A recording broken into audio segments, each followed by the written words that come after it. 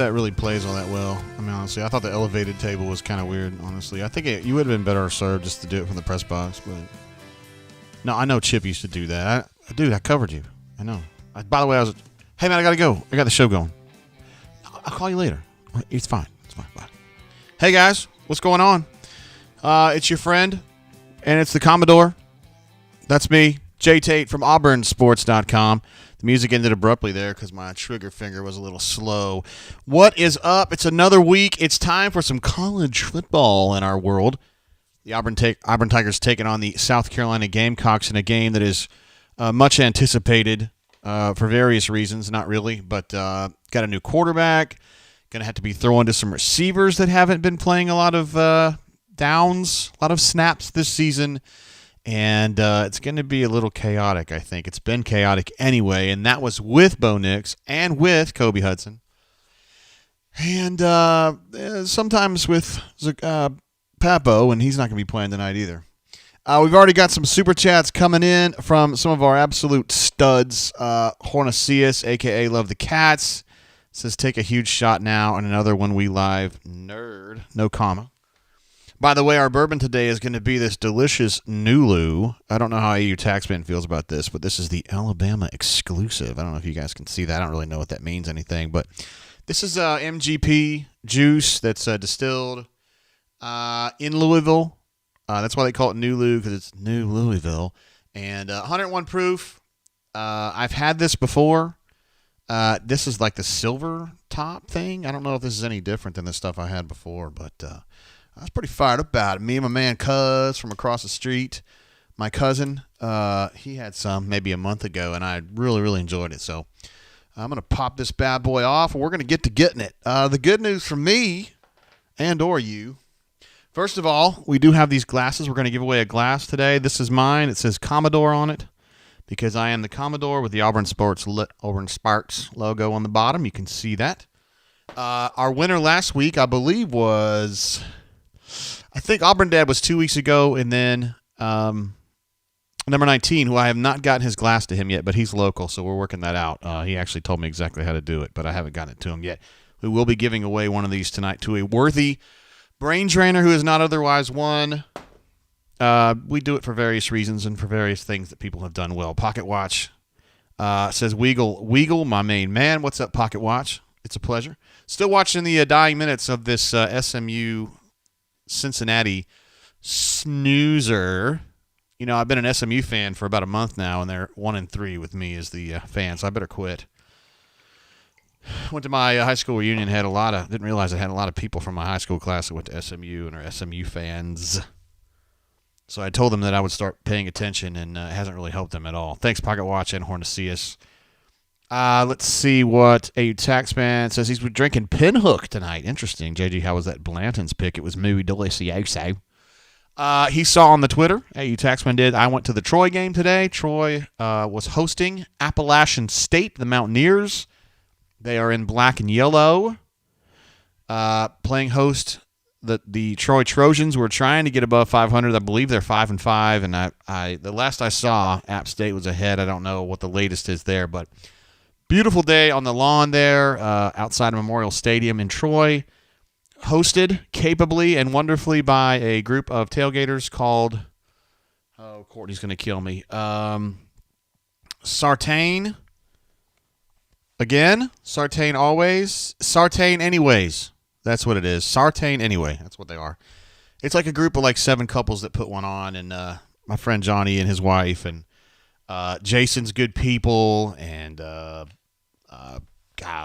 Brandy and her husband, and I know I'm forgetting Bill, of course. Great folks, and they're so hospitable, and the people at Troy know how to party. So your boys already had a little bit to drink tonight, and went ahead and did a Pedialyte, stayed real hydrated. Now we're back, and we're going to start all over again. Hey, you Texans is like the Nulu have the toasted barrel. This is good news right there if he's had it. Let's see what else we got. Man, we got so many awesome people in here. Yo, Abby Kren in the house. War Eagles 02. Matt N. How was my hometown T. Roy today? I haven't had a great time. We stayed for about 15 snaps, and then I got back home. I wanted to have a little bit of time to chill before we got on the air. get my graphics built and all that kind of stuff. My man Nick Moore in the house says, feel free to send one my way, homie. The Purdue Boilermakers sent you a dub your way today, didn't they? Victorious again, and I think that's win 7. Is that right? Are they 7-4 now? I think they are. So that's big time for my man Nick, a.k.a. the Pipe Layer. We got, let's see, Sterling is drinking Knob Creek 100 proof. Nothing wrong with that. They have those at the ABC near me in like a half gallon, $45, and that's a great deal in my opinion. Hornatius is drinking the 100 proof Old Forester, also an outstanding value choice. You can drink that straight. You can put that as a mixer. It's about $40 to $45 at the ABC store for a half gallon, I think, or at least a Big Daddy. And great pick there. Jacob L. in the house. How do you think we do tonight? I say we get the dub. War Damn Eagle, baby. Well, now let's talk about that a little bit. Auburn's going to be, obviously, we talked about it all week, without Bo Nix, who suffered a season-ending injury in the game last week. Very, very sad. Very, very upsetting. That kid had played his absolute guts out last week, and he was the only reason Auburn stayed in the game at all. I mean, now I know you're thinking to yourself, hey, man, they gave up 40 straight points, JG. They really weren't in the game. Yeah, well, they did score a touchdown late, and there was still some intrigue going down. It was all because of Bo Nix. So you got TJ Finley in there, and it's going to be changing things a little bit with ways the offense works. Now, TJ's not a runner. Okay, so the read option stuff that Bo ran more effectively because he could run the football, not as much. Now, they'll still hand off the ball the same way. It'll look the same, maybe to a casual observer, but they're not going to be keeping the ball with the quarterback tonight. And also, he does much better, I think, TJ, in a general sense, throwing a ball from he likes to be immobile when he's throwing the ball. It's from a solid foundation. So I think they're going to change the way, not as many rollouts, and maybe quicker shots, quicker throws. We'll see what kind of throws he prefers. They've been keeping that kind of quiet. Let's see. Sterling says he's pulling for his wife's alma mater, UCLA. That's a fantastic school. I'm sure you've been out there. It's wunderbar. Crocky Poo in the hizzle says, let's go Blazers. Oh, what? We'll give you an applause for that. Oh, I got to turn up my sound effects, or else there won't be any applause. Crocky Poo, I appreciate you, bro, and you always keep it fresh on the board with all your basketball content. I need to get you some of that synergy data. It's been crazy. I took a look at it this morning. Talking about basketball here for just a second. They are still doing so well in transition. I believe they're in the top 5% in the country in transition efficiency. The problem is that their half-court efficiency, which was disastrous early on, is now merely very bad. And you look at it, and it's because the wrong guys are taking the spot-up shots. This is always going to be a team that's going to spot-up shoot a lot. The problem is that Devin hasn't scored in a spot-up situation yet this year, and Wynn has not been good either. Need to de-accentuate those guys shooting spot-up shots, and need to accentuate Jalen shooting. KD has been terrific in that way, and Jabari's been terrific that way. So just working on that. Let's see. Corey Debs has got back from Troy quick. Yeah, so like I said, I only watched about, 15 snaps or something like that, maybe 20, and then I was out. We got stuff to do. We got brain draining to do. I love it out there, though. Love the Cat says, AU Law 20 Swax R says, do you have a beef with this gentleman? I'm a little bit bitter about it. My man Cleveland Brown jumps into Texas lost. Boy, what was it? Stoltze had retweeted Brian Fisher on Twitter saying that the entire number of disastrous seasons at Texas was 4 prior to 2012, and now they've had 5 or 6 since then. It is not a good time for Texas at all. And also super chat from my man, the pipe layer, Nick Moore, our friend from Cincinnati, who's huge Boilermaker fan, says Boilers 2-0 today. I don't even know what that means, but I like the sound of that. Give it up for the Boilermakers, who nobody here really has a problem with. I mean, I don't know. Appreciate you, pipe layer. Bring it. Let's see, 7-4. He says he confirms early. Boiler up 7-4. Man, that's pretty good. They've been good this year for reals. A. Robinson says I'm drinking Mountain Dew. That's a little unleaded, but no judgment here. No judgment here, of course. Cleveland Brown says I'm drinking tequila. Don't worry, JG. I'm having a good day. I was wondering about you. Typically, those who would be drinking tequila straight are having a bad day. Let's see. A-Taxman thinks that Auburn's going to win tonight. How about that? I like it. Hayden's in the house. Let's go, boys. Appreciate you, JG. Hey, glad to have you, bro. Throughout the entirety of the season, really. Let's see. Jacob L says, I'm a Bo supporter and people hate it, but I get behind whoever is back there. That's the attitude I like to see. That's a real Auburn man right there. Grindworks in the house says, how you doing, JGT? I am great. I'm so glad to be here. I appreciate you guys tuning in to the Brain Drain. And we are supposed to be going to Sir Christian here momentarily because we got a kickoff coming up, and I want to get a little bit of chatter in there. Let's see. Sipreb card. What's up, bro? Glad to have you visiting. Over here says he's got some family in Opelika. It's a good place to have family. Ravine in the house. Ravine is always part of the crew, part of the show, one way or another. He says, howdy from down in Orlando. No doubt he's at somebody's mansion because the man's an absolute baller. And that's not a laugh at you. That's a laugh because you're such a baller. I'll never get to that status, Ravine. Sipreb says, Dan J got the best hair. Yes, sir. Not bad for 49, huh? That's what she said. So Nick, when he said Purdue was 2-0 today, it was because the Boilermakers won on the football field and the basketball court, defeating the hated Tar Heels of North Carolina. Awesome. That's crazy, man. Sam H. in the house, one of our absolute favorite people, brain drain extraordinaire, says Zep Jasper over Wendell. Methinks so. Boy, two guys with such incredibly different things that they offer the team, right? Been a little disappointed with Wendell, not necessarily his shooting, but it's been like his ability to score off the pick and roll, which is supposed to be his strength. He's just kind of been okay at it so far, but again, he's just getting started. He's a lot younger than Zep. Zep's shooting has been bad, but Zep's defense has been insane, so it's just kind of what do you need at the time? I like it. Ravine says, what do we drink tonight? I'm drinking this, I think they call this the Silver Edition Nulu. On the side, on this little sticker, it says Alabama exclusive, and it's got this gold top on it. I know there's different kinds. I can't say that I'm an expert on the Nulu brand. I said this last week. I've been trending toward lower proof bourbons lately, just because, man, that Stag Junior that we had, I think the second week of the season absolutely just wrecked me for like a month. It's too hot at like 120. That one's like 135 proof. I just couldn't hardly deal with it, man. I had to get my life back together. Corey Dubb, one of our fellow Montgomeryans, and an overall stud, says, any idea when the next Devin Cambridge Shooting Academy is taking place? Son needs lessons. Well, if we're giving lessons, Devin's going to need them because he's not been shooting real well this year. And I kind of wonder in a way, like, they have a hole right now at 3, don't they, between him and Simo. I like Simo. They need Al. They really need Al. You get Al Flanagan back in there. You got something. Also, they beat South Florida last night. Needed some serious effort to get the win, but got it. They're going to be 3-0 going against UConn on Wednesday night, or Wednesday from Atlantis down in Bahamas. We are not going to be going. Your staff at auburnsports.com. So we're going to be covering them remotely.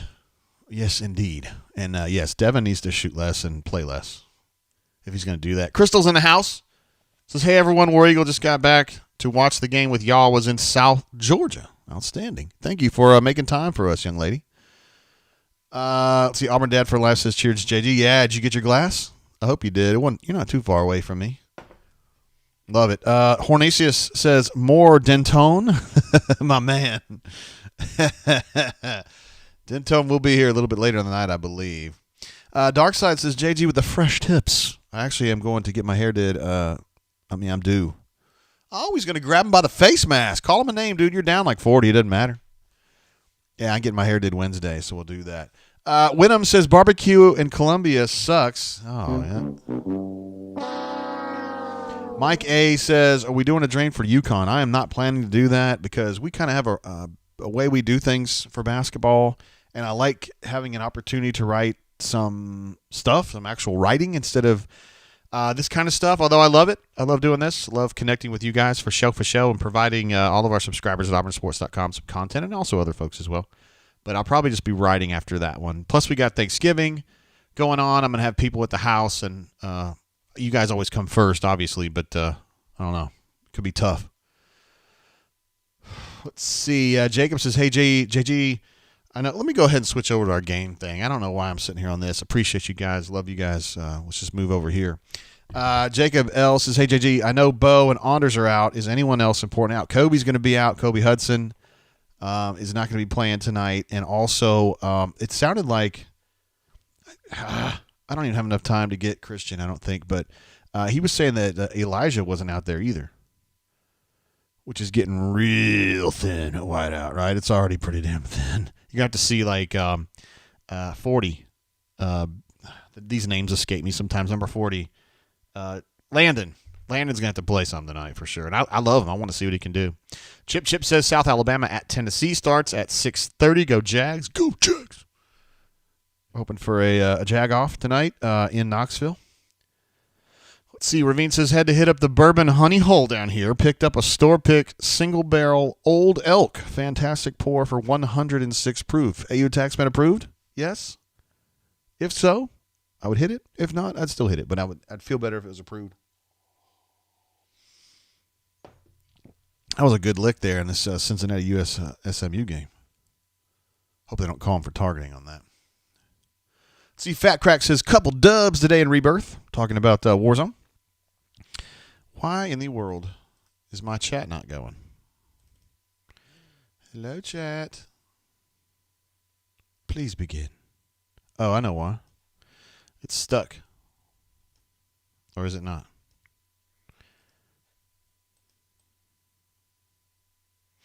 Jay, this is really scintillating, dude. You're doing a hell of a job. Oh, really? I don't know. Go ahead and change that and see if that populates it. All right, we will. This area where it says on the horn, nobody. There's usually our chat there. I don't know why it's not popping through. Wyndham says JG living that 80 proof life, dude. You're not joking. Of course, 80 proof is the lowest anything can be, and still be considered a bourbon. So yeah, the lower. I mean, I've had Hancocks, which I think is actually 80. That's a little soft, but you just try to figure it out. Let's see what's going on. Oh, it's Adam. Adam jumps in. Hoping for a great showing from TJ tonight. War Damn Eagle fam. Oh, man. Appreciate you, bro. I like the good tidings for TJ, obviously. TJ good. TJ would love to have a great night tonight. I'm sure everybody in Auburn, everybody who feels the Auburn way would like to see that too. Your boy's trying to figure out why the chat isn't popping up. I don't understand that. I'm a little confused. I've never seen that happen before. But who knows? We'll figure that out as we move on. My man Matthew M is in the house. Says also tell Mads I said happy Thanksgiving to my daughter. And a lot of people would say he's talking to your daughter now. He's an educator. He would know her and appreciate you, bro. Always appreciate everything you did for us, and you continue to do for the young folks in Montgomery, Alabama. Margot Ashbury says thanks for being here. I'm still a mess. Is that from last week? I don't know. That was a rough one last week, I guess, if that's what you're talking about. AU Texan says, JG becoming a Basil Hayden man. This is the answer you get to that. We're not doing that. Let's see. I Am Bailey says, I know this is a bourbon show, but man, this Diplomatico is on another level. I don't know what that is right away. I should know what that is, but I don't. We're going to be about that time, aren't we? I'm still trying to figure out what the deal is with the chat box here. I'm disappointed. I use an application to do my stream, and it's called Ecamm. And Ecamm is an Apple-only application, and they make me, when they send out an update, I have to take it. I don't have the choice to not take it.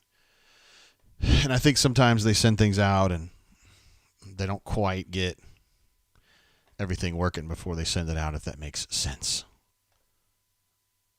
I don't know geez Louise, how am I going to get this fixed?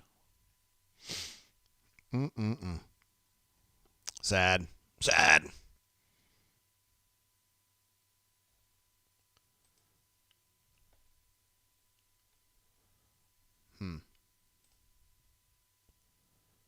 I don't know what's going on. But we'll try it.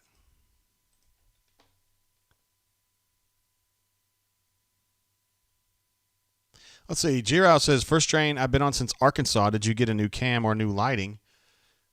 Well, I just rearranged the lighting that I have. Yeah. That's all I've done. That's all I've done, I promise.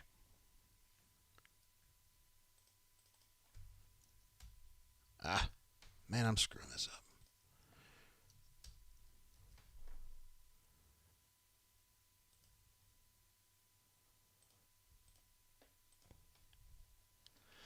Yeah, I'm going to try, man. I don't know what I'm going to do on that. Never had that not work. Frustrating.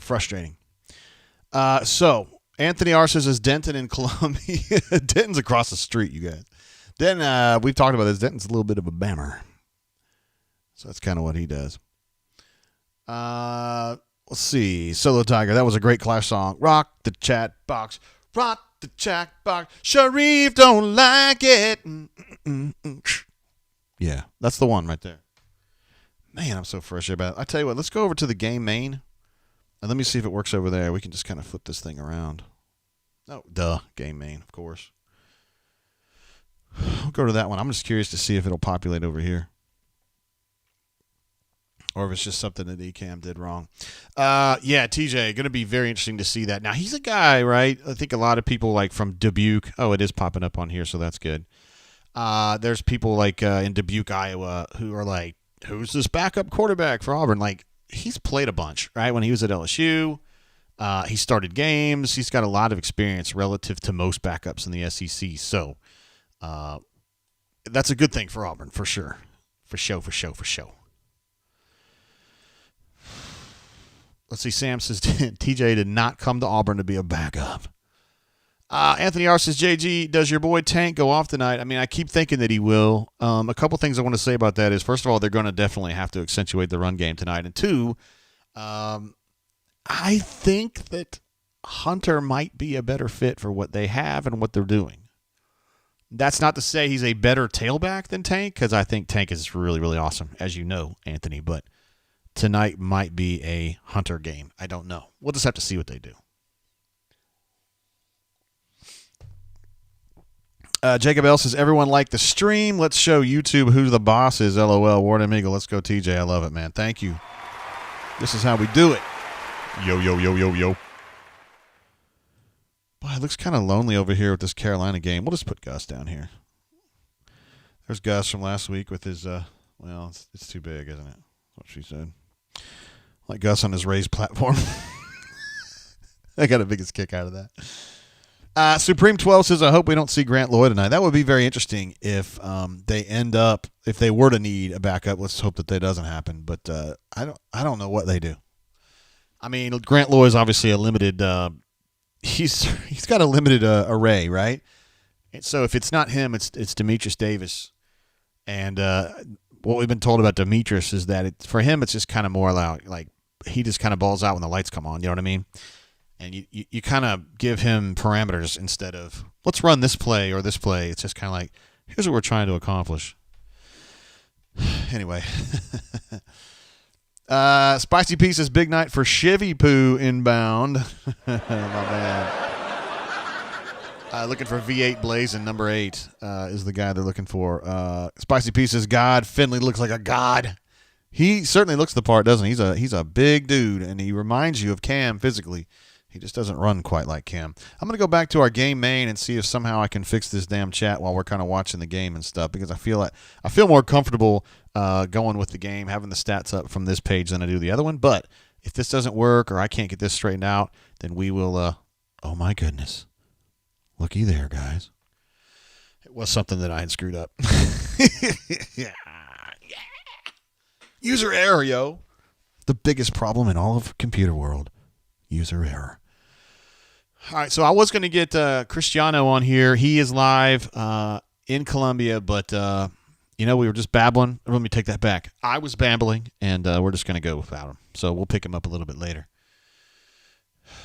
And so we're about to kick off here. Auburn at South Carolina. Auburn 6-4.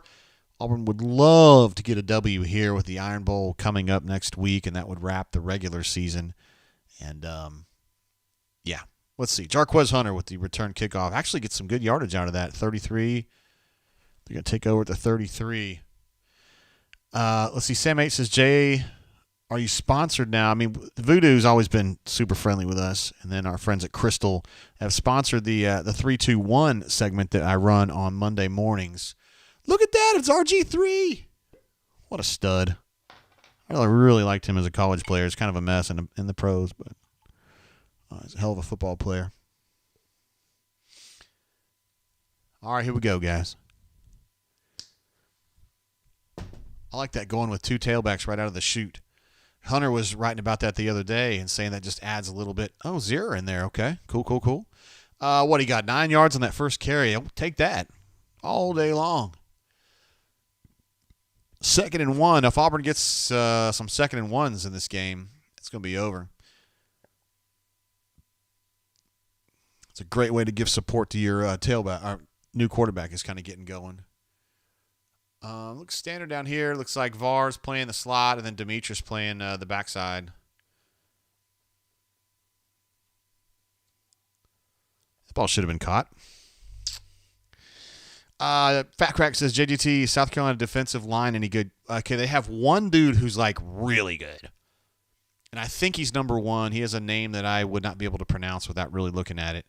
And I think he's going to be an NFL guy. They have another guy who plays inside. Yeah, so number 1, you can see he's lining up over 0 right now. And either 6 or 99, I'm not sure which one. One of those guys is good too. All right, so they get the first down, and 0 did his job on number 1 right there, so no problem there. He's going to get a good grade for that snap, and Tank is fired up about the first down. See, Chip says, first drop in the books. My man. You know they're coming. It's been the most droppy team, I swear, all year long. All right, so they got a 1st and 10 from about the 45. TJ is going to air this bad boy out. He's going to overthrow Demetrius by about 5 yards on a go route. Yeah, I guess we'll find out here pretty quick what he's feeling tonight and what he's not feeling tonight. The talk was that he did have some nice touch on his deep throws. This is coming into like the season, but that really wasn't pretty. At least he threw it in a place where nobody was going to get. I mean, if it wasn't Demetrius, it wasn't going to get picked off. Here's your first motion there. Luke Deal moving inside. It's too bad he was run blocking. And if there's that number 1 guy, I just can't. I didn't understand how to say his name easily. We could just call him Fred. He did a hell of a job on that play.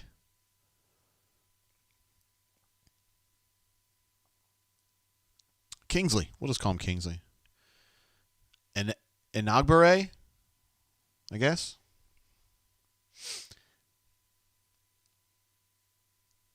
Spicy P says, this offensive line, man, my God. Guys, man, what is this, game 11?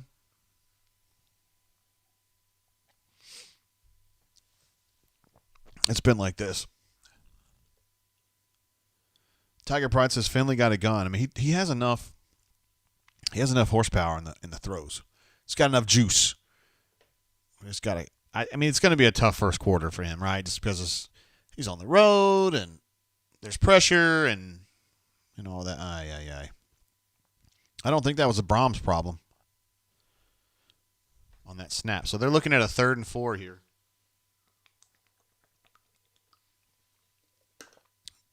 3-by-1 with Demetrius backside here. I don't think that's pass interference, guys. I think he just fell down.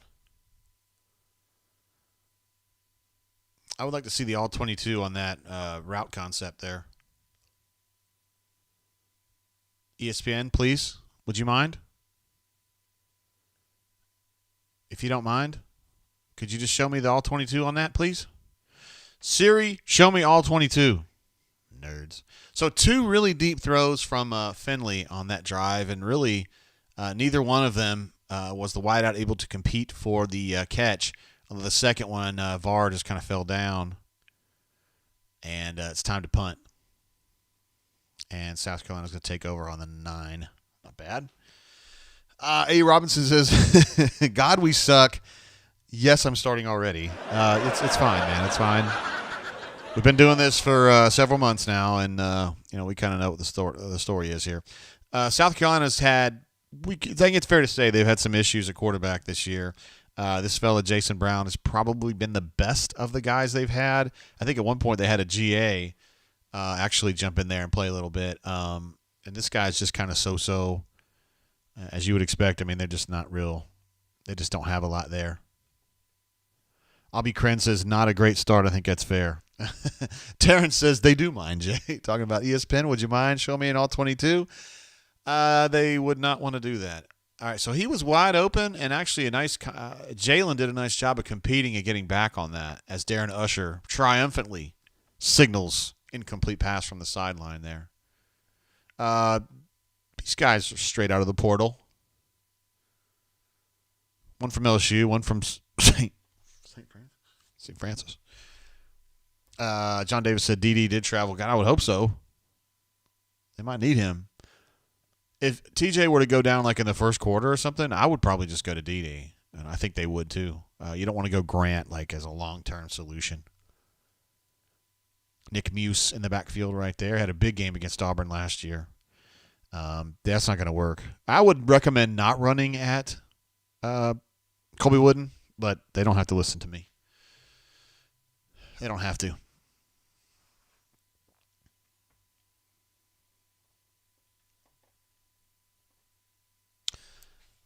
So that's a nice first play defensively. Anyway, they do have a really good tailback. I think his name he has a long name, but I think they call him Quez. Came in from community college. He played previously at a school, like a bigger school. I forget. Oh, Florida State. That was a incredibly bad.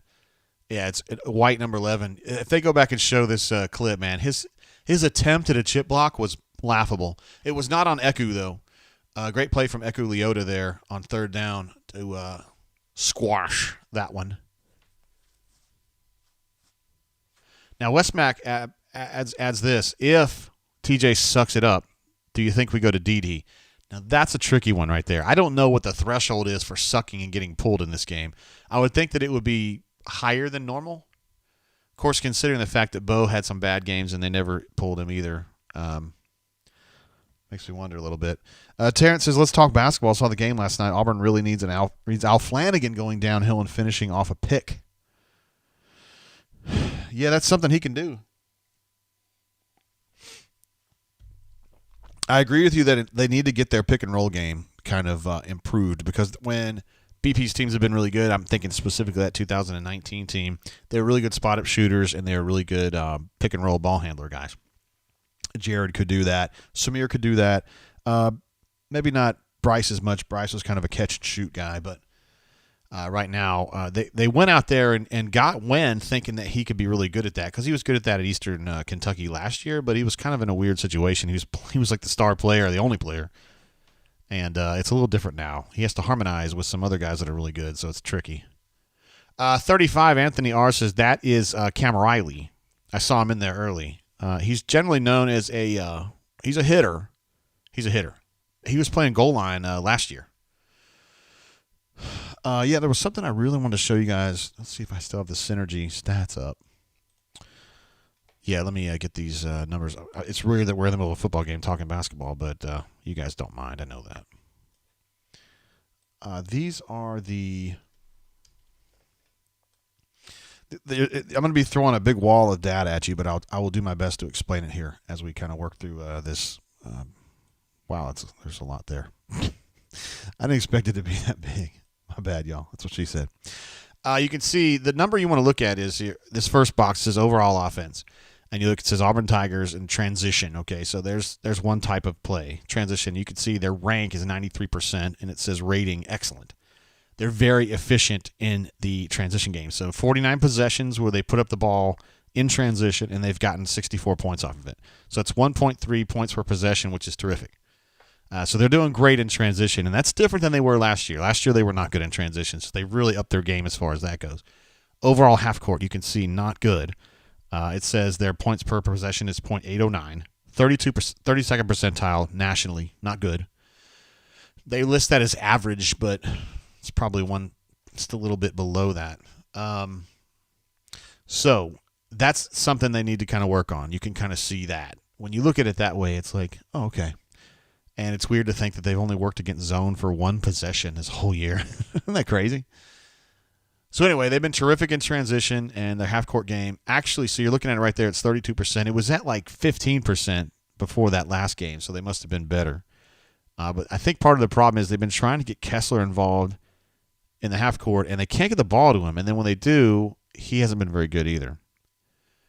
So that's the basic story right there. Let me pull up one more piece of data for you guys while we're still in commercial.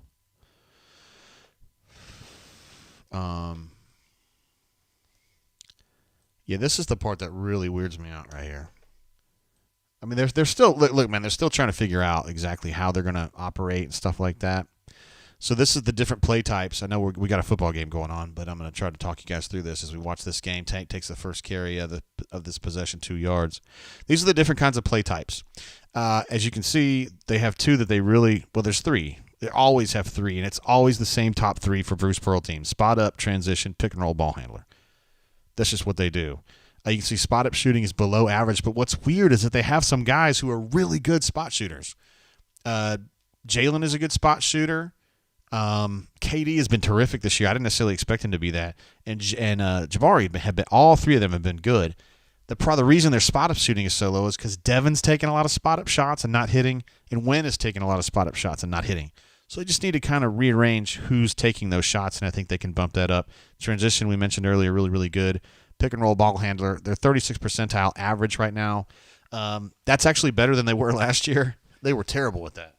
And you can imagine that with no point guard. I mean, they got better with Sharif, but even Sharif wasn't awesome at that particular skill. So it's just still kind of a work in progress. They're going to work it out. Everything's going to be fine. But I just want to give you guys kind of a look at what they've been doing. Again, with BP teams, you always got spot-up shooting, transition, pick-and-roll ball handler. That's always going to be the case. And when they were great in 2019, they were terrific at spot-up shooting, pretty good in transition, and outstanding in pick-and-roll ball handler. So that's what they're trying to get. All right, back in the football field. 1st and 10, Auburn, and the South Carolina 33, and they are definitely feeding Tank tonight. Which is probably a good idea. He currently has 6 carries for 27 yards, which includes that run we just saw there. I will update this at the end of this drive. Auburn is currently 2 of 3 on 3rd down.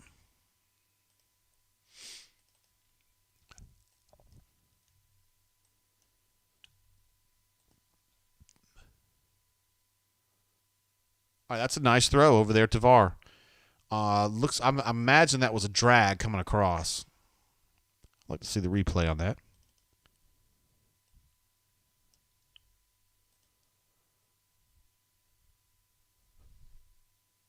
I couldn't exactly tell. I'm sorry. I was trying to.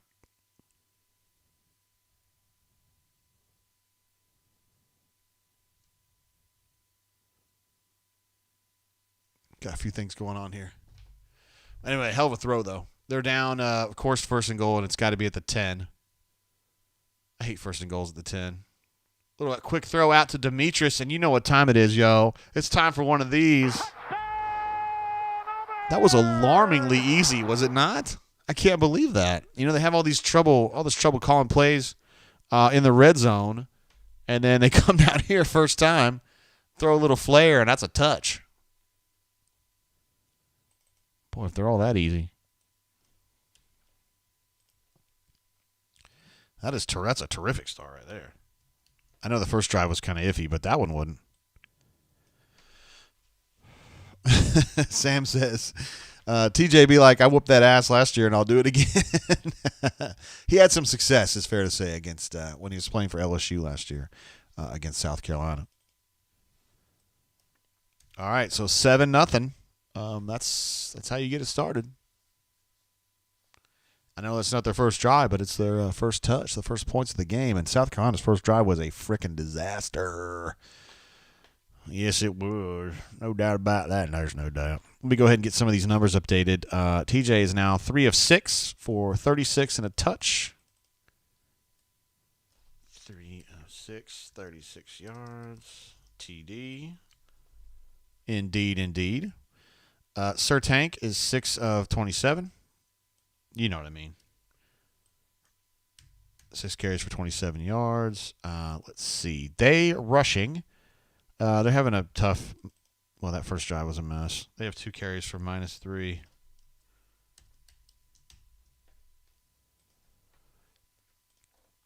And I think these third down stats will hold. They have.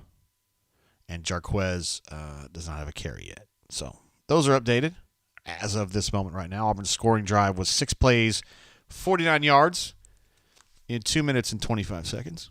And Sir Ben Patton scored his first point as an Auburn Tiger with that PAT kick. So that's good. Mike A says our field goal kicker is kicking from the wrong side. My man. Sam H says, did Honors travel? I don't believe he did. I don't think so. I think he's at home. But I have not texted with him or anything. Let's see. Diego says, what's up, Diego? It's been a minute. JG Beast, what's go-to drink tonight? For me, it's going to be this Nulu picked up at the ABC store here in Montgomery the other day. It is the Alabama exclusive. And 101 proof. Yeah, not the most complex bourbon you're going to find anywhere, but it drinks easy. And I mentioned this earlier in the show, Diego, but I'm kind of favoring these lower proof bottles. Anything over 110 is kind of giving me pause. I had a bad experience with Stag Jr. earlier in the year. I think it was the second game of the year. I think it was Alabama State, and we were drinking the Stag Jr., which I think is 136 proof. And, dude, it took me a while just to get over that. Let's see. Jim Bob says, is the Australia kid kicking? Hopefully we let him kick a 60-yard drop kick field goal. It's not a bad idea. My dad, who is not a crazy football fan, but he loves him some drop kicks, and he's always asking me, like, you think they can get a drop kick going? I was like, yeah. Crystal says, Anders get hurt. Yeah, Anders ended up tearing an ACL in the game last week, Crystal. So he had surgery Tuesday or Wednesday, and he's out for the year. In theory, he could come back next year. Due to being a super senior due to COVID, but I just don't know if that's going to happen or not. My man, Chris M., you may know him as number 19, says, good evening, JG. Enjoy that brown water tonight. I know that you would like to be enjoying yours in your own cup. I'm working on it. Thank you for letting me know where to put it. I'm just saying that nicely. Yeah, I'm going to get that hooked up with you. I got you and Dad of 3 girls. Both are local, and both I need to get them to you. I did send mine out to Dad. Auburn Dad got his this week, and I sent that. And then Deezer got his this week as well. He's down in Florida. So those guys are drinking tonight, if they choose to, out of their own Swoogan glass.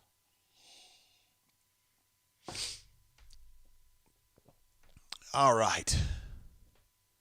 There's Camerali getting in there. Well, he didn't actually make that stop, did he? That's Jarquez Hunter. I was talking to a staffer the other day, and we were talking about some kids that really haven't warmed up. Daniel P. in the house with the super chat. What's up, bro? This is taking names and draining brains. Hey, now. Appreciate you, Daniel P. What a legend. Was talking about somebody with someone in the complex about players who have kind of adjusted to the expectations for the Harsin and that whole crew, guys that hadn't, and then guys that had. And when I said, tell me somebody who's just totally on board and is like the golden child for accepting what they want to do. And he said, without hesitation, Jarquez Hunter. And he also said Derek Hall was another one, and TD, believe it or not. Guys that just really kind of understood right off the bat what they were trying to do and just kind of bought in very, very quickly and very, very easily. So that's great news about Jarquez.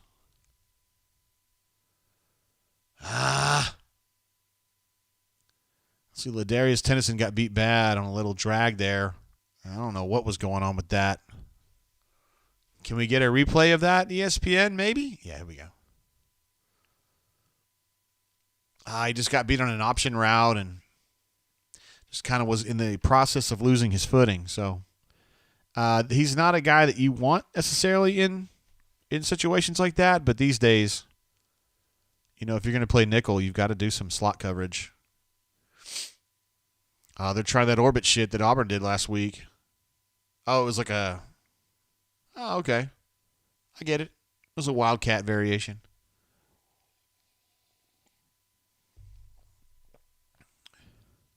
Spicy Pieces, Zach Etheridge, great Auburn man, abysmal coach. Interesting.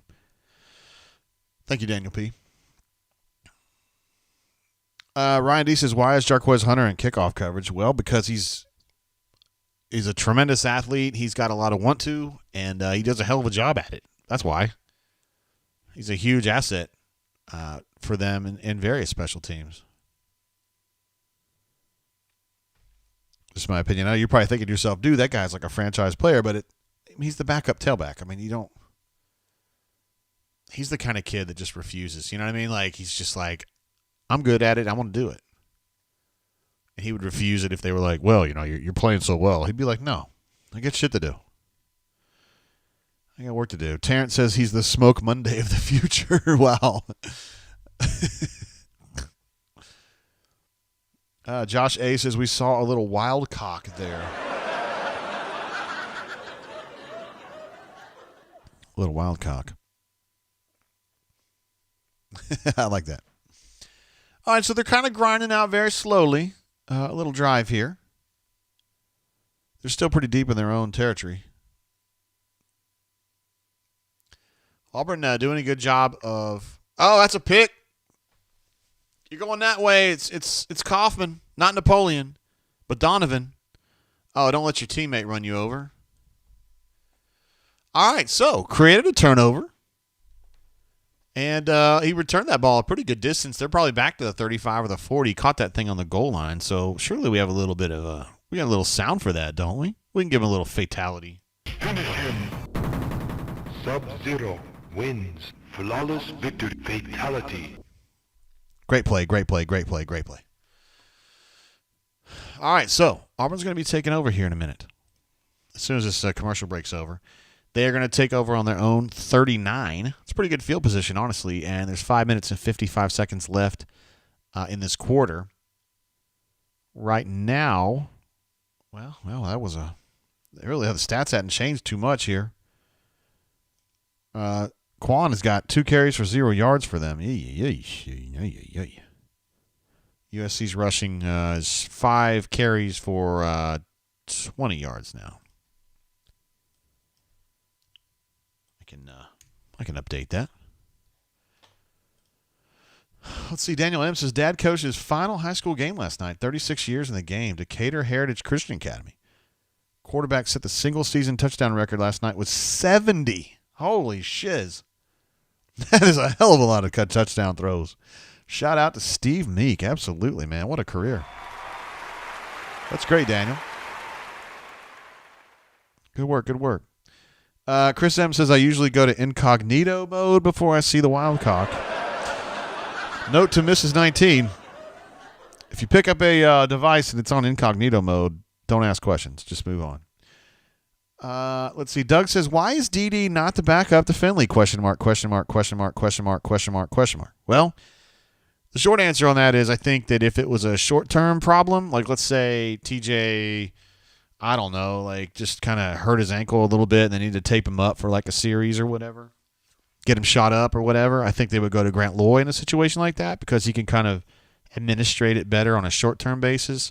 If you go to Demetrius at this point, I think you just kind of have to give him like general guidelines. I'm not saying he's dumb at all. He's not at all. I'm just saying he's a true freshman and he's still learning what to do and what not to do. I mean, he's just got a little ways to go. That's all. So I think if you put him in there, you'd have to kind of give him general ideas on what to do. Like, hey, man, let's not throw the ball as much here. Let's run some read option, and we'll maybe run a few RPOs off that. You know, I mean, you just kind of give him general guidelines. If TJ was out, like concussed, like speaking like he was Fred Flintstone or something, I think they would go to DD. Sam H says, Jason Brown, what is you doing, baby? I like it. Tiger Pride says, I think the coaches are determined to redshirt DD. Here's the trick question, or whatever, plot twist. At this point, they can preserve DD's redshirt without any problem. because there's only 3 games left. I mean, including this one, Alabama, and the bowl game. And he could still preserve his red shirt anyway because he would be under the threshold. So they can play him without fear of a red shirt problem. I just think that you bring on a lot of additional risk when you put him out there. Because, man, you don't know what's going to happen. He's never been out there before.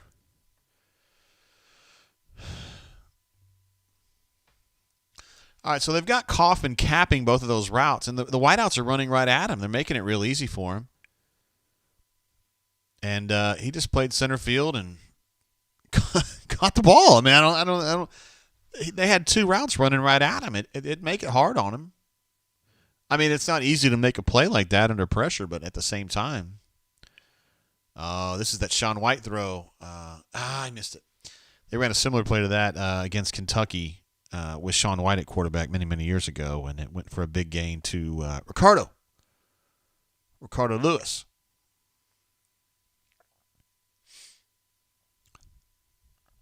Huh. 3's keys.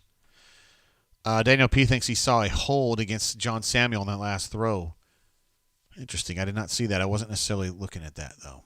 I like this formation right here. I like these compressed sets that Auburn runs. It really bugs a shit out of a defense to deal with that because you don't know which way those routes are going to be breaking. And so it's really hard for you to have good leverage pre-snap. They go to shed on that one on the backside of that tight trips. It was like an RPO look. Actually, a hell of a throw. Threw it low, but he had to throw it low, and then Shed made the adjustment and caught it for a first down. Great play.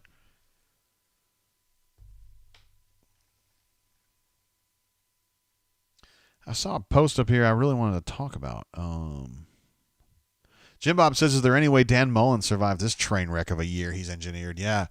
The chatter that I've heard is that he's going to be actually gone. Now, I'm not like a Florida insider by any stretch, but these are SEC people that I talk to that I've known, people that I used to know from Kentucky who have moved on, but there are other places that would know about things like that. And also, a guy from Alabama State from years ago. I covered ASU back in the day. Back in the 90s, met a lot of great people covering Alabama State. Lovely lady. There was a good question earlier, a good statement earlier about that interception, and I missed it. There you go, TJ. Oh, there you go, Shed. Get some. That's 25 yards yak right there. That's a nice little play, man. That might be the best play Shed's made all year. Like, seriously. He made himself available to a struggling quarterback, made a little juke there, and then he's gone for another 25 yards. That's all it takes, man. You don't have to be a hero. You just be aware, man. Take what's there. Yes, that was a great statement earlier about the interception, and I just missed it, I think. I'm sorry, bro. Chris M says, I think Asa Martin still has eligibility. Yeah, you can see he doesn't have a lot of quick twitch about him right there. Terrence says, how tall is TJ Finley again? ESPN hasn't told me yet. Is that like the new, I don't know if you guys know this, but Bo Nix, his dad's Patrick, and he used to play at Auburn. Yeah, and he wore number 10. No shit. Can you believe that? I wonder if Trey Lindsey's safe tonight from being scolded by the quarterback one, number QB1 tonight. Hornatius jumps in. Oh, got a little run going on the way far outside there. Says, OMG, TJ just ran the Griffna. Hey now. Talking about the the Statue of Liberty, the double fake handoff with a throw, which landed incomplete, thrown to John Samuel. But we believe there may have been a hold on that play. I don't know. A. Robinson's got a source that tells him TJ's 5'2", so we'll get to the bottom of this. ASAFP. Chris M says, he crapped the bed pretty bad in Gainesville. You don't come back from that. Yeah, hey, what was the deal today? All right, so Auburn's back in the red zone. Sir Tank. Oh, you're not stopping him. No, you're not stopping him. Oh, Tank giving him a little something here. He says, come here. I got something for you. I got something for you. You don't know what that's from? That's from Beetlejuice. Come here, babes. Yeah. Having trouble with the living? You tired of having your living space spotted by them critters? Well, come on down. I'm the afterlife's leading bioexorcist. Here comes Ben Patton, kicking from the wrong side, but that's okay. We're not going to mind. Maybe he's from maybe his family's from, that's a low PAT, but you know what? Low counts. You know what they call the last guy in the medical school class at the end of the day, at the end of the year? They call him doctor. Tank Bigsby's feeling pretty damn good. All right, let's get these numbers updated. TJ's now 5 of 9 for 78. Wow, how about that, huh? Made a terrific throw there to Shed, and Shed just, played it like a boss. And then Sir Tank Bigsby now has 9 carries for 45 yards and a touch, as the kids say. And the Auburn Tigers are now at 14-0. Sam says Tank is the KD Johnson of this football team. You know what he means by that? You know what he means by that? Because KD is the guy you can go to in times of trouble because he's good at everything. And I don't know as though Tank is good at everything, but he's damn good at carrying the football. I know that. Not a great blocker. He's really good at carrying the football, and that's what you need right now. Scotty Peace. Did Missouri beat Florida? Are you guys serious? I haven't had a chance to see that score. I was joking with my friend Gabe earlier today. You guys know Gabe from PowerMizzou.com. Bullshit. Missouri beat them. Oh, no. I was kidding. I told Gabe I really wanted Missouri to win because that would assure them of a shitty bowl game. And it is. They're 6-5 now, so they're going to go to some shitty bowl. And I'm really happy because he doesn't want to go, and I just like to see him miserable. It's my favorite thing about Gabe is when he's miserable. And they actually beat Florida. I had no idea, guys. And it looks like Arkansas-Alabama was a dogfight. Was it as close as it looked?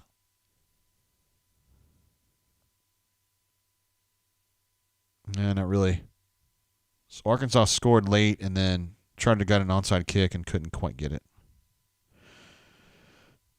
Wow. Yeah, so Mullen's definitely going to have to be gone. Scotty P, appreciate that, bro. I didn't know that. Terrence says they call him your doctor. Hey, man. Oh, here we go. They're showing a highlight from the Missouri-Florida game. A 2-point. Look at that throw. That's to beat him. That's awesome. Wow. How about that? Spicy P says this lead is giving me PTSD from last week. My man. I'll be Crin's on the same. He's on the same thing. He says, let's don't choke this one. Wyndham says Mizzou went for 2 in overtime. Cool. A. Robinson says RIP Florida. Yeah, he's in trouble now. That's got to be it, man. Spicy P says that's a Jay Jacobs problem. It is kind of, isn't it? Actually, Scotty's got to make that choice, I reckon, but I don't know what the political climate is at Florida. I don't know how those decisions get made. Man, they freaked out that cameraman on that throw right there, didn't they? Was that a direct snap, or he just kind of did the forward throw? Caught Auburn and the cameraman off guard on that one. I bet you Dan Mullen's going to get paid to go home, though. That's the thing. 49 minutes to midnight says Missouri beat UF. LOL. Yeah, let's give him a laugh, man. I know we're all really upset for Dan Mullen.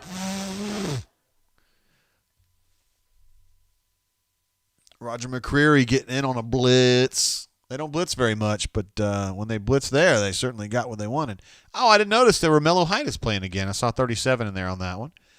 He had been suspended, I think, the last 3 games, but he's back now. As first reported by AuburnSports.com, I did say on the bunker that I thought he would be back for the South Carolina game, and I also said at the time that I didn't think Caleb was going to be back, ever.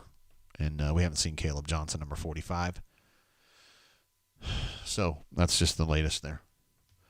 Let's see. Uncle says he hates Dan Mullen, which is something I think we can all kind of get behind because he's a very hateable person, especially if you're an Auburn supporter. 2nd and 17, and they're about to get his ass again. He's in trouble. Tony Fair Zacoby. Everybody's getting a piece at this point, and it's going to be 3rd and long. Tony Fair's a big boy, isn't he? He only plays about 20 snaps a game, and you can tell why. He's just huge. Jason Brown's just shaking his head going, bro, they're coming at me from every direction. What do you want me to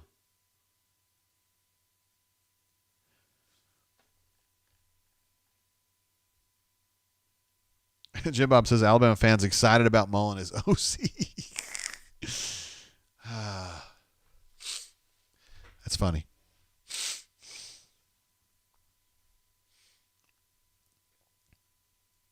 End of first quarter. End of quarter one. I think the South Carolina faithful are a little bummed about that one. But just keep drinking. That's the answer. That's what I would tell you to do. Just keep drinking. Win the tailgate, guys. I was talking to my friend Johnny today. He said, I don't know about the game, man, but I win every tailgate I'm at, brother. I was like, that's a good thing to win. And sure enough, he was a winner today. 3 and 4 on 3rd down. 3 of 4 Auburn is. And look at this, man. I got USC offense 3rd down. 2 for -3. You can't do that on 3rd down, JG. What are you thinking? They're 0 for 1, and I don't know why I put that there. That's dumb. Dumb. They're currently 8. Well, they're losing yards due to sacks, but 8 carries for 14 yards is what they're looking at right now. And TJ's still 5 and 9 for 78, so those numbers are updated for show. Through 1 quarter, let's go ahead and pull these stats up for the 1 quarter. The 1 quarter break. The first quarter game comparison.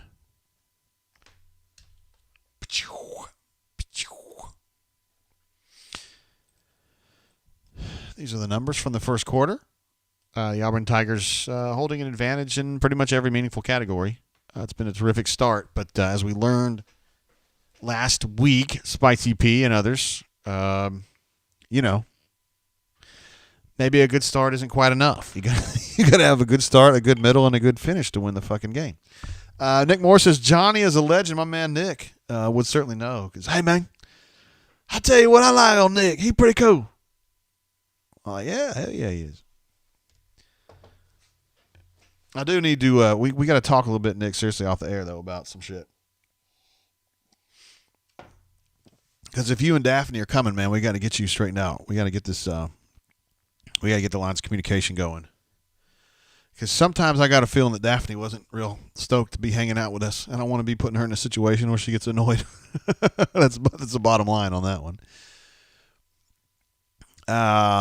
2 of 2 in the red zone's pretty good for Auburn, by the way. Oh, let's see. Chip says, Ole Miss equipment manager completely jacked up the unis, brought the wrong jerseys or helmets. Can you guys give me more information on that? Let me see if I can switch up. Where is that? Oh, is it SEC Network? Yeah, it is.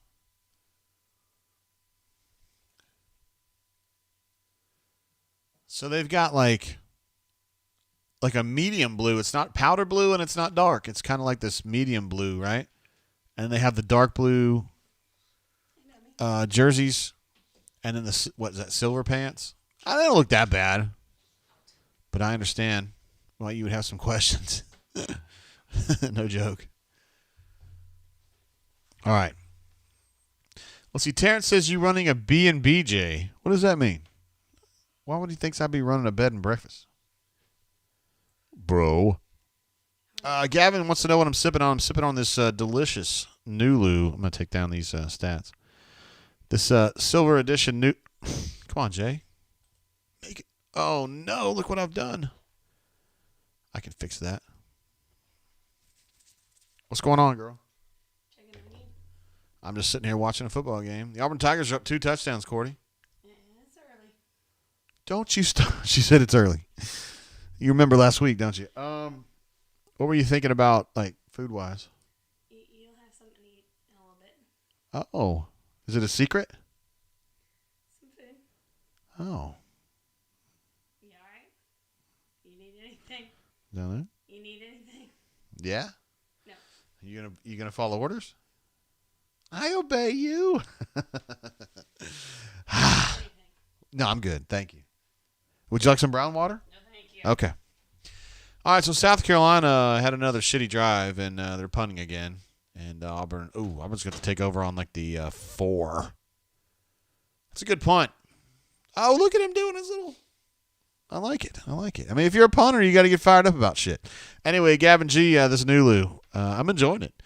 The thing I like about it is it's 101 proof, so it's very drinkable. I wouldn't call this a complicated, complex pour, and I would probably offer this to my friends who are not bourbon drinkers to say, here's something hey guys, I don't know if you know this is Patrick Nix's son. Here's something kind of inoffensive that you can kind of start with and kind of judge what you feel about it. But for a guy who's on the air for like 6 hours or whatever, low proof's probably good. I didn't get the comment there, Terrence, but I would certainly answer if you did. Let's see. Nick says, it's all good. She likes you guys just fine. Just need to keep her drinking Scooby-Doo shots. Dude, that was the last night. That was 5 days in, bro. We did not discover the gold mine until the end, huh? Okay, that's cool. Let's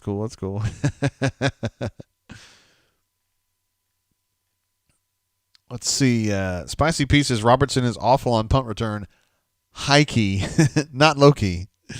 A. Robinson says the same thing. It's official. Jay is running a B&B. I don't know what you're talking about. Nick says should be going with some voodoo wings and crystal burgers for dinner. They don't have voodoo up there yet, but they should. Man, it should be a national chain. It's so good.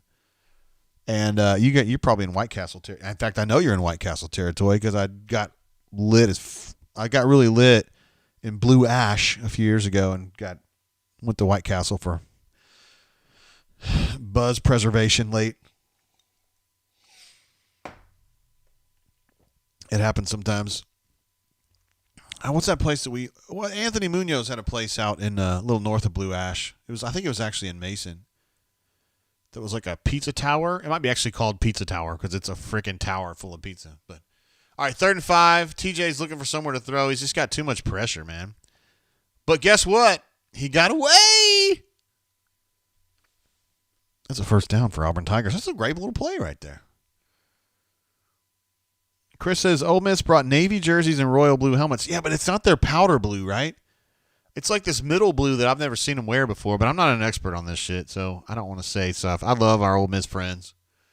I love the folks at Rebel Grove, so I don't want to make them mad or be an idiot. Terrence says, everyone show up at JG's house next weekend. LOL. Yeah, I'm going to give you a laugh on that one, Big Daddy.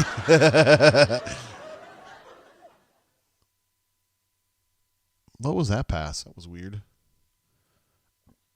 Number 1 was trying to do like that FIFA like double twist move. And like Killian Zero was just not having it. Like, he wasn't worried about it. Let's see. GDL says, JG, it's minus 35 in Yakutsk. My man, are you the one who sent me that on Twitter the other day?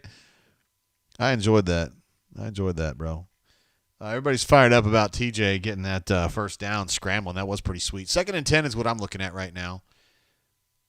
Oh, that was kind of weird. I thought for sure VAR was going to go in motion there, but he didn't, and they just threw it to him. He got 5 yards out of it, so it's going to be 3rd and 5. VAR is a solid little wideout, super fast in a straight line. Hey, Demetrius dropping a pass. It happens sometimes.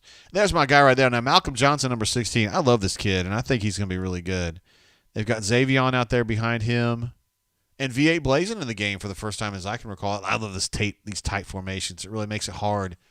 Makes it really, really hard to gain leverage. Landon King is in there. He's the slot receiver up high behind Demetrius.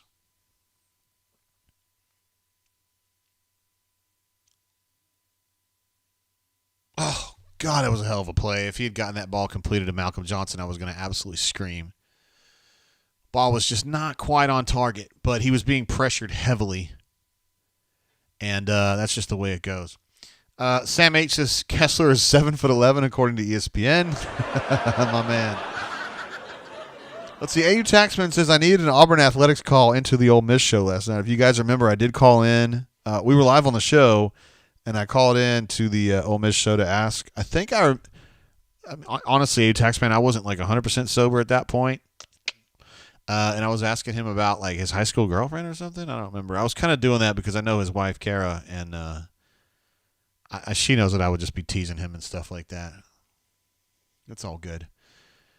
Let's see. Chris M says, however, I don't care about Ole Miss and Vandy enough to keep watching them in another tab. Chas is tailgating JG's driveway. I mean, for real, though, man, if you guys really want to come by on Thanksgiving night, I don't have a problem, man. I don't have much family. Well, my sister died. My mom's here, but my mom's going to be over. She can't stay up past about 6. And then my dad lives in Maine. So that's it. That's the JG family. And then the Courtney family is dead, and dead. So there's none of them either. So, yeah. You guys come on by. Chris M says, I think you may have missed Man U is firing their coach, according to ESPN.com. Yeah, that is true. So they lost to Watford 4-1 today. I think they've lost, talking about Manchester United, my soccer team. I'm only talking about it momentarily. I think they've lost 7 of their last 8 games or something like that. I at some point, I just kind of disengaged, and they're going to fire their coach, which he's a former star player for Man U. He's a good dude, but he's not very good. So he's going to have to go. Let's see. You guys are saying that RG3 needs to chill with the singing. That's what Darkside says, and I completely agree. I can't even hear him, and I don't want to hear it.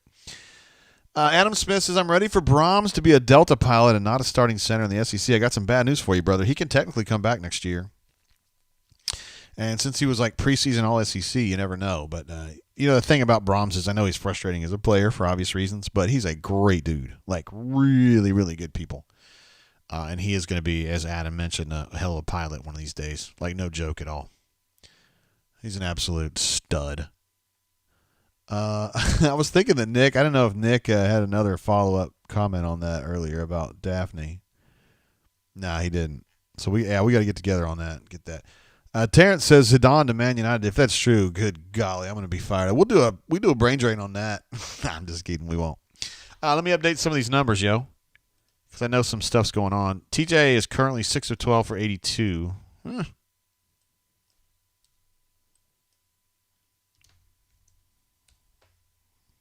mean, I guess that's better. And Sir Tank is 9 for 45. Same. And the Auburn Tigers are now 4 of 6 on third down.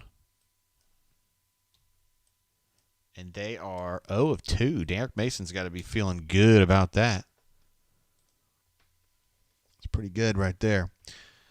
Let's see what we got here. Chaz says, is Trox injured? Yeah, he has been. But Trox is always fighting through something, man. He's just had the worst luck you've ever seen as far as injuries go. Chris M says, I like Brahms' music much better than his line play. That is, I hope that some of you guys get that because that is a very clever joke right there. Oh, we're getting to see some highlights of Ole Miss who just darted in the end zone. You know this is their permanent cross-division rival, right? Vanderbilt? It's a huge rivalry. I mean, for generations, Ole Miss fans and Vandy fans have been going at it, Nashville, Oxford, basically next-door neighbors.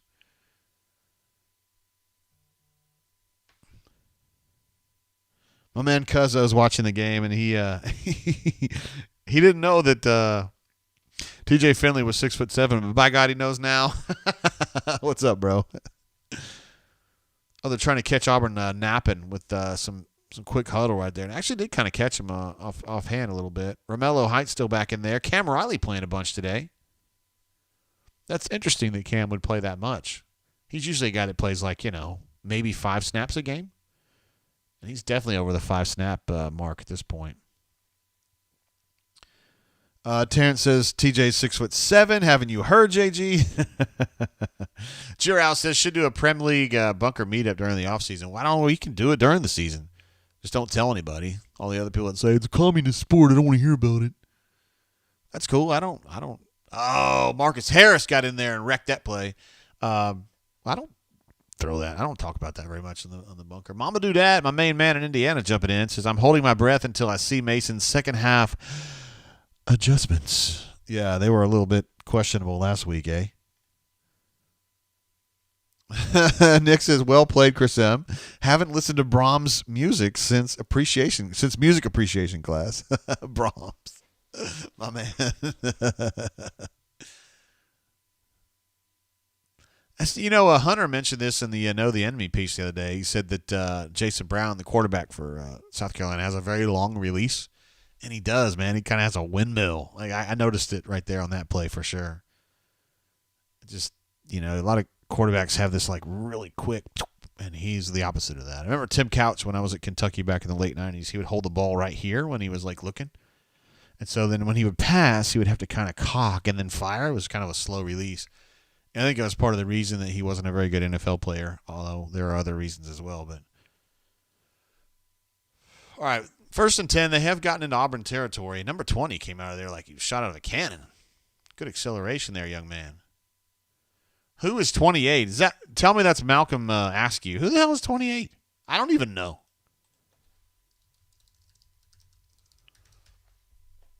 I honestly don't know who number 28 is. I'm serious. I should know that. Devin Geis. Not bad. It was weird to see him in there. I wonder what necessitated that. He didn't get a lot of snaps. Travis Chase says, "Hey, GGT, dropping my like." What? Why would you do that? Don't do that.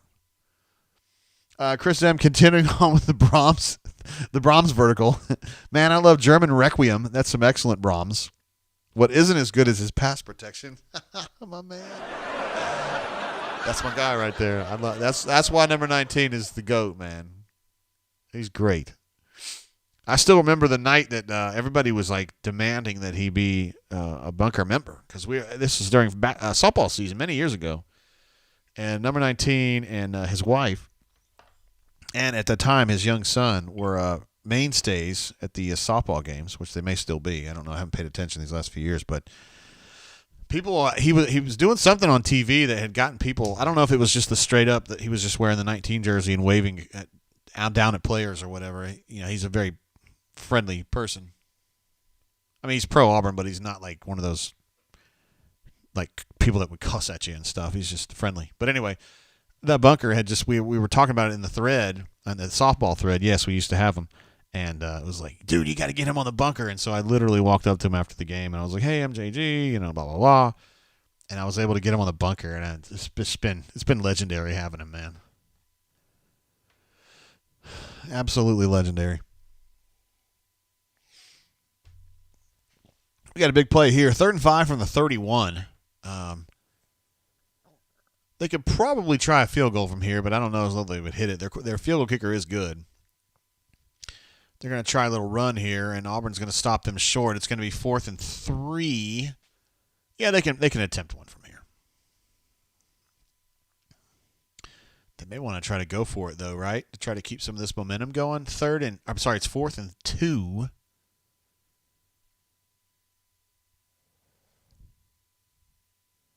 ESPN is showing Shane Beamer, and they're not showing the field, so I can't tell what's going on. All right, the fact that Jalen's out there and Pegues is out there tells me they're going to go for it. So, all right, they're going to go for it. 4th and 2, big play right here. Chris M. says he does still have his season tickets for softball, and heck yeah, I'm louder than the average softball fan. That's the fun part of it. Hell yeah, it is. They got him. South Carolina. Good God, they're gonna score off that? Oh man. Sometimes may be good, sometimes may be shit. Yeah. Quan White coming out of the backfield gets a little.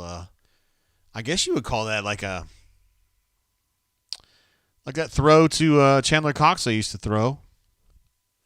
Just kind of a play action route down the sideline there, and Auburn just didn't have anybody over there. Sheesh. I can't even remember. A wheel route. Sorry. I was like having this fog. I don't know what was going on.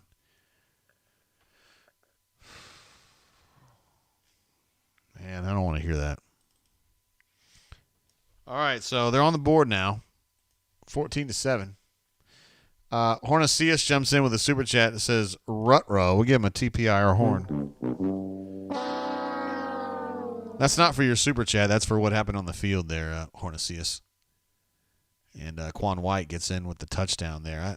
I'm confused a little bit why Auburn was so thrown off by that. But, yowes. Yeah, Mike says defense went from flying around out there to running around like a chicken with its head cut off. It comes back down to this statement right here. Sometimes may be good, sometimes may be shit.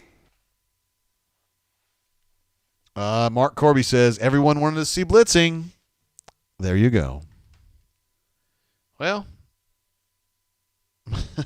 that's funny you said that right now, Mark, because Christian says, damn, should have rushed 3. Look what happens when you blitz.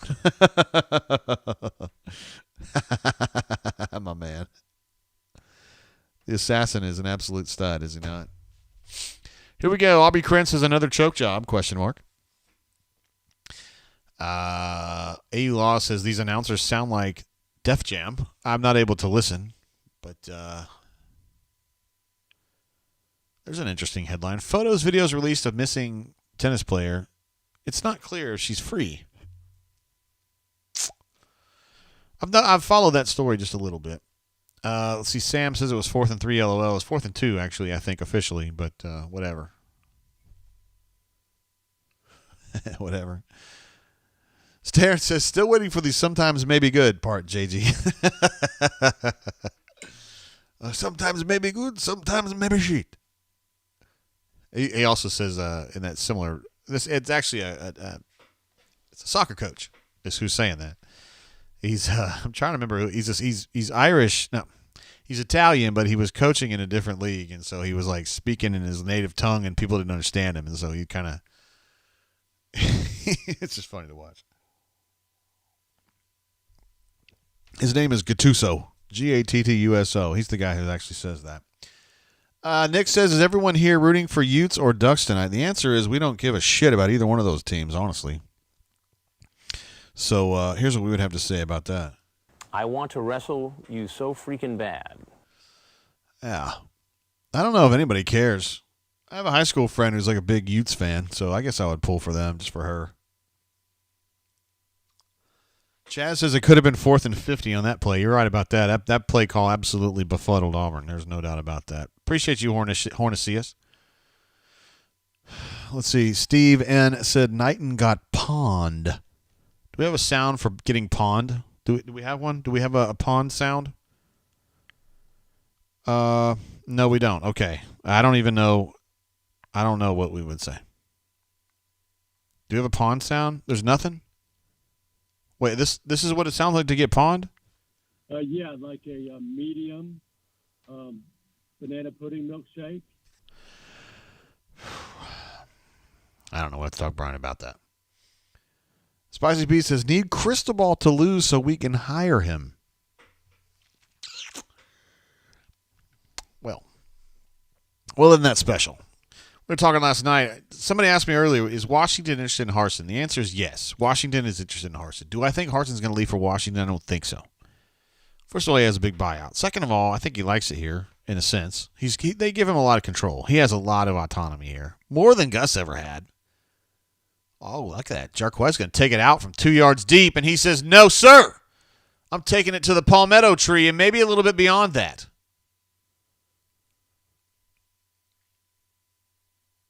There was a late flag thrown in there, and I don't know what that is. That's usually not a block in the back that late in the return.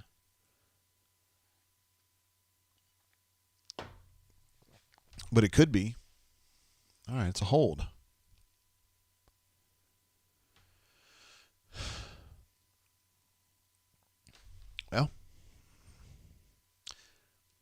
Well. Solo Dagger says, no shake for you. I like one banana milkshake.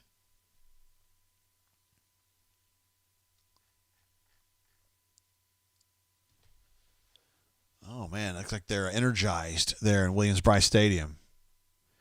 They should be pretty fired up because they can't go anywhere. That's for damn sure. There's only one way in and one way out of that place, and I'm telling you, it gets a little crowded. It's the worst SEC stadium as far as getting in and getting out of. It's an absolute disaster every single time. Every single time.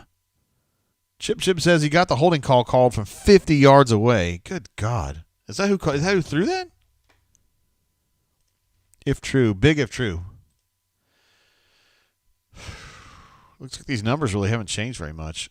Their rushing situation is 16 carries for 42 yards. It's changed a little bit. 16 carries for 42. That's still not really like maiming them, but they had one really good play there that got them about 40-yard touchdown. Yikes. Third down, they are 0 of 3. Auburn is 4 of 6. Of course, you don't really need third down if you can score a touchdown on fourth down. Let's see how long that was. I was actually 28 yards, so I have misreported it. It's 28-yard touchdown. Was the throw to Quan White that now has South Carolina down. Just one touchdown, 10 yards, 67, 10 plays, 67 yards, 5:06 on the clock for that last USC drive. Auburn had a punt on its first drive, a touchdown on the second drive, touchdown on the third drive, and then the punt on the fourth drive after a 6-play, 17-yard drive. So, taking over now. They had decent field position, but they conceded it with a foul on the hold, and so they're going to have a little bit of work to do. Marion says they have a Navy ship on their helmet. I don't know who you're talking about. Are you talking about Vandy? Do they have that? I'll take a look.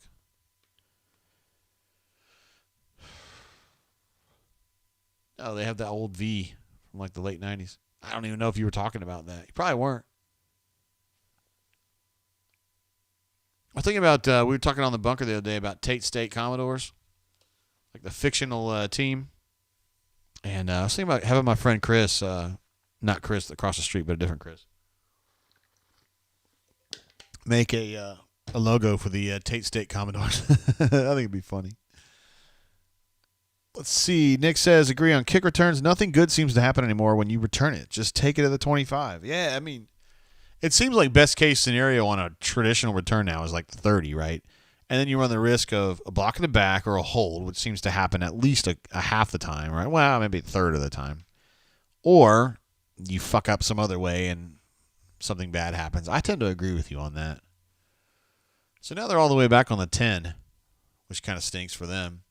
They're going with a trips open with the tailback. They give it to Tank because the box was depopulated and he got 8 yards out of it. So that's a good play right there. Let's see. Julia says, War Eagle, why do we get rid of Steele again? Uh-oh. Julia's back. Julia is equally witty and negative. She's both. By Darius, get him. Oh, no, you're not going to get him. Another compressed formation here. Tank has got the first down and a little bit more. Oh, I like that. Changed directions, put his hand out, and just pushed people back. I like it. What are you guys talking about with the ship on their helmet? What is? I missed that. I'm sorry, guys. Oh, you guys are talking about the Utes game. Is that what it is? Chris wants to know why is half of their helmet on fire. God, I wish I could see this. So Travis J says Steele pulled an order 66 on Gus. That's why. That's not the least truthful thing I've seen said on this chat tonight. Look at VAR, man. Made 3 guys miss and got 6 yards out of that catch. Great job. You know, I honestly, now that Kevin's gone, I can kind of say I'm kind of biased. I really like Kevin. And it's kind of hard for me to... I have a hard time seeing his flaws sometimes because I really love the guy.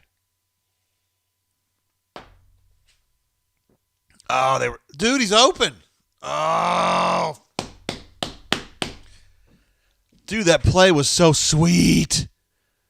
And Tyler Fromm was wide open, bro. Fuck, he was open on the wheel. Oh, they're not showing it right now, but he was open on the wheel. This play was like from forever ago.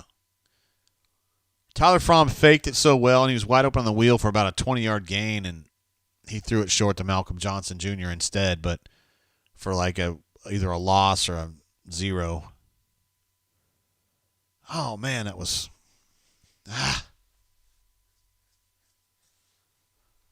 Third and 8 is what I'm looking at right now. All right, so they threw it on a sticks route to Shed, and Shed actually ran his route 1 yard short of the sticks. So that's kind of a mental error, right? So now Auburn's got a 4th and about 1 based on where I saw the ball spotted. And I think they're going to go.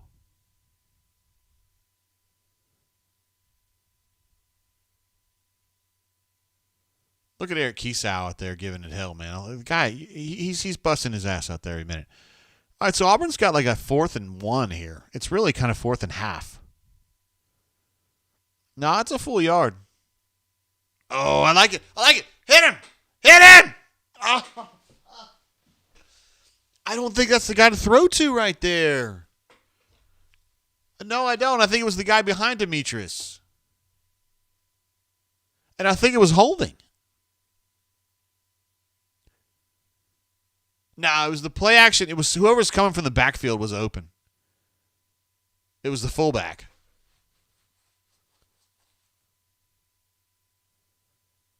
See him get held right there? That's not where the ball was going. I wasn't trying to say that, but he had inside leverage on that guy. So if he turns inside, he's got it. But the guy held him. Whatever. That's not where the ball was going. Fuck. Yeah, Fat Crack says run the dang ball. I have to agree, man. That's a potential turning point in the game. All right, so South Carolina takes over 1st and 10 on their – no, they're on the Auburn 35 now.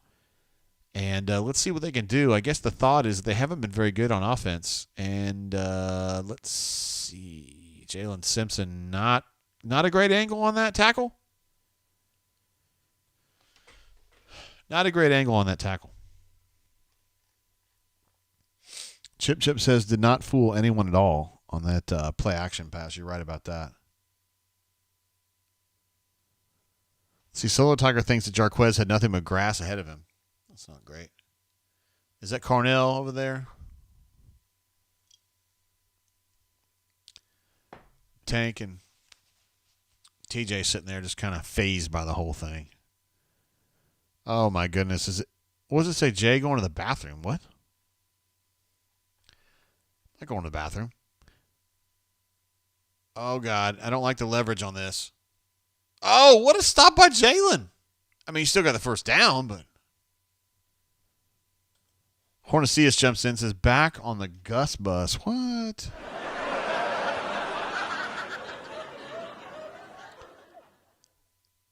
Julia, I hope you don't go away when if Auburn turns this game around and starts playing well. I hope that you don't go away.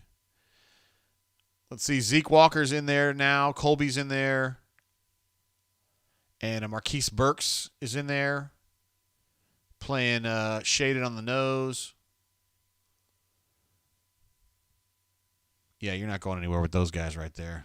That alignment, they were just beaten by alignment right there. Or a misread by the quarterback. Zeke Walker getting some run. My man. Auburn Dad for Life says we need a turnover. I think I would agree with that. Oh, I guess they called a timeout.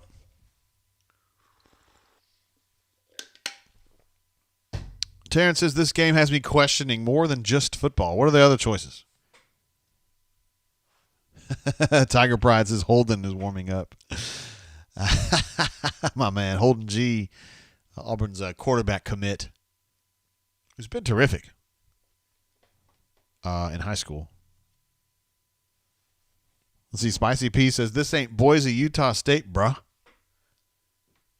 And Mark says, keep waiting for the Zeke awakening. Me too, man. I pull for him more than probably anybody on this whole roster. You just don't quite see it, right? Like you keep thinking, oh, man, he looks great. And then it just doesn't make the plays you're looking for him to make. Sam H says, my God, great way to destroy your team's confidence and give the opponent all the momentum. Yeah. He's going to say, well, hey, man, we're just trying to get something, we're just trying to spark something there. And you're like, you're at South Carolina. Like, what the hell? Actually, my wife asked a great question when I told her that they were playing at South Carolina today. She goes, wait, didn't they play at South Carolina last year? I was like, yeah, they did. Well, why are they playing there again? I don't have a good answer for that. I mean, Georgia had to play at Auburn 2 years in a row. back, 10 years ago, 8 years ago, something like that. So I made it happen sometimes. Let's see. There's some stuff I'm missing there. Warrigal 0008, who's one of the absolutely outstanding legendary super chatters, and also a great bunker member as well, says, Ballers, sorry I'm late. Love the fourth down. Going for it by BDB. Nothing to lose. Show your team you trust them. Yeah, I think I would have gone for that, honestly. I mean, I know it didn't work out, and I'm not sure the play call was the right one, but 4th and 1, and Tank's been getting his today. I probably would have gone with Tank, but that's not what we're arguing here. You're saying going for it, and I tend to agree with you, I think. Ryan D has a question, a little trivia question. He says, how tall is TJ? Does anybody here know? I bet you guys don't know. Daniel M says, boy, you're going to impugn a lot of people on this one. I legitimately wonder what all the people who have been clamoring for Finley all year are thinking about tonight.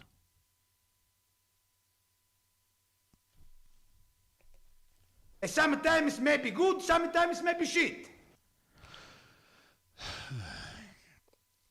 Julia says, what are you drinking on tonight, Jay Bird? I am drinking this Nulu. It is a type of bourbon called Nulu, which is kind of new. That's why they call it Nulu. There's actually MGP Juice, which is a company in southern Indiana that ages bourbon for companies to buy. They don't really make their own shit, but they just they're in business to help other people. And they take that juice and they distill it in Bardstown, but it's really MGP. It's delicious, though. 101 proof. I don't know where you are, Julia, but they have this in the ABC stores down here in Montgomery. And, again, it's very drinkable. I wouldn't say that it's like my favorite, but it's good. I mean, you can see I've drank a good amount of this, and I'm not lit totally. And if I do get lit, it's going to be the second time today I've been lit because I was at the Troy game earlier and got lit. I like that little power run there. I like that. Oh. This kid, oh, man, he got another 5 yards off that shit. Damn. He kind of reminds me of Tank, honestly. I mean, he doesn't look like Tank, but he runs like Tank, and he has the same effect on the people that are trying to take him down.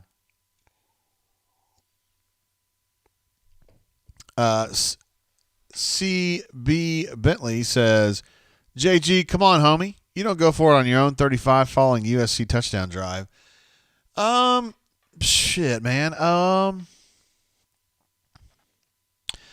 kind of know where you're going with this, and I think the book would probably tell you not to do that, but I'm also kind of a risk taker myself, so I can't sit here and I can't honestly tell you no. I can't rag on him for it. Julia says, I'm on the Space Coast, Florida. I love the Space Coast, yo. We used to go on spring break at Melbourne. Well, actually, it was in the Atlantic, but Melbourne area. And, man, we had some great fucking experiences down there, seriously. We had great experiences. This is a true story. I was down there. This is about 95. Shane Bieber's calling a timeout, by the way. This is about 95. I was driving a Honda Prelude four-wheel steering at the time. And my four-wheel steering locked up on me. And my back tires, four-wheel steering is like where all the tires turn. Obviously, it's four-wheel steering. Normally, in most cars, it's just the front ones. So my back ones were turned, and the shit wouldn't get straight again.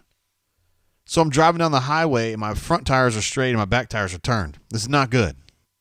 Slows you down, screws up your fuel economy, and it's going to wreck those tires in like 5,000 miles or less. So I go to those boys in Palm Bay, and I'm like, I'm screwed. And they fixed me up. They did. They did a great job. They did such a great job, I actually sent a letter to management. This is like 96, though, back when you could do shit like that. And I sent a letter to like Honda North America telling them how much I loved those guys at Palm Bay. I had their name and everything, but they probably didn't care. But let's see, Ryan D says he's in NSB. Is that North Satellite Beach? I don't know what that is.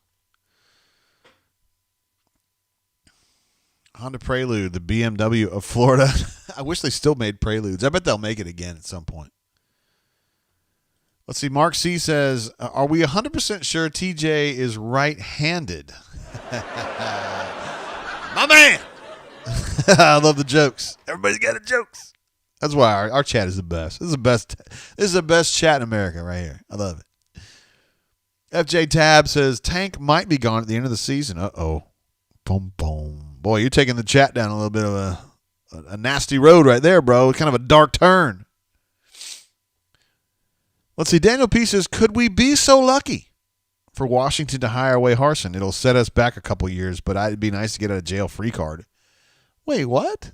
I don't think he's a bad coach. I kind of like what he's been doing. I know the South Carolina game was a disaster, though. Hey, man, so my wife, you guys know, administrative assistant. So she runs a child care center. She's big on female empowerment. You know, she's a type A kind of girl. So I was joking with some guys at the tailgate today, and I was like, hey, man, so Harsin might have to go to Washington, but if he does, he'd have to work for a female AD. Her name's Jennifer Cohen. She's great. I love her. I met her. I know her, sort of. And so I said, if he's working for a woman, he might consider that a minus, and he might just ask if there's a guy he could talk to. I just say that shit to piss my wife off. They scored again, yo.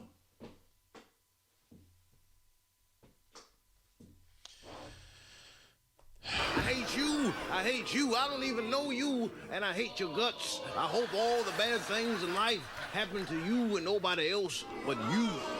I was hoping that talking about that whole Jen Cohen thing would dissuade them from scoring, but it didn't work. Anyway, I was like, wouldn't it be funny if you had to work for a girl and he had to be like, is there a man I could talk to? My wife got a little pissed about that one. Oh, this is really mean. War Eagle 00008 says, we'll take it down a dark. He'll take it down a darker path. Tank to UGA 22. Let's boo him. Can we boo him? How dare you? How dare you, War Eagle 0008?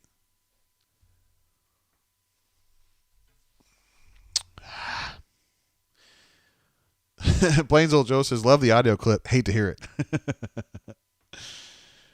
Oh, my goodness. Who was it that was talking about this? Oh, it was definitely Spicy P, but he wasn't the only one.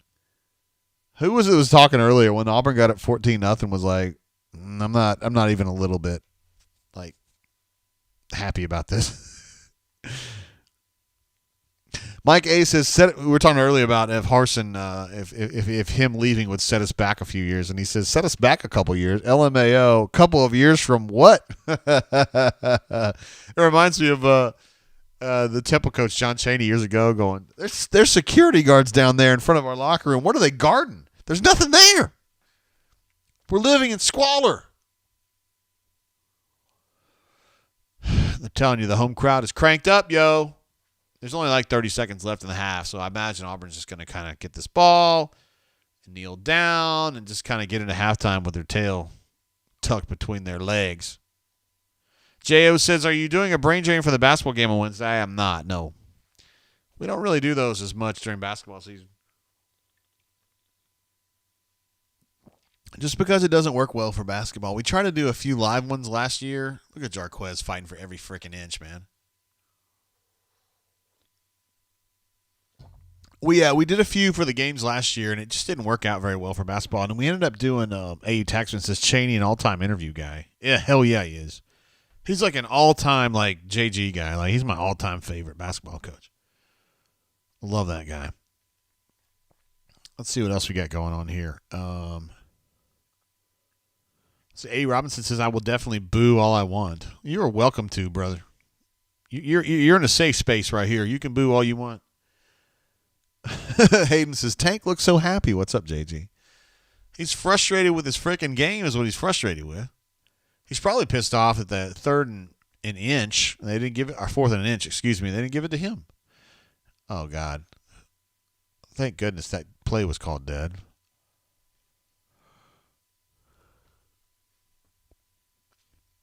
Chris, I'm with you on that, bro. See, Terrence says that's what they're expecting, JG. We need to surprise them. Talking about just take a knee and get out of here.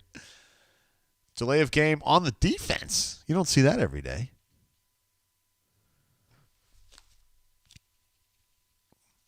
Jet B says, where's Jarquez? Tank's been good tonight, bro.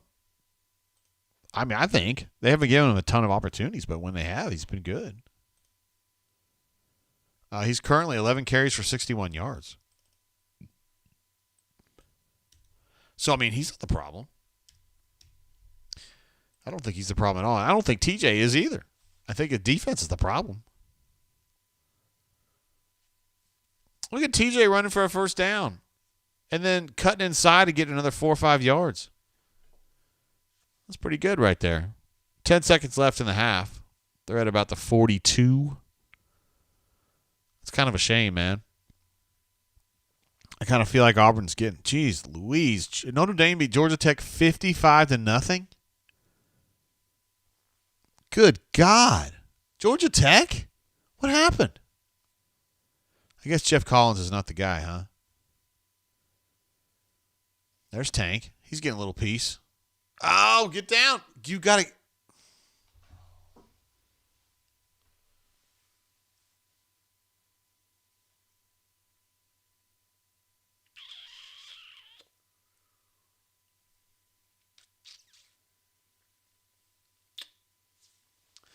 All right.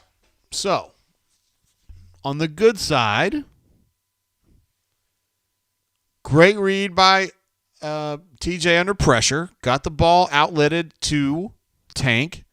Tank catches the ball, gets upfield, baller move. He's going to truck somebody. Doesn't get out of bounds and doesn't go down. And so the half ends with Auburn 6 yards inside field goal range. So I have a sound bite for that. Sometimes may be good, sometimes may be shit. All right, so that's an F, man. That's an F. That's an L. I'm not saying like an actual loss of the game. I'm just saying like situationally speaking, that's an L. I mean, they were in a situation to give Patton a chance to kick that. Why did I say F? H is the word I'm looking for. Or the letter I'm looking for. Why did they give him a chance to kick the freaking ball? I don't understand.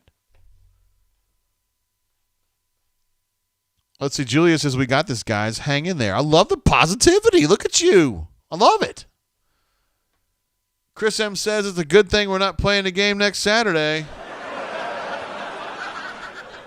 Nah. Not much going on next week. 49 minutes to midnight says USCE is not a good team. We need to get this season over with. Something ain't clicking.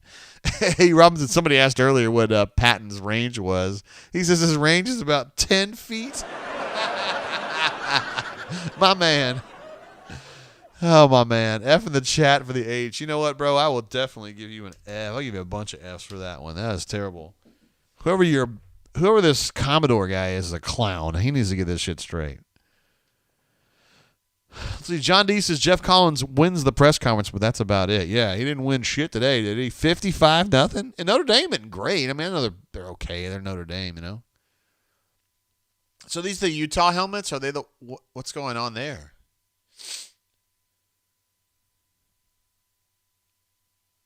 I've never seen Utah in gray before. I'm not a Utah expert, though. Oh, boy, they got him on that one bad. All right, so we're going to holler at my main man, let's see, Hunter? That's who we want to talk to, right? And the thing is, Hunter would really, really prefer to talk about some good things instead of trouble. He would much prefer that. So we'll give Hunter a call and see what he has to say about this situation, this developing situation in Columbia. JG, Hunter, what's up, bro? You survived that massacre in Troy and made it back, man. Yeah, I thought about trying to fight that old boy, but I felt like you were saying between the lines that maybe I shouldn't start a fight with him or not. So good people, man. For the people that don't know, so I was at a Troy tailgate today, and I took a picture of the tailgate, and then Hunter was able to identify somebody in the picture of the tailgate, and he knew the guy. And fortunately, Hunter liked him, so everything's good. You're still a legend down there. I'm gonna go ahead. Only in my own imagination, baby. All right, what's the make of this game so far? I'm gonna go ahead and tee this one up right now. South Carolina scores the opening drive of the second half. Put the nail in it. It's gonna be a momentum swing that Auburn won't bounce back from. Just like last week. was they're getting out formationed on offense, getting caught in man coverage. Guys don't have their eyes in the right place. We knew South Carolina was going to throw a whole bunch at them, formation-wise, motion-wise, set-wise. They have. They got a little too – and it's, again, they're Mason's bad about being a victim of his own success. Like last week when he got some pressure with the pass rush with only 3 guys early, I think he felt too comfortable holding with it too long. Tonight he got some pressure with corner blitzes and safety blitzes off the edge early and got comfortable with it, and they adjusted and caught them in cover 0 behind it with guys out of position and made some plays. So, again, adjustments to the adjustment, Why Bobo's not giving Tank the ball every other play, I have no idea. He seems hot tonight. I mean, he seems ready to go. I mean, he's getting 7 yards a pop, man. I know. I mean, this is built for him. This is where you give him the ball 30 times a game, let him eat turf, let him eat clock, and control the tempo of the game. I don't know, man. Every defensive coordinator loves it when you go away from what's working. You're giving us a break. It's okay if something works to come back and do that shit again multiple times. Until somebody adjusts and stop it. I don't understand running something that works and then not doing it anymore. The overload boundary toss in the first half, gorgeous. Went for a big play. I haven't seen it since. The condensed doubles with the H-back weak side, and they brought him back in for insert zone back to the strong side. Pop big.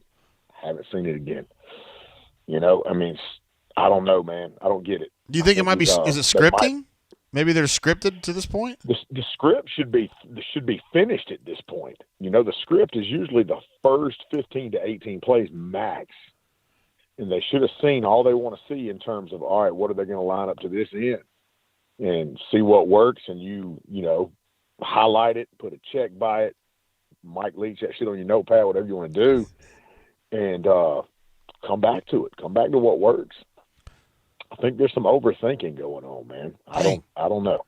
Because as you noted, they had some stuff that's working. They have stuff that's working, and they're just not hitting it.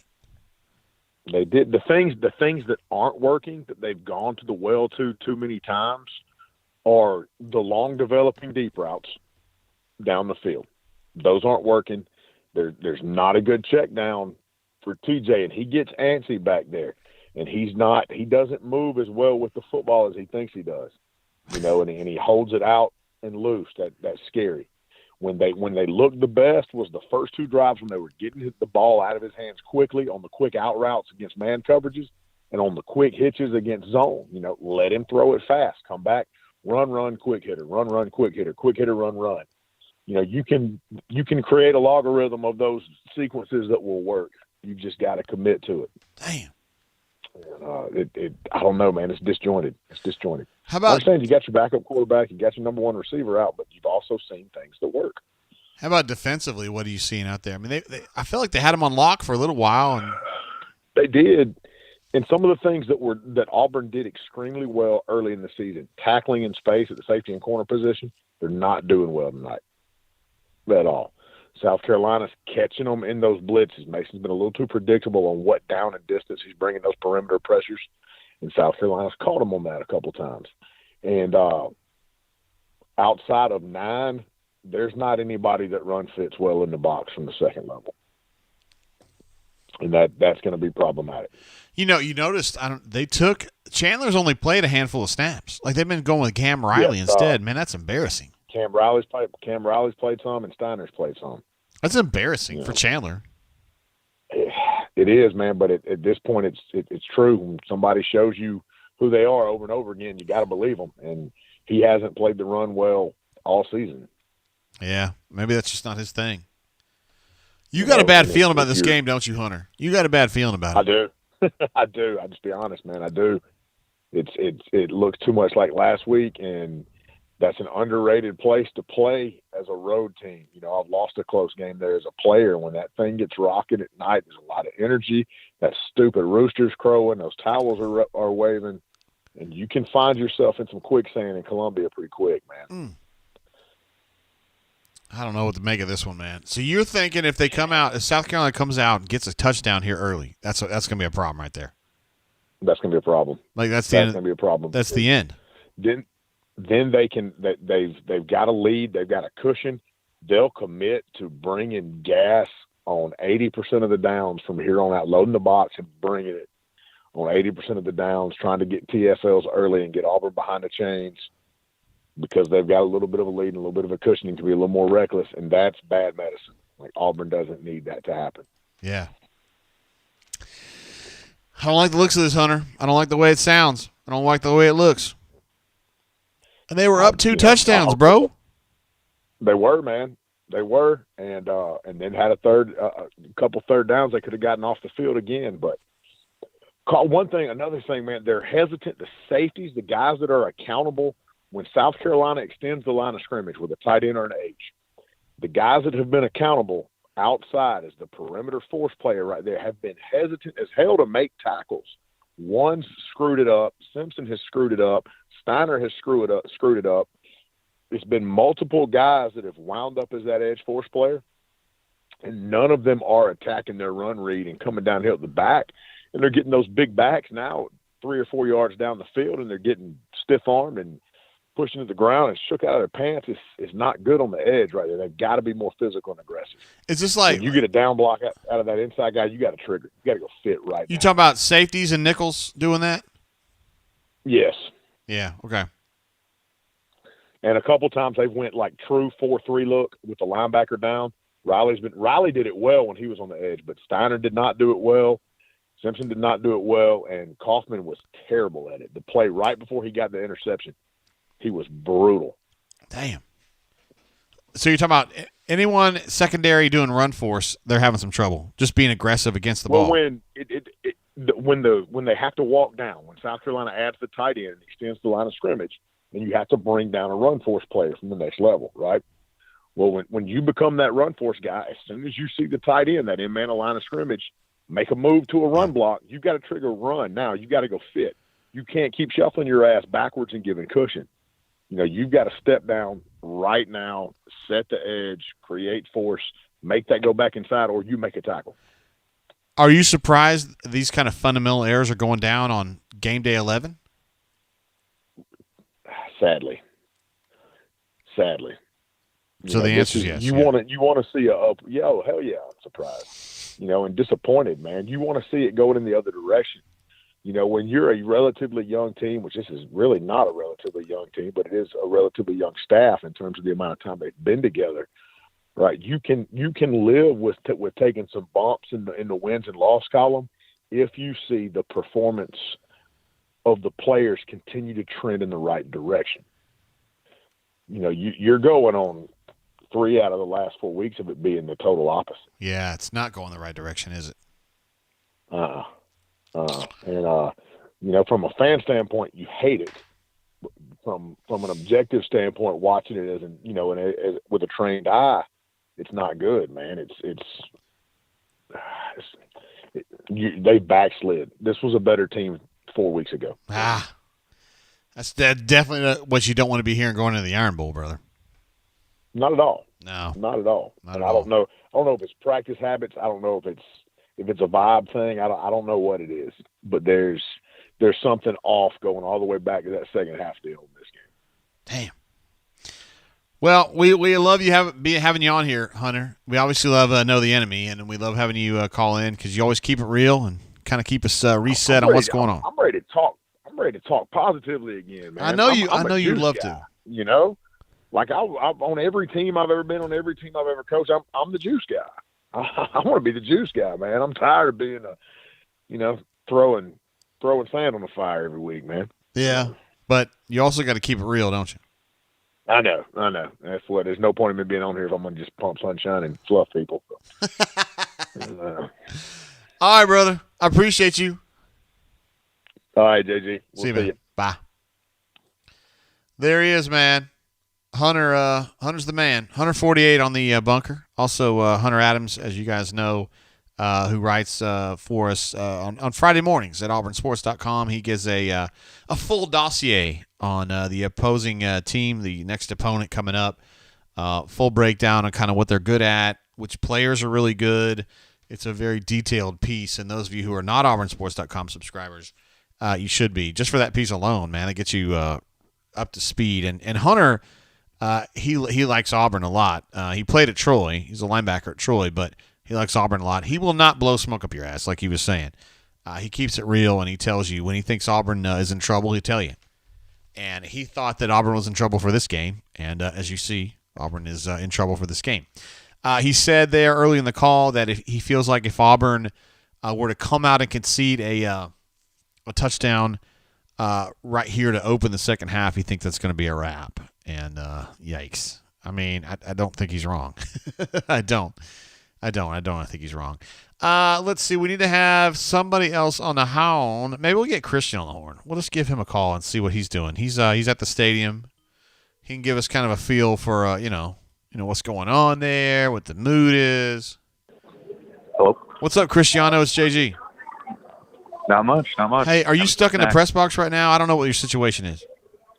Yeah, I'm in the box, but I can talk. It's just a little loud, but I can hear you.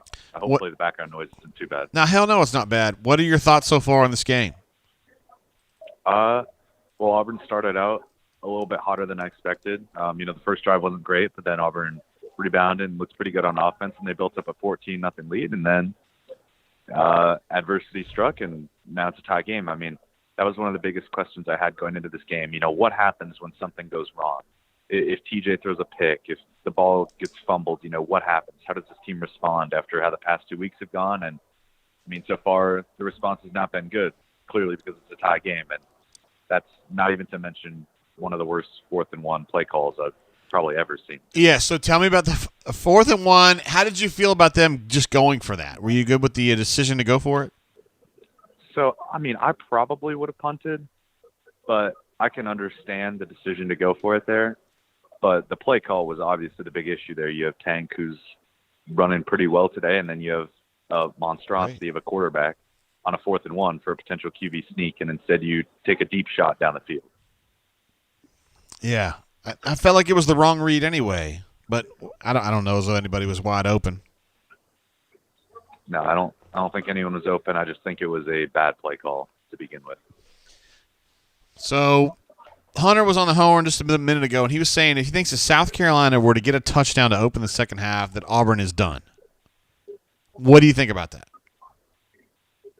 Yeah, I would probably agree with that. Wow. Just based off how the past couple weeks have gone. I mean, I just don't know where this team's mental – I don't know where their mental is at. Where are they at? How are they going to be able to respond?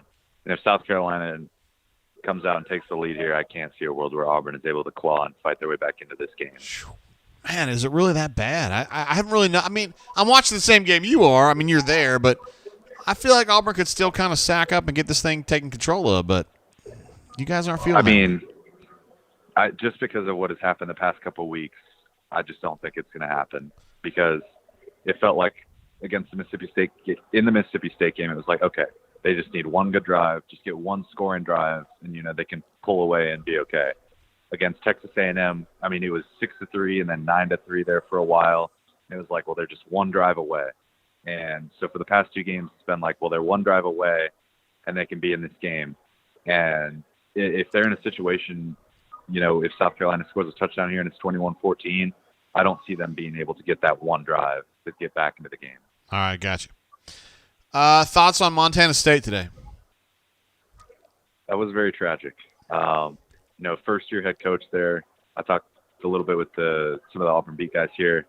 The interesting thing about that is, despite going 9-2 and having a 9-game winning streak in the season, he will have most likely already lost the fan base because that's just how the Montana fan base is up there. You just want to win Cat Grizz. You want to win that rivalry game, and nothing else really matters all that much. Wow. So that's probably the case with him. Wow. That's tough. I mean, you feel like you've done good work, 9-game winning streak, and then you just get shit on, huh? Yep, pretty much. I mean, they're going to have to go on a big run in the FCS playoffs here for the fans to be pretty happy with this season. All right. I mean, the people in Bozeman, they're tough working class people, and they deserve greatness, Yeah, and they've become accustomed to it. Montana State has won 4 in a row. and then the coach dips out and heads to Texas, and the new head coach just doesn't get the job done. Christian, you're an absolute legend. You're an American hero, and we love having you on the show. Behave yourself. Yep, thank you. You guys behave yourselves. See you, bro. See ya. There he is, Christian Clemente, our main man, the assassin. We were talking about, Montana State. Waiter sucks ass. Yeah? I like your hair, though. You got to pull back. I do. You pull it back like 1% of the time. Thank you, ma'am. Let's go. Out. Wait, somebody was calling me. And I missed. Hey, Duff, hit me again, bro. Duff Diver was trying to jump in here before we started the second half. And oh my God, they're doing the 6'7" thing again? What difference does that make? It doesn't.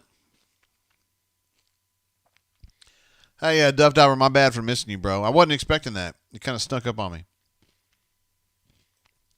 There he is. We get Duff Diver on the horn. Duff Diver, what's up, bro? What's happening? Hey, what are you thinking about this one, man? Hey, tell everybody in the chat, everyone on the bunker, Auburn by 10. You already know it. You already know how it's going to go. Yeah, you put a bet down on this bad boy, didn't you? Yeah, I got South Kakalaki at 9.5. So I'm losing that. But Ain't no but. Oh, bam. We'll be fine. The defense will finally tighten up. Their quarterback's not good. Our quarterback's not real good either. And we're going to feed the running backs. We'll be fine. All right. We'll check in with you after the game, Duff. All right. See you, brother. Here's to someone making money. Attaboy. See you, man. Duff put $1,000 down on South Carolina earlier. I mean, he thinks Auburn's going to win, but he didn't. That wasn't what he was betting on.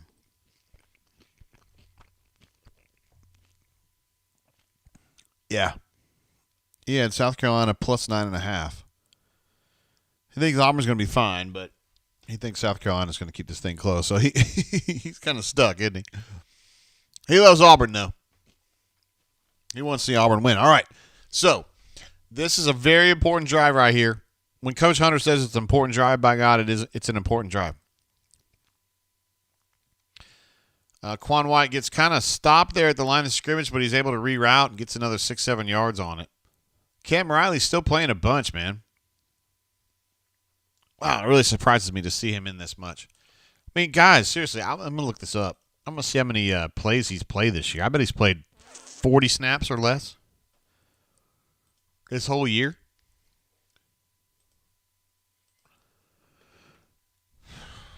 Wait, what?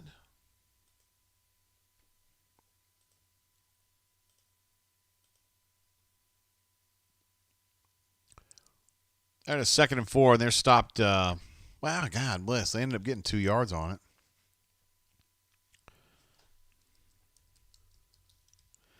Cam Riley has played a total of 41 snaps this season prior to this game, and he's been in there at least 20 snaps this half, the first half. This is crazy. AU Texans says, man, our D-line is bad. Yeah, the D-line's not been great.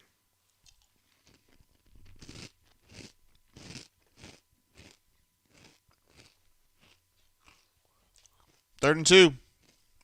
Ooh! Hey, you guys know I give Chandler Wooten a lot of grief. He made a great play right there. They're giving Smoke Monday the credit, and maybe he deserves it. But 31 was absolutely in there, and 31 stood him up.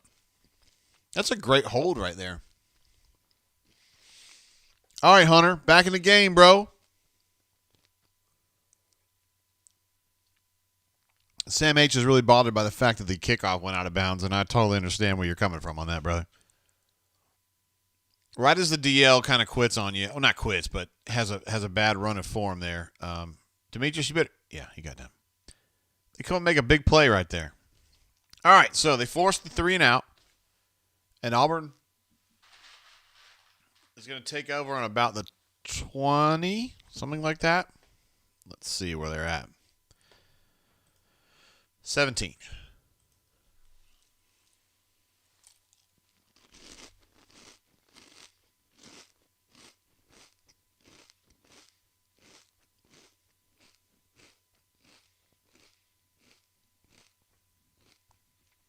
Wait, somebody on here called Crimson Tide? You got a very short leash. I'll ban your ass on a heartbeat if you start in.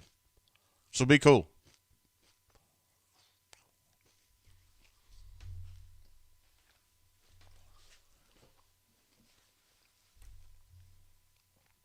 They had VAR for like a 5-yard gain right there, and he just short-armed a throw without pressure. He wasn't under pressure. He just kind of zipped it too much. I don't know. All right, so they're going to run a little wide-out screen there, and he got about 6 on that. So it's going to be 3rd and 4 for the Auburn Tigers. Shed Jackson get a few more yak yards there. Melee says, thumbs up for JGT. Yeah, if you guys have not given me a thumbs up on this video, go ahead and do it. I mean, it doesn't cost you anything. It's not like you're committing to anything. And it helps me. And I appreciate you guys doing it. Love you guys being here. We can kind of enjoy this together. 3rd and 3. They're going to jerk. Whoa, that's a face mask. 100%. They ran a little counter play there to Jarquez, and he was going to get the first down anyway, but he also got his face mask basically ripped off of his head. That's going to be a few more yards tacked onto that bad boy.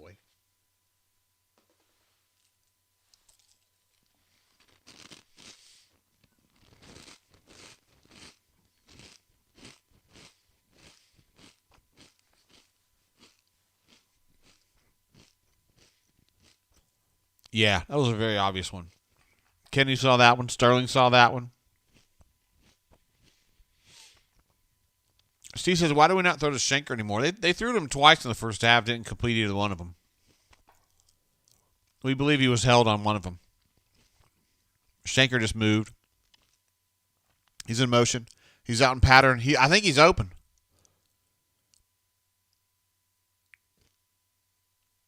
He threw to Demetrius instead. I'd be curious to see if 47 was open on that play because he sure looked. He definitely had a clean release. That's not even up for debate. Fat Crack says super chat to hopefully get some momentum going. Do I have a momentum? Do we have a momentum thing? Yeah, we do. Here we go, Fat Crack. Right here, buddy.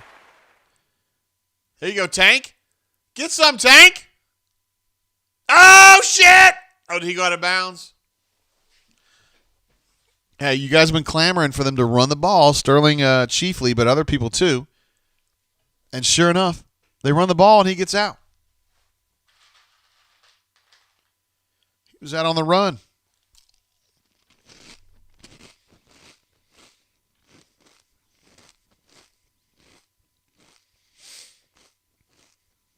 Yep. What is it, about the 30-ish? 25-ish?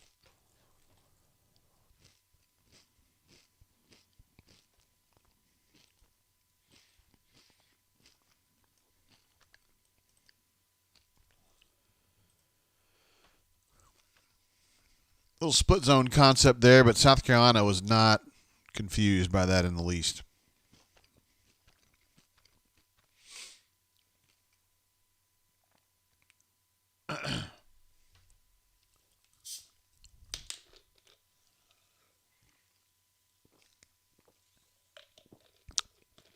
Spicy P is pulling for the wild tank from here on out. Wait, what?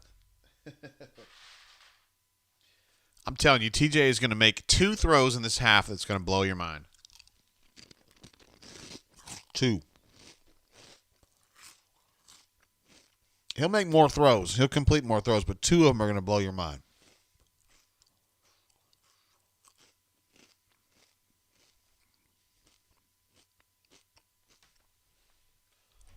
I thought VAR caught that. He threw a skinny post there to VAR, and I thought he caught it, but I guess it bounced. I couldn't see it. I mean, the angle we had here.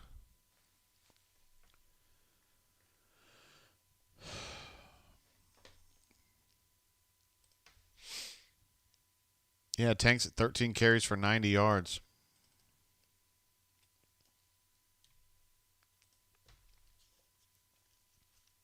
CDF says that dirt ball to the flats blew my mind.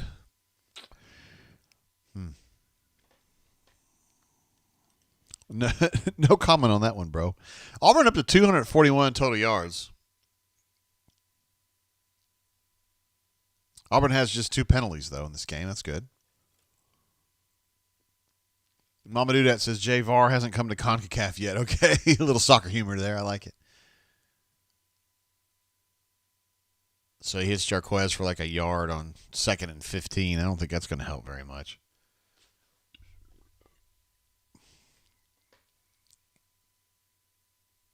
Third and 14 now.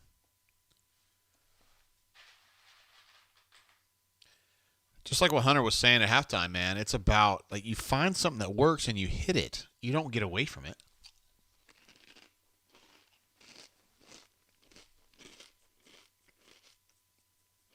Tank has been terrific.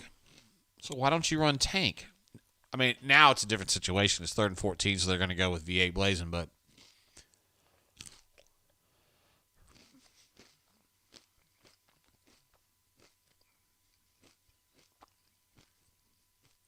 that's a good play from Shivers, honestly. It gets them down to 4th and 4, I guess. They can get a field goal out of that, or they can go for it, but they're going to field goal it, right? They're at like the 25. They're at the 20, actually. 4th and 4 at the 20. All right, Ben Patton, guys. Going for his first career field goal here.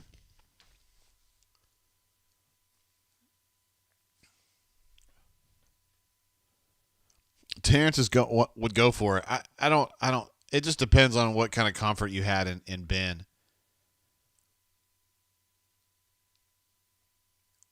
He hit the field goal, though.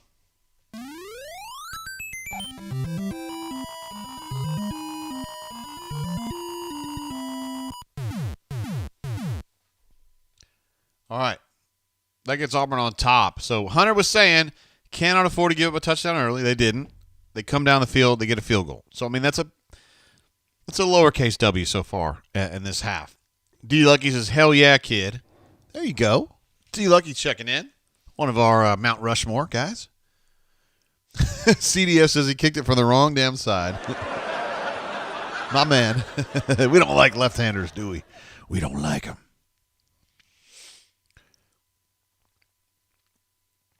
J.O. says, do we fire the wideouts coach after this game, too? Uh-oh. He's coming for you, Eric Keesaw. He's mad. Oh, yeah, I got to update some of these numbers. Let's see what we got here. TJ now 13 of 22. That's a little bit of a difference there, huh? 13 of 22 for 133. Tank now 13 of 90. 13 carries for 90 yards, touchdown. Jarquez 3 of 12. 3 carries for 12 yards. South Carolina rushing is now 24 for 83. They did not have a very good opening drive. So 3 and out. And Auburn is now 5 of 9 on 3rd down. South Carolina is 0 for 4. So Derek Mason would be completely good with South Carolina being 0 for 4 on 3rd down. However, not been as good on the other downs. That scoring drive, by the way, was 9 plays, 63 yards in 4 minutes and 17 seconds. A drive capped off by Ben Patton's first career field goal. A 37-yarder. And the Auburn Tigers now lead.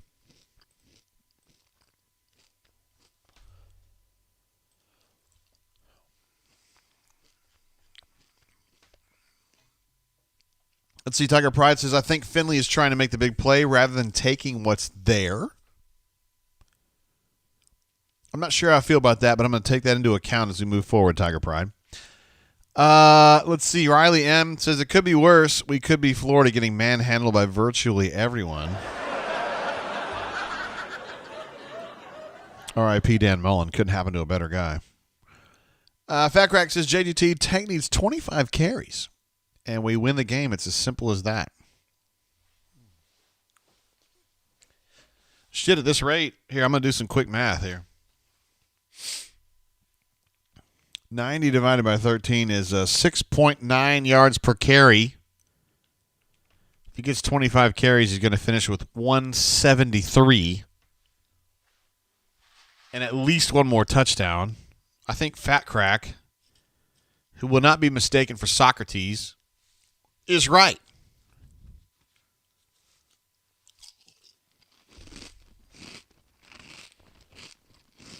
He's right.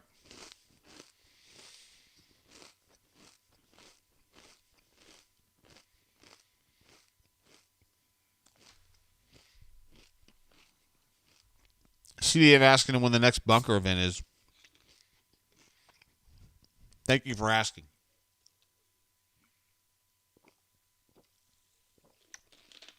We're going to be doing a bunker bourbon tasting on Monday, December 6th at the Tipping Point here in Montgomery, Alabama, in Hampstead, which is my neighborhood. It's my local bar. We will have the bar all to ourselves. And we're going to have TD and Jacoby McLean just totally stuffed that first play for South Carolina's drive. We're going to have 5 pours, including Blanton's and Baker's, and 3 more. We're going to make sure we get all that straight. And then we're going to have some finger foods and some special pours as well. So you guys need to be there for reals. I made a thread about this on the bunker. It is going to cost $35 a head. Now you're thinking to yourself, JG, $35. What? You're getting 5 pours each. And they're going to be good bourbons. It's not going to be like, Gentleman Jack or anything like that. It's going to be real shit. So we'd love to have you there at Tipping Point. And we'll put more details in the bunker thread for that as well. They just hit Quan on a little screen, and I'm afraid he's going to get a big gain out of this. Good God, and another missed tackle. Roger ain't going to miss the tackle, though.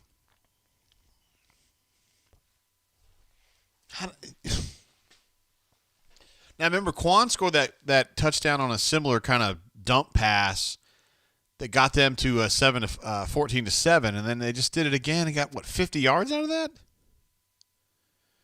It was a screen to him, and, so it was designed, but he had a cutback, and hell, Jacoby was the only guy who got a hand on him until Roger got to him about 40 yards downfield. Mike A says, can we start pouring now? You can pour anytime you want, bro. I've been pouring all night.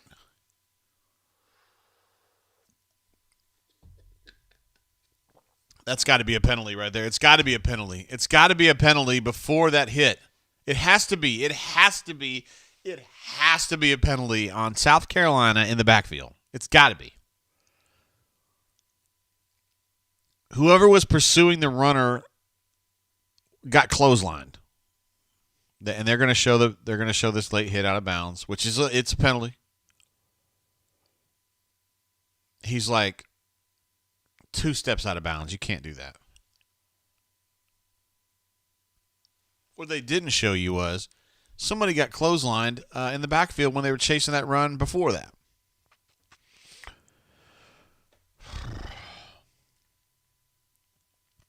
Hornicius jumps in, says Mason be stank AF.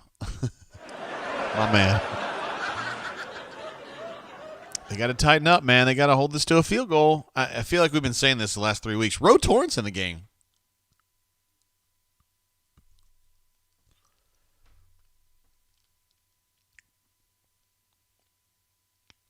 Ooh, Jalen with a nice play there.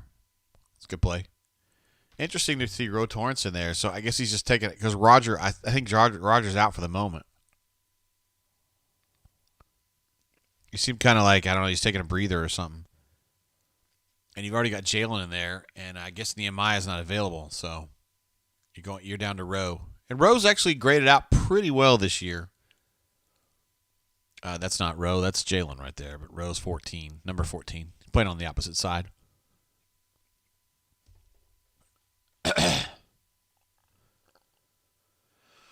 Solo Tiger thinks that it was Kaufman that took that hit I was talking about earlier. I wouldn't be surprised. There you go, Wooten. Wooten, Cam Riley in there. A man with no name, Jack and Hagar, says, Derek Mason, coaching more like Charles Manson, am I right? Wait, what? Wait, we need to have a booing. We need to have a booing thing.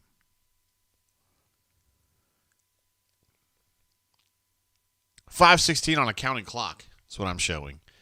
And the Gamecocks are trying to, well, I mean, they pretty much at this point have a chance to equalize this game, but they're trying to get a little bit more. 3rd and goal from the 6. I don't think he's going to be able to get that ball to him. And he got the ball to him. Spoiler alert. Dude, Jalen had leverage on him and just gave it up.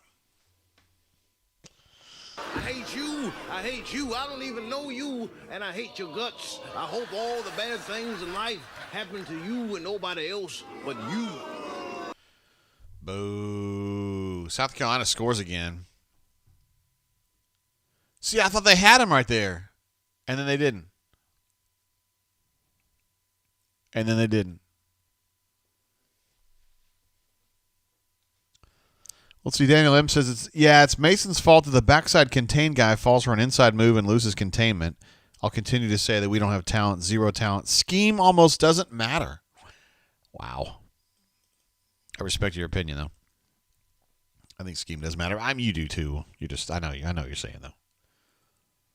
Let's see. Jesse says that could be the nail in the coffin. Oh, boy. Hornatius says, ZOMG, terrible.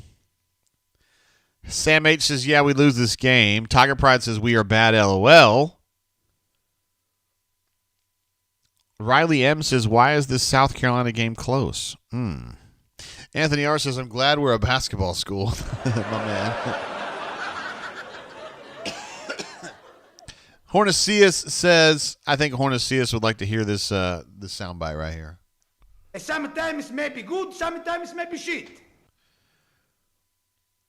Let's see. AU Taxman has an interesting take here. He says, the offense is the problem, not the defense. That's an interesting take. I have to think about that a little bit more. I got to think about that a little bit more.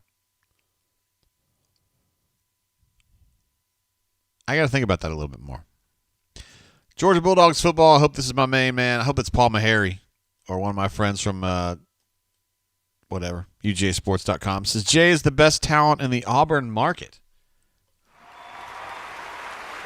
It could be Roddy. It could be Paul Meharry. I don't know.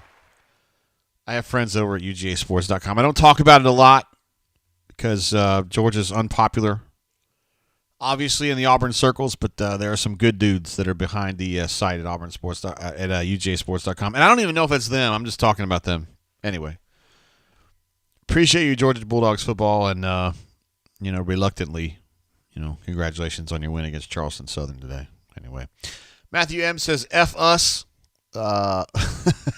David P says, we got to get butter. We're getting butter every week. My man. Going back to what AU Taxman says, the offense is the problem, not the defense. That's interesting. I'm still thinking about it. Jesse says, JG, thank you for keeping everybody's spirits up during these difficult times. LOL, you the man. Hey, I'm trying to have fun with it, okay? I mean, look. I don't want to say this out loud, but you guys heard me when I say this. It's a basketball school, right? Basketball team's undefeated. Fixing to play UConn. Go 4-0, okay? Just saying. Jack and Agar jumps in with a super chat.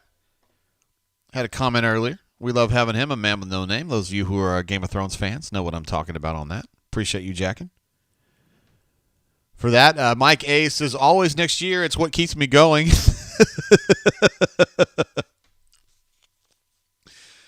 Ryan D says, just bought a condo in Auburn.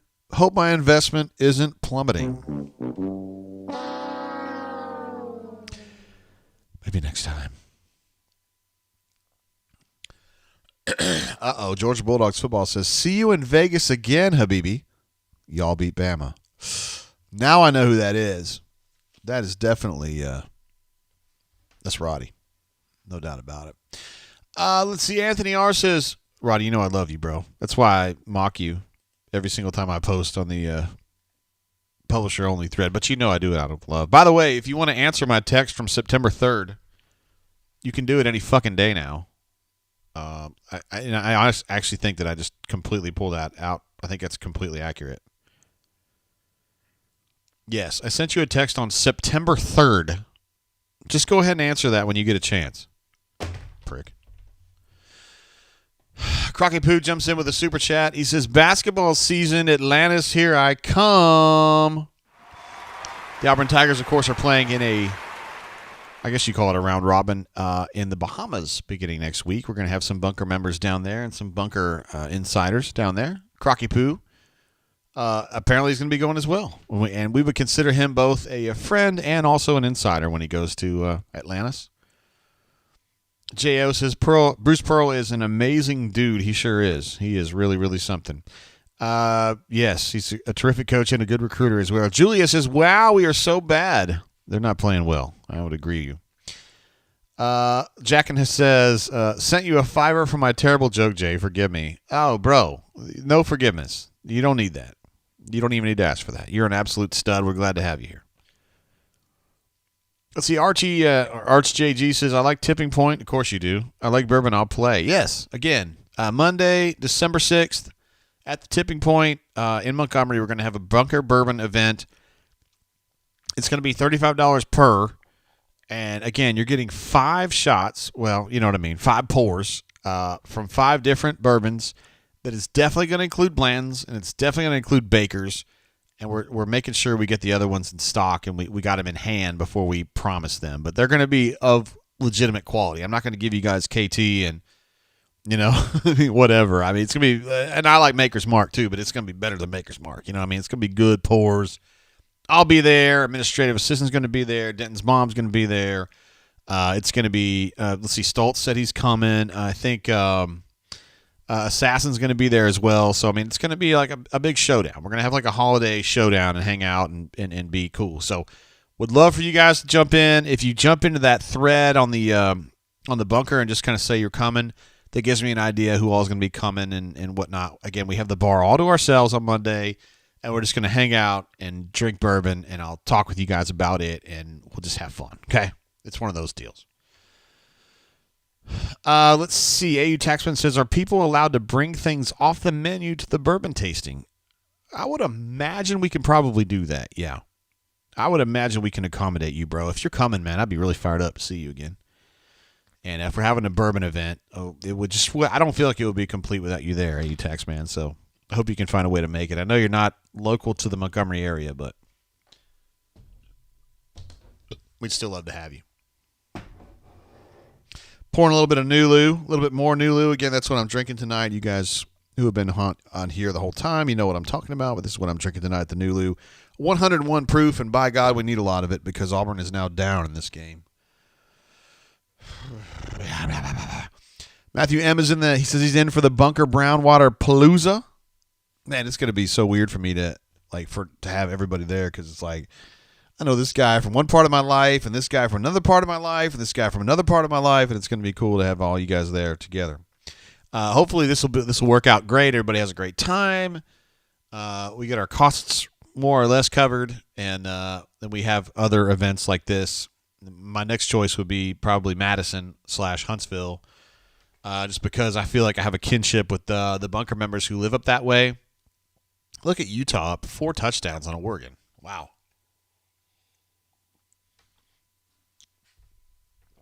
But I like to do some different stuff. All right, so we were clamoring for more tank, and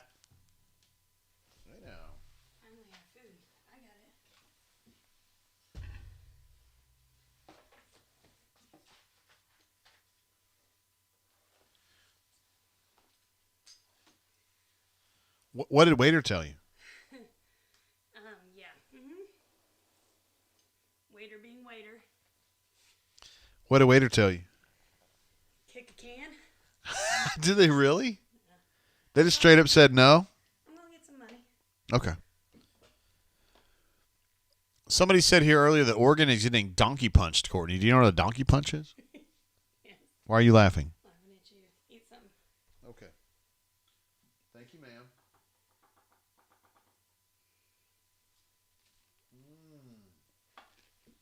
Oh, it's so good. Thank you. Bye.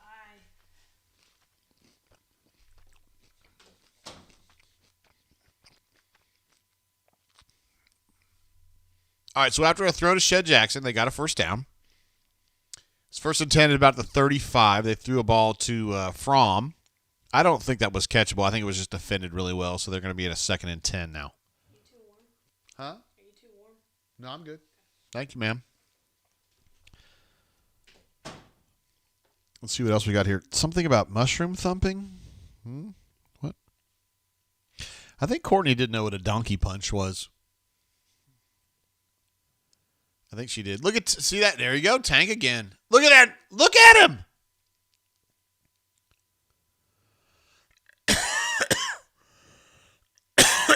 Oh, Shed Jackson going to talk some shit. I like it.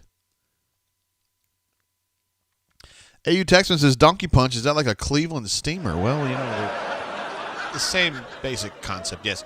Auburn Tigers are now, 3rd and 1 at the 46? And they're going to sneak it with TJ and get the first down.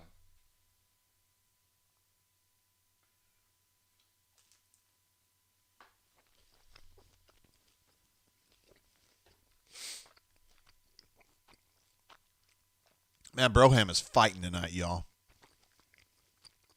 Look at Tank. He's ready to go, man. Jesse says just give him the ball. I'm with you, Jesse. 100%. This is what I'm seeing right now. Tank is now over 100 yards. 15 carries for 102. Feed Tank Bixby! Prior to that run right there, he was at 15 for 102. Now he's at 16 for 125. Whap, whap, whap.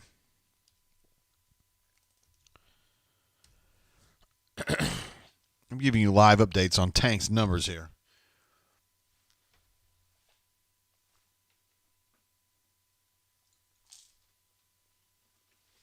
Been clamoring for it all night, right?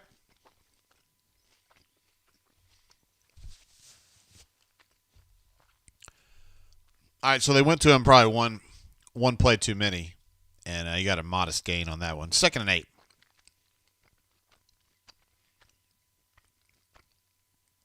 Look at Crimson Tide jumping in and says, good run. Hey, we haven't had any problems with you. I'm a little surprised, but I appreciate it, bro. Brad Bedell over there giving Tank some encouragement. Oh, another longer throw that goes incomplete, a throw to Shed Jackson. I don't think that was catchable. Let's see, Josh D says, why does it seem like we have a hard time throwing over the middle? Always seems like we throw it to the sideline. I think that's just kind of a TJ thing. I think TJ feels more comfortable throwing it to the sideline, whereas Tank felt a little more comfortable throwing slants this year. Last year, not as much, but this year for sure. I think they're just they're calling plays that TJ, they sat down with TJ this last week and said, hey, man, let's go through 5 or 6 plays that you feel really comfortable with. And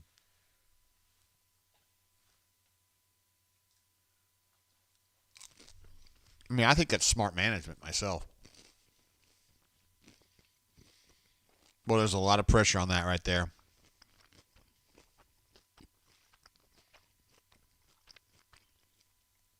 That was too predictable a little bit. You know, like, when you know that pass rush is coming, I think you got to call something else instead of a, 7-step drop, 25-yard route. I don't know. It's just me. And the 3 guys that got a hand on him were second-level guys.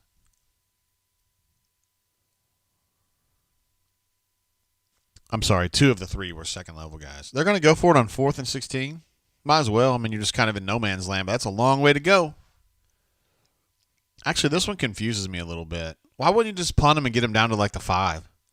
This offense hasn't like blown anybody away. And they're going to get a first fucking down. So I completely support the decision.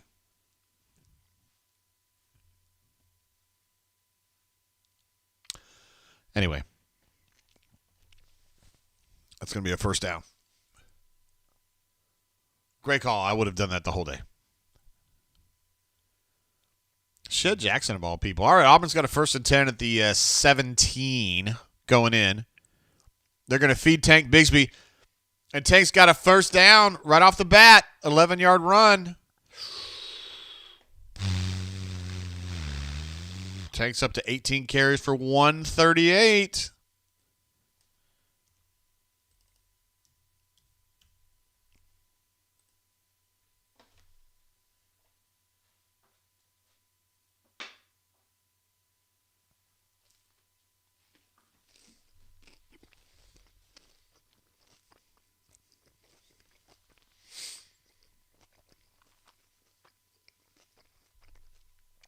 That old boy seems bothered. I don't blame him.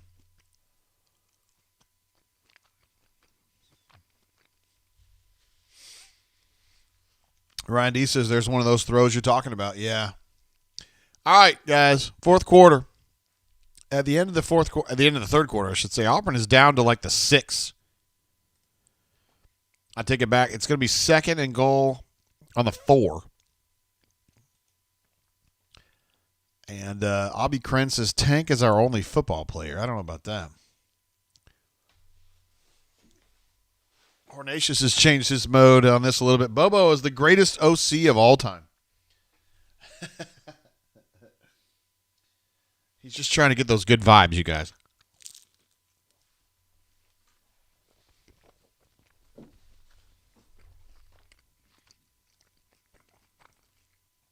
Let me see some of these other numbers.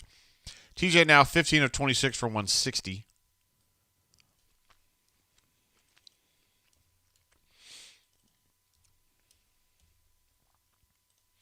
Indeed. Jarquez has kind of been de-accentuated here. 3 of 12, same as before. Third down situation. 6 of 11 for Auburn, 1 of 5.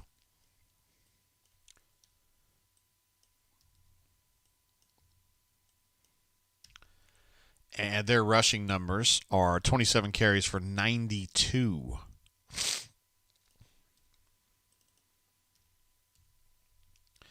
So those stats, and it obviously is not halftime. I don't know why I didn't update that. It is now the fourth quarter. We are beginning the fourth quarter here. And the Auburn Tigers are down 4, but they are knocking on the door. Let's see. Kyle S. Tank is running angry. I completely agree with that. He's been playing terrific. He has had his best game of the year. I don't know if it's his best stats, but he's running like an absolute maniac right now.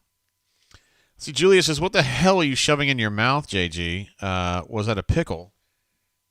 So the goal was for me to have something to eat. I mean, I have to if I'm going to drink all night. And administrative assistant brought me up some finger foods. So it's like these little egg rolls. The last one I was eating is actually like a spring roll. But I got to eat something if I'm going to drink bourbon all night.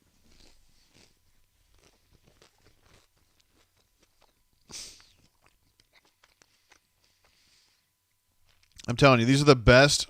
The commenters on this thread, on this show, are the best in the country. I'm telling you. Riley M says, Sharman has NIL money for our OL. That's great. And you said, AU Taxman says, can't wait to see Shed catch this fade. This is for both you guys. That's hilarious. Sam says, fade passing coming. Same thing. Solo Tiger says, no charcuterie tonight. No, apparently not. She also gave me some, looks like chicken and rice here. I don't know.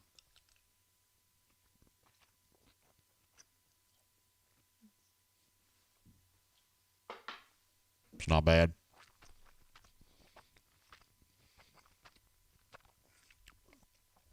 Let's see. Chris says, if you ain't drinking Russell's Reserve 10, where the F you at? Guess what? I'm not.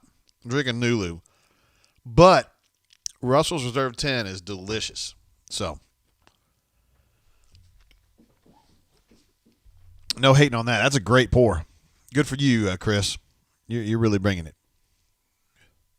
Terrence says, because bourbon is non-negotiable, right, JG? Hell yes. That's exactly right. Second and goal from the 4. Let's see what they've got here. And TJ fumbled the ball for the second time tonight.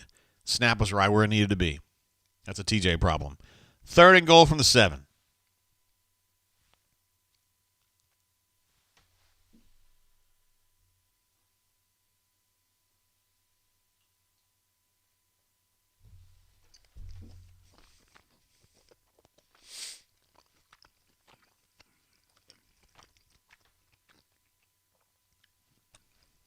Two times tonight, he's just fumbled the ball that hit him right in the hands.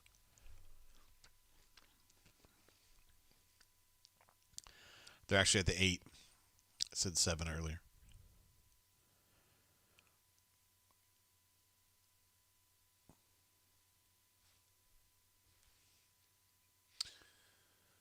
So throw to Malcolm Johnson Jr. And I mean, I don't know as though the throw gave him a chance to compete there. So Ben Patton's going to come on and attempt a short field goal here. Yeah. To me, this is an F. This is a loss. Assuming that he can hit this field goal. I still think this is a terrible loss on the drive.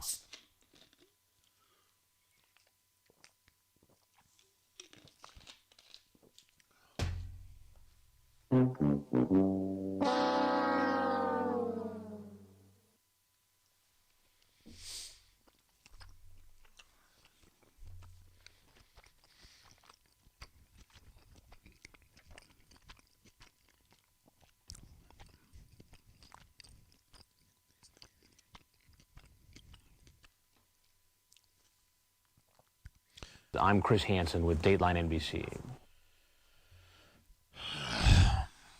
My goodness gracious.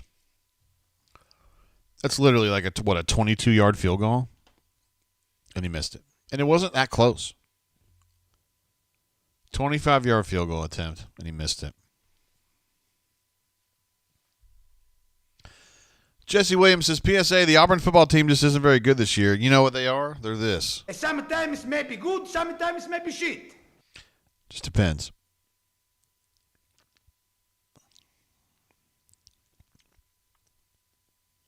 What's going on, guys?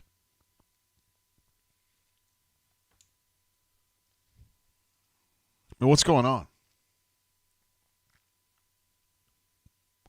Scott C says it's so hard to be an Auburn fan. You're right, man. It's not always, but it seems to be right now. It just seems to be like.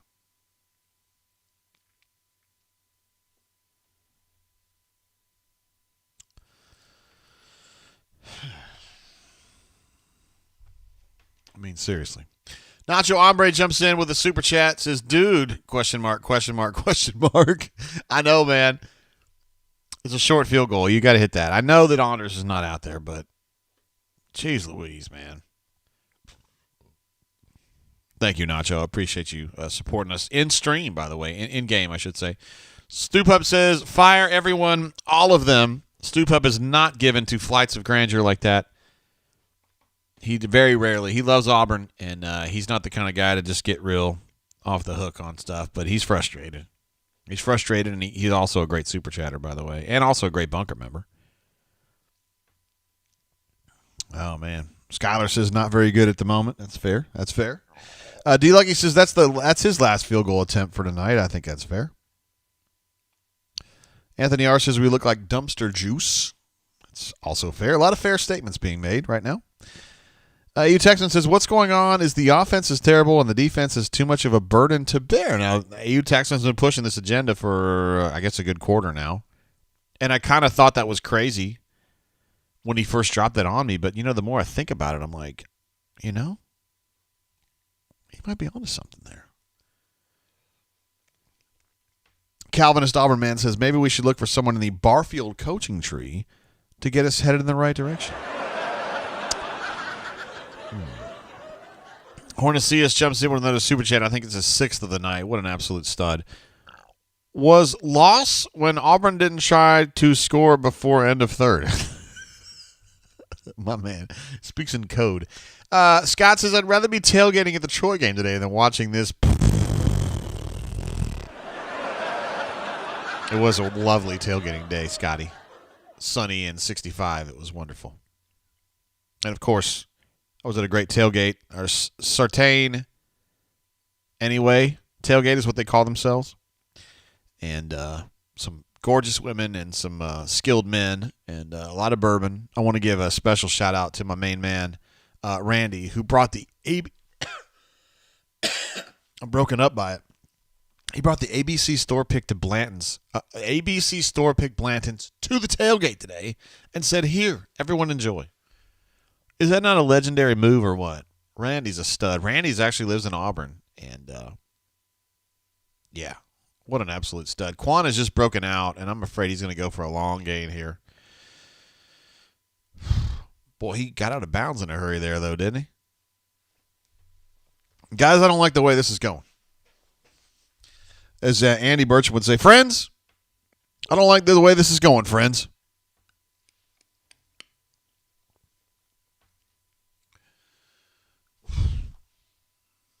Man, where is the fit? Who is fitting that run? Somebody's got to be fitting that run.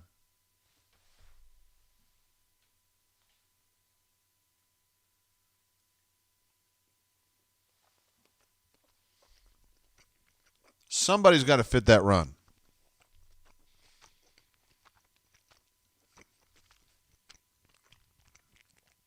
Man, Anthony, I know you're kidding, but he says, do we hold up against the Turds next week?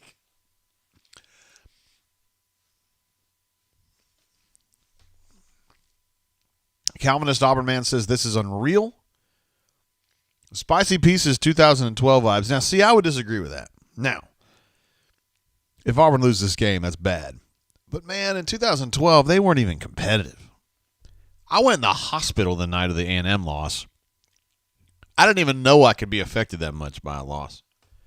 I mean, A&M could have scored 100 points that night. I'm telling you. Let's see. Chris says, yo, JG, do you razzle? I don't know what that means. But I think I might. I don't know what it means, though.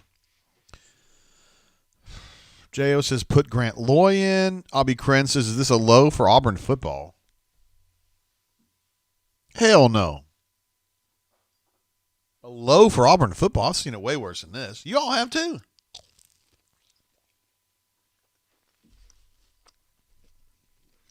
Uh-oh, Paul Maharry's in the house. I referenced him earlier. It was actually Roddy, but it was instead of Paul, but I love Paul too. First-time listener, loved Jay Tate. Love you, Paul. I really did kind of shout you out earlier because I love you over there. Paul, one of our friends from UGAsports.com, who's no doubt here for his own reasons, but hey, it is what it is. It is what it is. Sam H. says, just an absolute collapse of a season, guys. My goodness. Who's this guy? I'm just kidding. Sam's been here all year long. He can say whatever the hell he wants to say. Julia says, can we just forfeit the Alabama game so our two players can enter the draft? Ay, ay, ay. Ryan S. Again, Ryan S. is a great super chat, a great bunker, brain drainer, I should say, and a good bunker. Played football, the guy knows his shit. Not someone who's prone to talking shit to anybody, because he's been there. He says, last week was a low, but losing to Shane Beamer might be worse. When Ryan S. says stuff like that, like, you should listen. Not that you guys didn't, or weren't, or wouldn't. I'm just saying, I feel that. Nacho Hombre says, I don't know what razzle means, but I'm freaking rustled. Do we have a rustled soundbite? We need a rustled soundbite. Do we have one? Yeah, I got one right here. Yeah, on Monday, I won't make it on Monday because I got someone calls on Monday. Anthony R. says, this is going to hurt recruiting. Yeah, it might. Yeah, it might. Matthew R. says Auburn never adjusts on any side of the ball. I felt like for the first half of the season, maybe the first 2/3, they did. Sterling Sharp, I love Sterling Sharp. He wore 84 for the Packers back in the late 80s, early 90s, and he was such a beast. That kid was so good, man. I was actually talking about him the other day about how good Sterling Sharp was. He got hurt. He got hit and had a neck injury that ended his career way early. And I'm telling you, he was as good as his brother, younger brother, Shannon Sharp. Different kinds of players, but equally good. Auburn's run defense doing okay right there. Not a problem right there. Darkside says, I thought Bo was the problem, JG. Not that I ever said he was, but I know what you're saying right there. Let's see. Mike A says, can we get J-Head on? Actually, I will text J-Head and see if he's available tonight. We love it when J-Head can jump on here. Because J-Head is an absolute legend. We know that.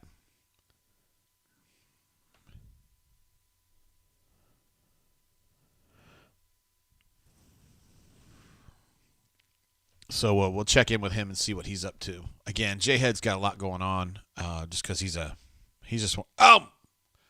I thought he intercepted that ball. Did it hit him right in the hands? Mobile Alum 1991 is in the house. She says, hey, JG, thank God we have Bruce. Can he coach football too, please? Hey now. Ryan D's looking at the positive side of things. He says, hey, we could be the Gators. They just straight up gave up on their season. I don't think Auburn's given up, have they? Auburn hasn't given up, no. No, he hasn't given up. Of course not. David P says, how was that not an interception? Dude, I'm surprised myself. I thought he had it. I thought it literally hit him in the chest. 3rd and 9. Oh, all right. So, is that TD? No, it's Derek Hall. Got the sack for a 4-yard loss, and he's celebrating. Hey, dude, you're down with 11 minutes to go at South Carolina. Like, let's focus on getting ahead here. All right? J.O. says, can we have a COVID outbreak before the Iron Bowl? What? Stop that. Chris Williams says, I hope Arch Manning isn't watching this. Love it.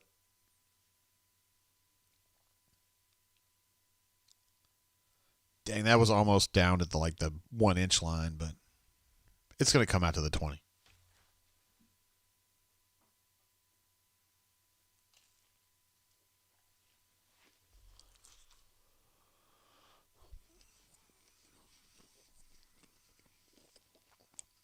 Let me guess. He's not leaving unless he's in a pine box, right? Shane Beamer?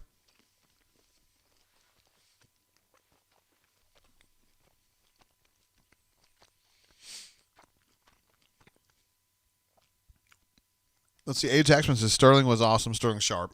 He's a great wideout for the Cox many years ago. Shannon's mention if his bro and Hall of Fame speech was great. I need to listen to that. I don't know what he said. I know that's happened a while ago, but I wasn't paying attention.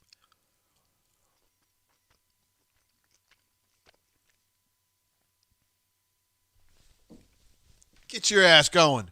You ain't hurt. 13-yard carry for Take right there, 11 of which are yak yards.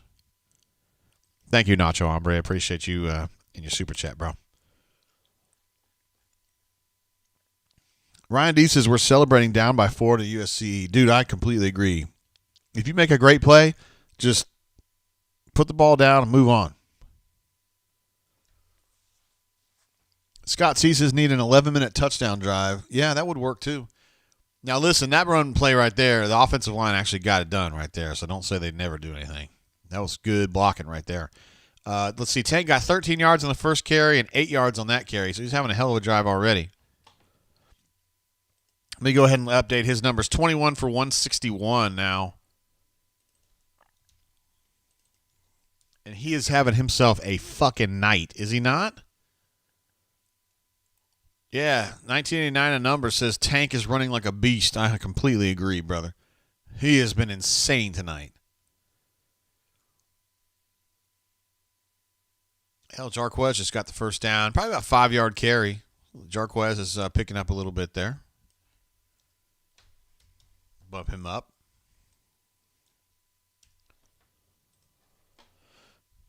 You know, Hunter was saying at halftime that he's surprised by how often Auburn seems to kind of figure something out offensively and then doesn't go back to it And I don't know. Maybe we're seeing, Mike Bobo kind of realize what he's got here and just kind of go at it. He's been pushing. Well, he's got Jarquez in there right now, but you know what I mean. Tank can't carry every ball. That pass really sucked.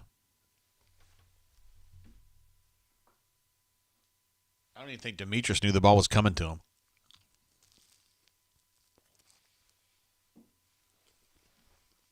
I don't think he knew. Deezer's in the house, you guys. We got celebrities on here now.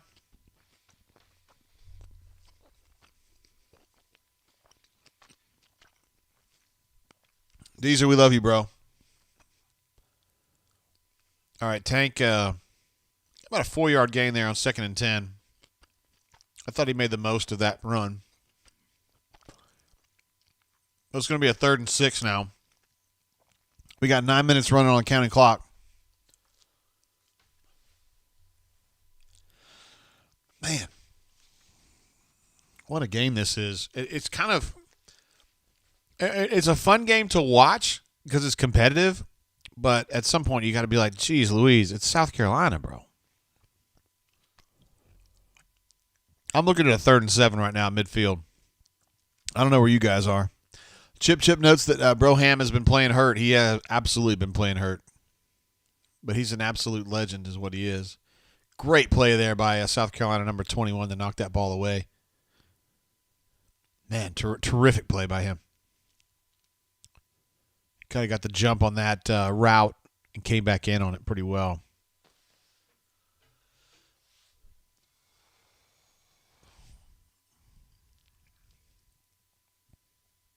Yeah, it's a nice football play. 4th and 7 at midfield. They're going to go for this, right?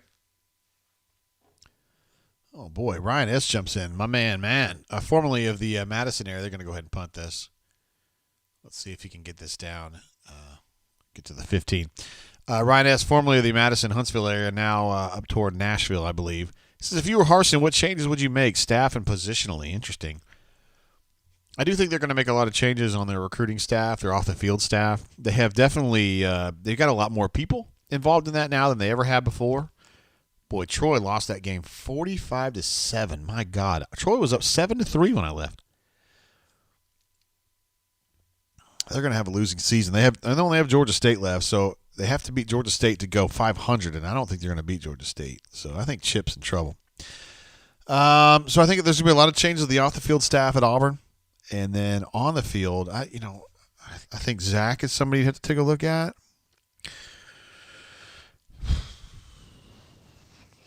Bobo and Friend aren't going anywhere. Bedell's, they've been fine. Cornell's been good. Zach and, Keesaw's his guy, wide out, and the defensive side of the ball, Schmedding's definitely a lifer with these guys, so it'd probably just be Zach. But I like Zach. I mean, I'm not trying to sit there and blow this on Zach. It's not. But Deezer says everyone who partakes in the drain is a celebrity in his opinion. Well, your opinion certainly matters, Deezer, and I appreciate you, bro. Let's see. Anthony says, who would you rather keep, JG, Mason or Bobo? That's a good question. If I had to pick one, I think I would take Bobo. No, I would take Derek Mason because he does a lot more. There's more to Mason than just his coaching, but I know you guys are frustrated by the coaching. Hell, Daniel P. says this squad is pathetic.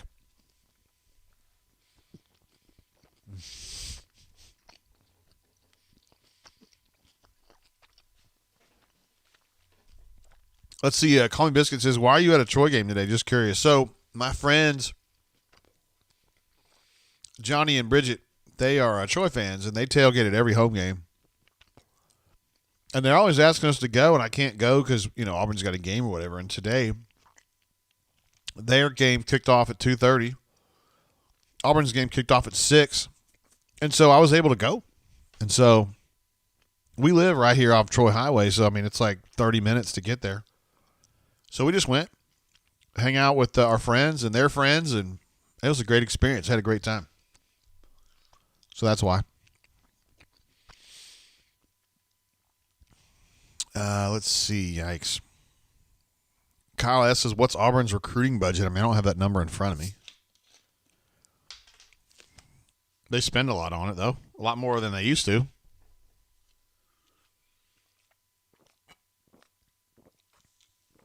Chris M jumping in on the Bobo or Mason thing.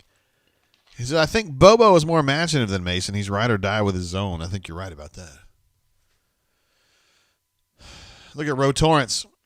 He forced that ball outside. He did a hell of a job, but nobody really there to support him. It's still a modest gain, though. Let's see. Spicy Pieces, where do we go from here? Losing our best defenders and worst talent coming in. You see, I'm not sure that's true. I would not be surprised to see a lot of these dudes that you think are going to be leaving to actually stay. Because I don't think you have, particularly on the defensive side of the ball, you don't have any slam dunk guys, you know. I mean, Owen Papo is a great athlete. Holy shit, is Owen Papo in there? Or is that Zacoby with, yeah, it's Zacoby with his jersey's kind of warped. Owen Papo is a freak athlete, but he hasn't played. Holy cow, what a throw, man. Rowe was right there to tip that ball, too.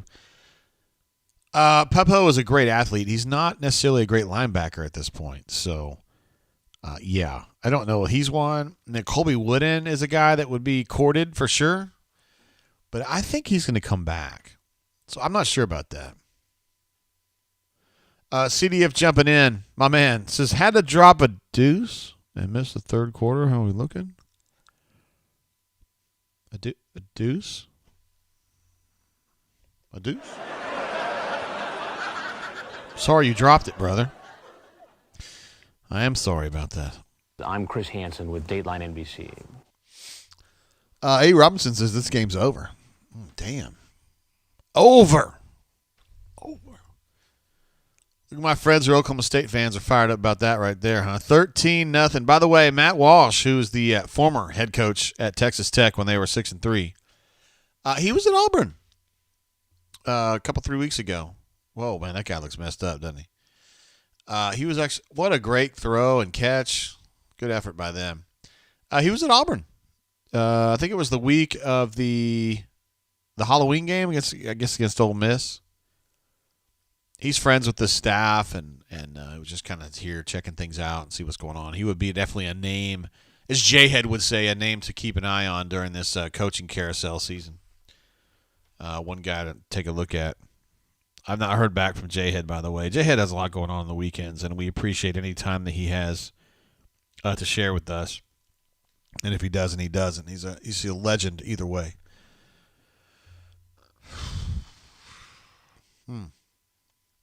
Ryan S. jumps in with another super chat. At least it's basketball season. It is indeed. Auburn Tigers again taking on UConn Wednesday. It's going to be their first big challenge of the season. UConn's, I think they're going to be, they beat Binghamton today, so they're 4-0, but they've played some bad teams. I know Auburn hadn't played great teams either, but Colby Wooden with a missed tackle there. Cam Riley, again, he's going to end up playing 40 or 50 snaps today. I mean, he had 40 snaps the whole season coming in. Jesse says, where in the hell is Zacoby first round? Oh, yeah, somebody must have said that earlier, because Zacoby ain't going in the first round. There's no way. There is no way. I like him, too. He's great. Obviously, we all like him, but he's not nearly big enough to be a first-round linebacker.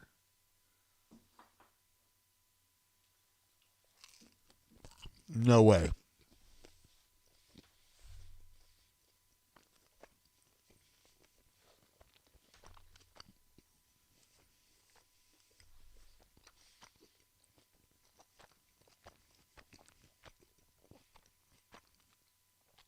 They're going to mark him a yard short. It's going to be 4th and 1 from their own 48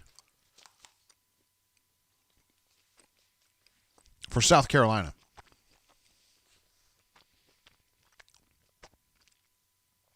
You're talking earlier about why is Cam Riley playing so much. They've been playing some 3 linebacker sets is the deal. It's not really an exclusive deal with Wooten.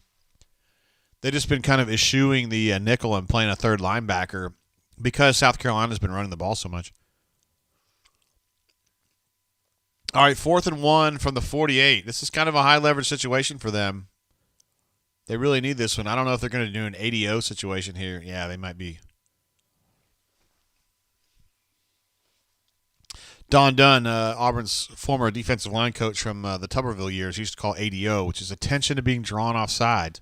Ryan Schuler has definitely heard that phrase a few times in his life. ADO, ADO, ADO. You try to get them to jump and get a 5-yarder.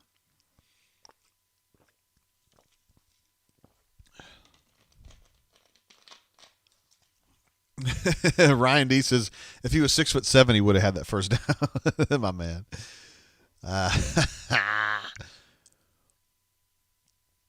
Daniel P says, is Harsin irreparably tarnished if we lose out? Irreparably tarnished. I like it. That's a great turn of phrase right there. No, I don't think he is. He's a first-season coach. I mean, come on, let's get real. I mean, our expectations for this team, it wasn't like, hey, man, it's going to be us or Georgia in the playoff. I mean, come on now. If you were expecting Auburn to be like 10-win team, you're just wrong. Anthony R. says, Holden, G starts next year, JG, bank on it. Well, I mean, Bo's going to probably start next year, right? But maybe the year after that, though.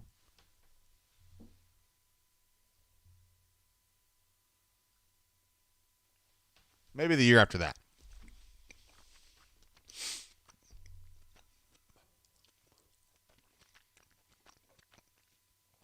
Let's see. You think Bo still transfer, huh? Chuck thinks Harson, Harson, is going to Washington after this year.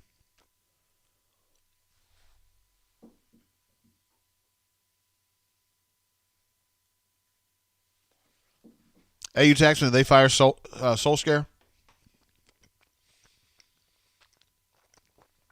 Terrence says we expect Auburn to beat South Carolina, JG. No, that's fair. That's fair. 100%.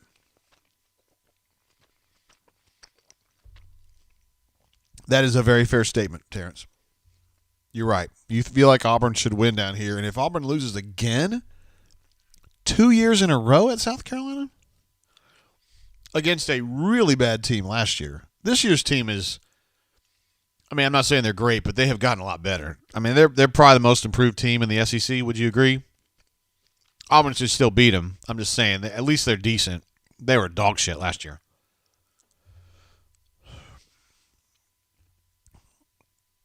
Let's see. CDF thinks this one's on Bo, of course, referencing my 3-2-1 column, right? EU Taxman says not official yet on Ole Gunnar Solskjaer. We'll see how that plays out. Of course, it's a little bit different England time.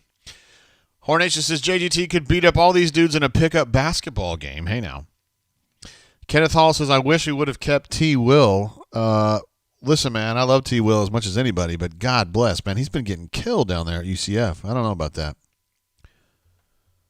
A. Robinson says Tennessee is probably most improved. That would be a team. That's a defensible position. You can defend that position, and I would encourage you to do it.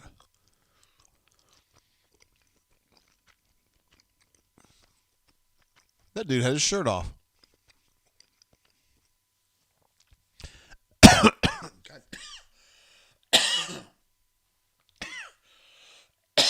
Sorry, guys. Dang. My bad. All right, they've changed their mind. And they're going to punt this ball. So Auburn's going to get this ball back with 5.5 to go. And they're going to get it at about the 8, maybe the 7. And they got to have a touchdown here. It's a touchdown or nothing.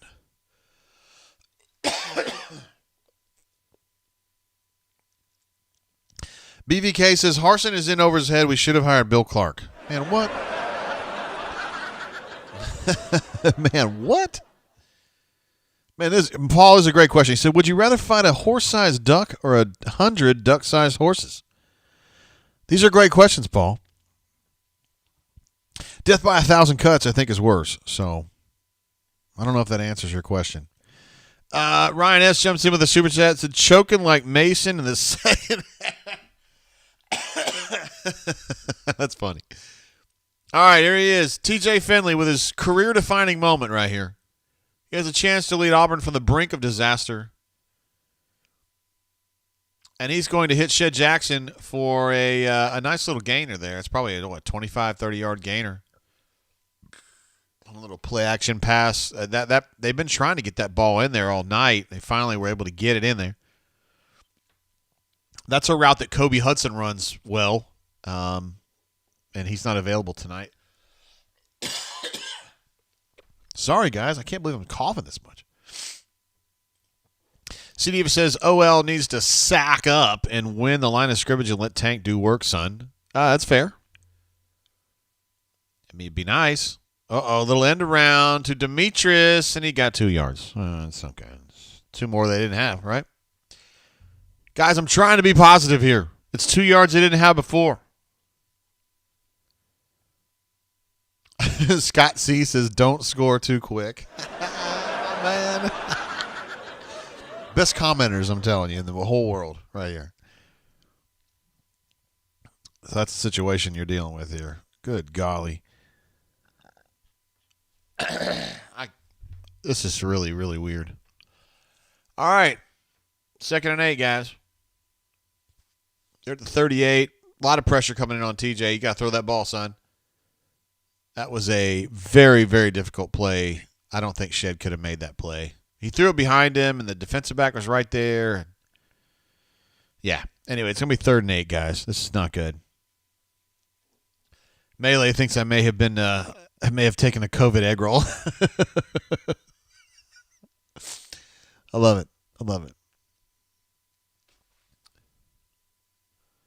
Hornatius thinks I've got that Rona cough. No, I got that egg roll cough. That's what I got. Or actually, it's whatever I got. All right, 3rd and 8, guys. This is pressure time here. This is pressure time. And they went with a tunnel screen to Demetrius, and he lost a yard.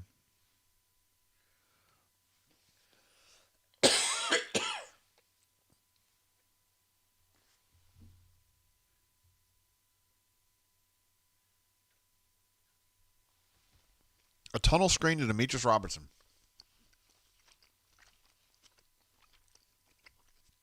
And they're going to punt it. They're going to punt it.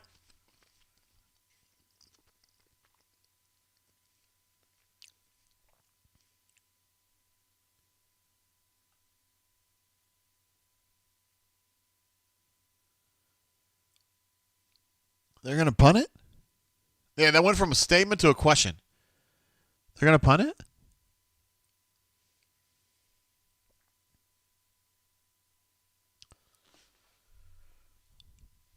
It goes from a question to a statement.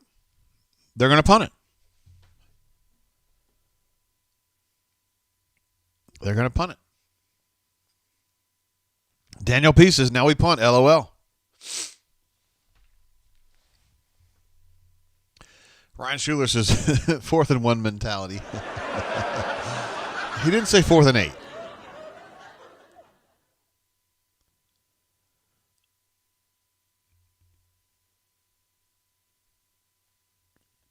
I'm like that kid on the meme on the internet where he's like,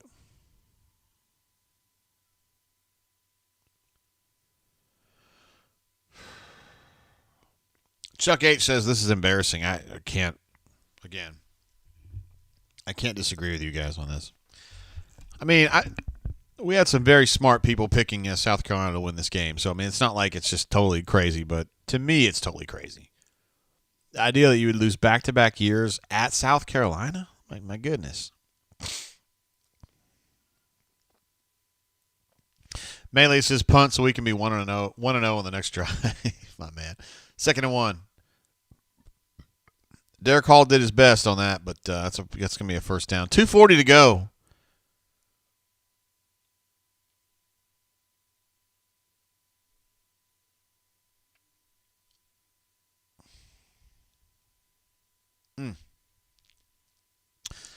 Well, we'll just say we'll get him next year.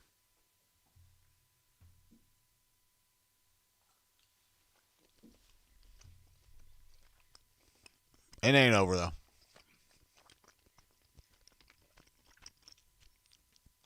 They need a number 19 in the stands is what they need. They need a number 19 is what they need. They need Trey Gaines out there is who they need.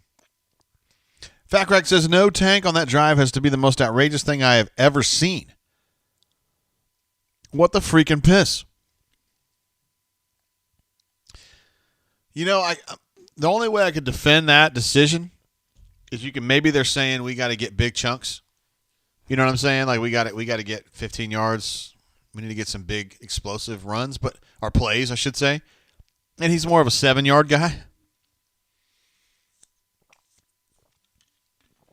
But Fat Crack, at the end of the day, you and I are on the same page there, brother. Chris M says, thank God for rum. I think there's going to be a lot of alcohol consumed from the Auburn side tonight. Absolutely. Even Ruxy Poo's jumping in. Ruxy Poo loves him some Auburn Tigers now. And he ain't somebody to come on here and shit on people. And he says, just terrible, terrible, terrible play calling. Cleveland Brown said, another short drain after this, SMH. Yeah, it may not be a long one. I don't know. I don't know what to say. I don't know. Jesse says, at some point you have to question if Harsin knows what the hell he's doing. I know it's only year one, and the players he has aren't world beaters, but holy piss is what he says. Deezer, who, again, not somebody who says a bunch of crazy shit. Says, cleaning house is what got us here. In between Bummer and Georgia blowing up, the coaching change has put us on the road to becoming the SEC West version of Tennessee. Ooh. All right, so you're looking at a 2nd and 5. They just got a 0 gain play. And so now they're looking at a 3rd and 5 with 2:23 on the clock. Auburn has just taken its final timeout. Auburn, if they can get a stop here, definitely are going to get the ball back with some time on the clock. But your question is, Tank getting 7 yards of carry, is he the kind of guy that can get you fixed up here? You're going to have to rely on Finley to make some throws, and I just don't know that he's been there, Charlie B is giving Auburn a big fat F on the coaching grade. Not great, huh? Let's I understand that. Let's get some of these numbers updated. Finley is now 17 of 32, a perfect 50%. In an era where anything under 60% is disastrous. 188 is where he's at. Remember back about 3 hours ago when we were like, oh, this has been pretty easy. Tank is 22 carries for 164. And Southcon is going to go ahead with this 3rd and 4 play right here. This 3rd and 4 from the 43. And this is really pretty much the ball game. Auburn's out of timeouts now, so if they convert this, that's going to be a wrap. Auburn's pressure was just so. Did he catch that ball? If he caught that ball, he made one hell of a catch. I can't tell what happened. Did he catch it? I don't understand what they're trying to argue here. Can you guys tell what happened? I can't tell what they're saying. ESPN, can we get a fucking replay, please? Thank you.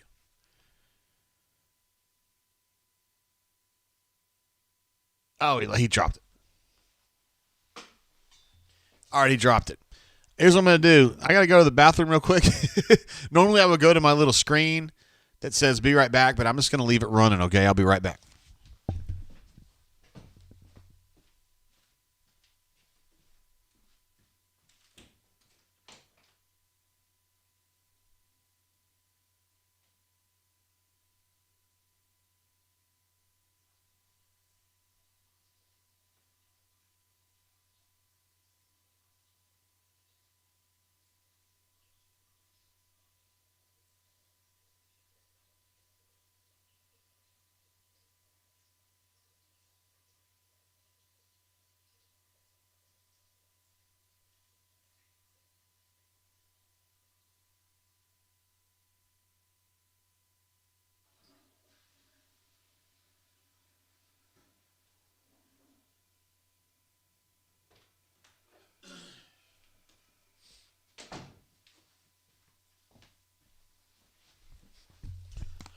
All right, we're back. Ruling on the field is pass incomplete. No, ruling on the field is pass complete somehow. He completely dropped the ball. Yeah, I mean, there's no doubt about that. Let me see if I get some of these other numbers updated. Auburn 6 of 14 on third down, and they are now 1 of 8. See, that's great, man. But it doesn't matter because you're down on the damn scoreboard. You know what I'm saying? 38 for 159 is their rushing situation.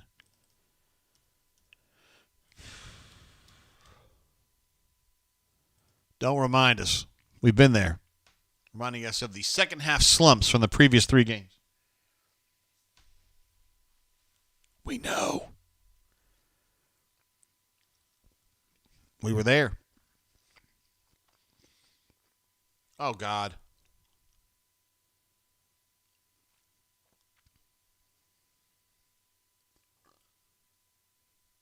I totally thought that was going to be off of Jalen Simpson's ass.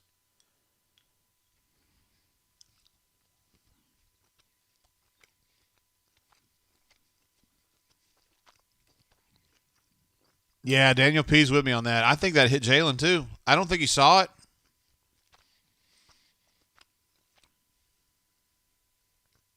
I don't think it did. I don't think it did, actually. Didn't seem like the refs were very worried about it. They're just going right at it.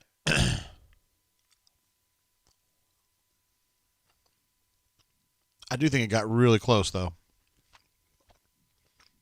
There's a very similar play to that in the 2011 Florida at Auburn game, where Darren Bates recovered that ball that they thought hit Gillislee. You guys remember that one? I don't think it hit him.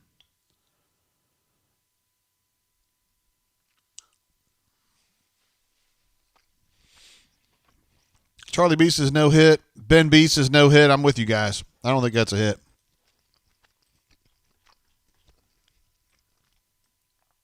Yeah, Terrence is lucky. Yeah, you're talking about seriously lucky. Like 6 inches the other way, and this game's over. Or this game might be over anyway.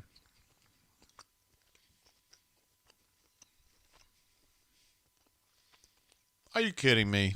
All the technology you have, you're going to show me a replay from the fucking Jumbotron?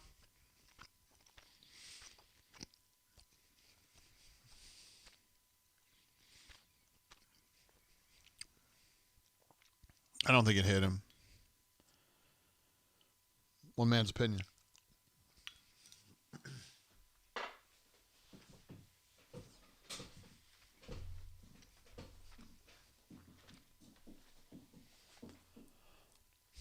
Jesse thinks this game's over.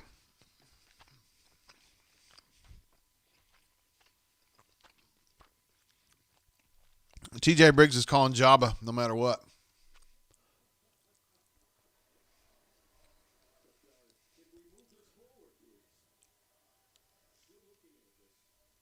Hey, there's Jarrell Bostrom. My man.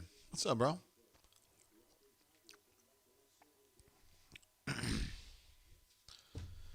Hey, look at the second half slumps, guys. I don't know if you guys know this, but Auburn's had some trouble in the second half lately.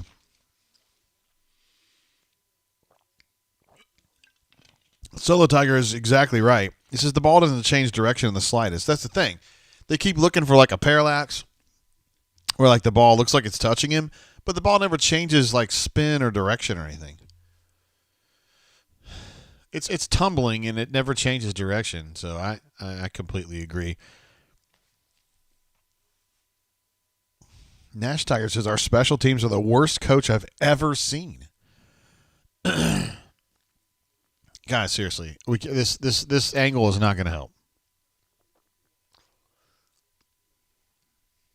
Calvinist Auburn man says definitely touched his knee, so he's seeing something a little bit different.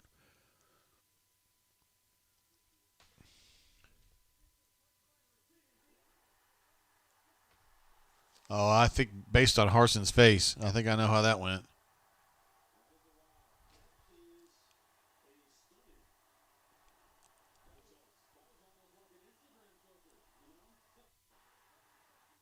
Wow. I want to hear this actual call here.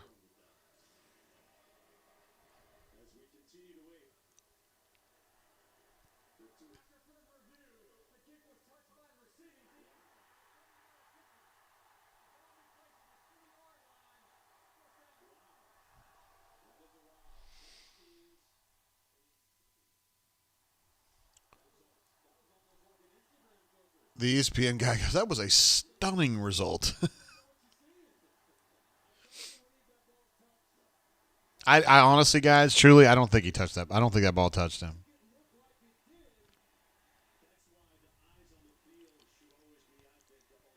He said, Harsin said the ball didn't move. I have to agree with him. Jalen feels bad because he's the guy that got in the way ultimately, but really that's on Demetrius. Demetrius has got to know that that's a dramatic situation, and he's got too many dudes around the ball, and he's just got to field it. I don't know what else to tell you. Yeah, I just think Demetrius has got to catch the ball. I really, to my death, would say that ball didn't touch him. And there's so many opportunities for that ball to hit. The way that it's tumbling, it would have changed direction or something. I just that's a weird call. But I mean, to be fair, it's so close. Demetrius has got to catch that ball. Period. Auburn has no timeouts left, so this is essentially major trouble here. Chuck H says, "Oh, Love the Cat says JGT had hit him." Okay. Guys, I mean, seriously, I don't know if you see my eyes. Here's what my eyes do when I don't wear glasses. I'm not a good guy to judge these kinds of things. I'm not trying to be the be all end all here. Stu Pup says this staff is trash. Not good. Stu Pup is generally not prone to trouble like this. Disappointment, anger, hostility. He's not that guy. But wow, I just can't believe this is going to happen. It's 2 weeks in a row, right, where you felt like Auburn had control of the game. I mean, I know it was only 14-0 this time, and it was 28-3 before, but which is more of an emphatic control of the game. But those first two drives, actually it was two of the first three drives they score, and you're like, all right, they got this. And then they don't.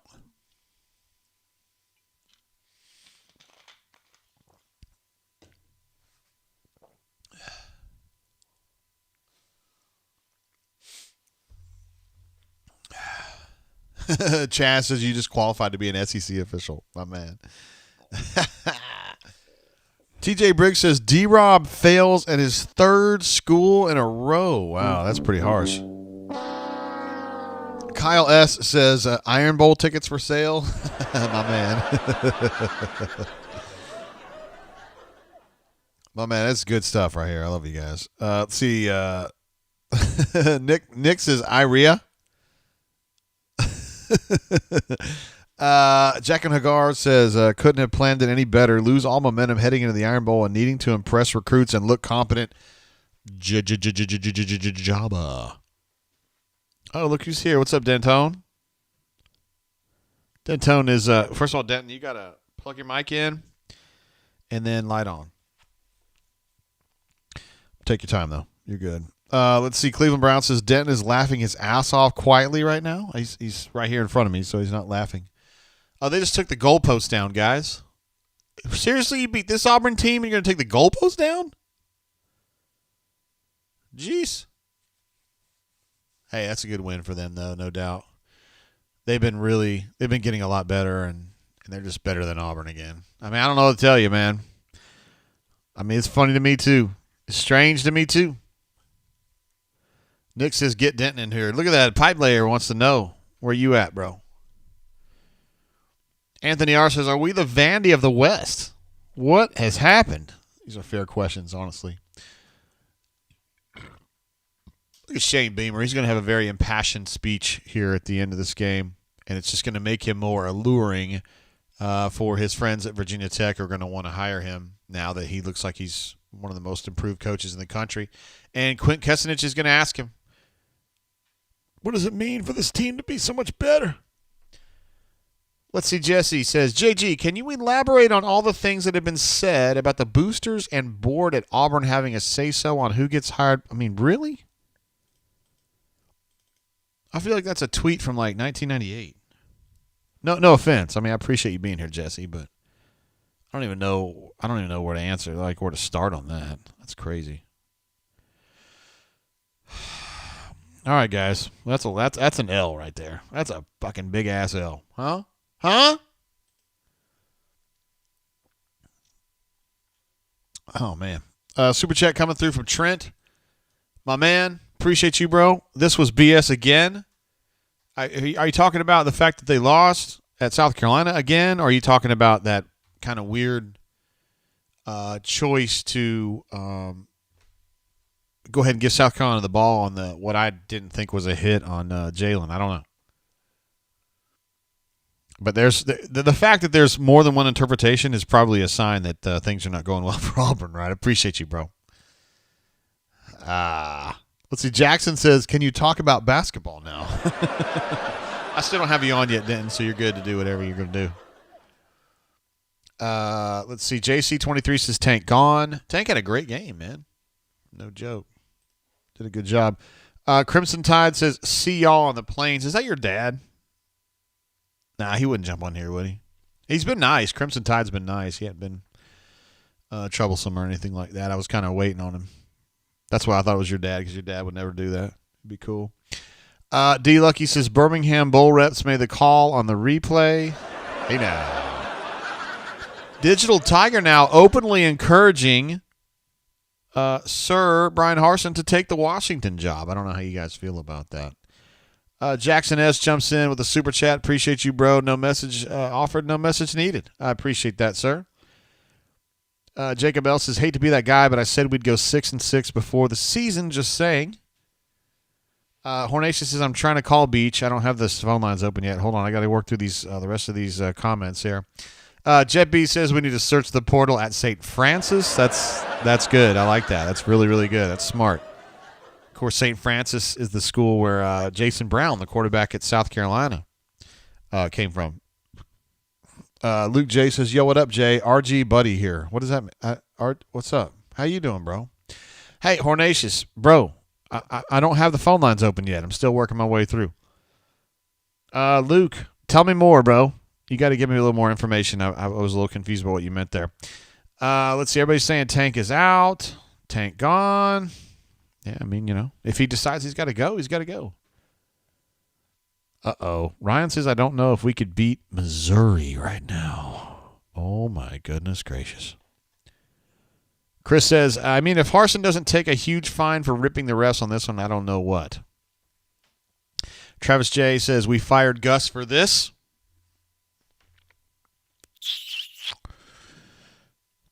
Everybody's saying Tank is going to transfer. We'll just see what happens. He's got a really close relationship with Carnell. We'll just see what happens with Carnell. Is he going to be here, et cetera, et cetera.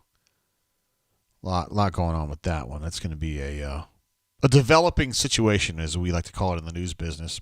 Cleveland Brown says, so glad I didn't make the 8-hour drive to see that shit show. Sometimes may be good, sometimes may be shit. We met expectations in a crash and burn fashion. Jackson says, can you talk about basketball now? My man. We talked about basketball a bunch earlier, no shit. But now we're talking about football here for a minute. I get the joke, though. Stoop Up says, basketball season is officially here. Thank God. Yes, the Auburn Tigers are going to play again Wednesday against the hated UConn Huskies. Let's see. Matthew Ray says, who would want to stay and not just transfer out after this? Wow. It's getting dark in here, you guys. Wow. Fat Crack jumps in and says, I said Tank needed 25 and the lame offensive coordinator can't see it. Unbelievable, JGT. Unfreaking believable. Yeah, let me make sure. Because you said that he had to have 25. He finished with 22 for 164, so those numbers are legit. Appreciate you, Fat Crack. Thanks for your support tonight and all the nights, of course. Let's see. Sterling says, nah, dude, Harsin is not it. Again, Sterling is not someone who is prone to saying crazy shit on our chat. And he's just saying that. Nick Morris says, brighter days are ahead. My man, easy to say that when you're a Purdue fan. 7 wins they had, by the way. Yeah. How about that? Purdue looking down on Auburn right now, huh? Not the first time it's ever happened. Baba Dudat says 21 total points is not the worst defensive effort of all time, y'all. I mean, yeah. I don't know how AU Taxman feels about this. AU Taxman was trying to tell us earlier the defense was the problem, and I had a hard time kind of feeling that, but like And I still look at the numbers, and I'm like, 17-21, you should be scoring more than 17 at South Carolina, especially considering you scored touchdowns on drive 2 and drive 3. But I'm willing to consider what's going on. Somebody just gave me a thumbs down, Den. This really pisses me off. I don't know why you would do that. Ruxy Poo says coaching was absolute garbage. We've regressed from an average team to a very bad team. WTF. If you want to know my opinion, I think that's a fair thing to say. Let's see. We got Power Man hitting me on the JGT hotline here. He's ready to go, my man. Mike Ace says, serious question, JG. Do you think the Heat is about to take? Is the Heat about to take? With the Iron Bowl ahead, does Harsin possibly consider the Washington job now? Interesting. I need to get more information about how serious Washington is about him. I do think that Pete is a big deal up there, and I think their AD, Jen Cohen, definitely would talk with Pete about it, and I think Pete would push for Harsin. But, man, I don't know if the optics look really good right now. I don't know. Chuck says it's pretty clear Harsin has 1 foot out the door to Washington. He has put zero effort into recruiting, and the team keeps getting worse every week. Denton, god dang. How about that? We got so many chats coming through. Sam H., you probably super chatted this like 5 minutes ago. I'm just getting to it. He says, please drain more this basketball season. Love the drain. Hate this season. Word M Eagles, see you all on the court. Oh, and JBDC Elite is texting me as well. My man. Sam, we appreciate you, bro. I know you've been here since the beginning, and not just today, but the whole season, and it's appreciated. Sarvi Hector, my man. The last 3 weeks are much, much more than a talent issue, like we kept saying. Oh, Luke J, my bad. Rebel Grove, my guy. Love you guys. Actually was referencing y'all earlier as a group, not you individually. Let's see what else we got. AU88 jumps in, says, can someone punch Bobo in the junk? Wow. Not good, huh? Wow. Darius jumps in and says, Mason came from Vandy, Bobo from South Carolina. What did we expect, guys? A lot of truth bombs being dropped in here. No joke. 49 minutes to midnight says, please, God, take the Washington job. We may just need to go and jump on our – God bless, there's so many chats coming through. You guys are incredible tonight. Benjamin jumps in with a super chat. Says, I feel like you got to give Coach Harsin more than a year. Don't be like Tennessee fans wanted to fire coaches after 1 year. Interesting that Benjamin would come in with the Tennessee orange. All that's just randomly generated. And we know Benjamin's one of the good guys for sure. Interesting. May not come to that. We'll just have to see. Ryan S., man, this is a really damning statement here. He says he's starting to regret #StopSteal.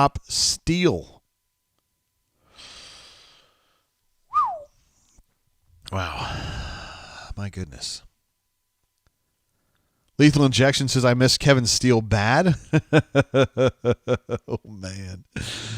Oh, man. Bradley B says, I just fired my Auburn gear. Wow, man, it's getting bad, guys, when you're firing your shirts and your jerseys. Jeff B says, the night Auburn football died. JC23 says, BAMs are going to hang 60. Oh, my goodness gracious. Brandon T says, hey, when does rock bottom happen, JG? If Auburn loses by 50 to Bama, that might be bad. Jeremy H says, please go to Washington. What a freaking disappointment. Oh, my goodness. AU88 jumps in again. He says, Tank only averaged 8 yards per carry. Put the game on TJ. Nobody's here blaming Tank. I promise you that. Nobody said that. But I don't understand. Yeah, some of the, Hunter talked about this at halftime about how these guys, these coaches, these last 3 or 4 games, they find things that work and then they don't continue to hit them. They get away from them. And, in the second half, they went to Tank more. Not enough. Nick M says, can you put on some dark music? The problem is, man, they get really tight on copyright infringement. So if I got to play like royalty-free music, and I don't have a bunch of that. I probably should have more. I wasn't expecting this problem. Anyway, all right, we're going to move over to our post-game screen, I guess. We're going to say goodbye to this one until next week when Auburn takes on Alabama. But again, kind of a weird game, as is customary for the Auburn Sounds of Silence from Denton. Thinks we should play Sound of Silence. This is kind of on brand for Auburn, right? Second half, take a big shit. Don't come back from anything. Don't show much resilience in the second half. And you end up wondering why Tank didn't get more carries. Again, it seems like this just keeps happening. Trent jumps in with another super chat. We appreciate you, bro. He says, can we get a Gus impersonation of tonight's performance? Yeah, hold on. What would Gus say? First of all, Gus would say that they gave a gutsy performance, I promise you. That's pretty big. I mean, they played a good game. Give them all the credit. I mean, their crowd was great. We came out there and we got a couple touchdowns early and we just didn't quite get it done. Second half, we got to do better. That's on me. We got to coach better. There's no doubt. We still got a lot to look forward to. It's been a solid season. We've won 6 games. Let's just move on to the next one. Let's just try to win that next one. He's been saying that a lot lately. Chip, my main man, who makes these awesome cups that glasses that I have. This is mine, the Brain Drain Commodore. We're going to be giving one away tonight. Probably Denton's going to have say on that one. He says, thanks for watching that crap with us the last 4 hours. My man, it's a pleasure. Sometimes it's not crap, as you know. Georgia Bulldogs football says play Reigns of Castamere. Wow, he's going back to some Games of Thrones reference on that one. Again, it would be a major copyright infringement, but I love where you're thinking on that, bro. Spurs Up says, good game, Tigers. That's a tough way to lose. From Spurs Up. Hey, man, if you're going to be a South Carolina fan jumping in the chat, there's meaner ways you could do.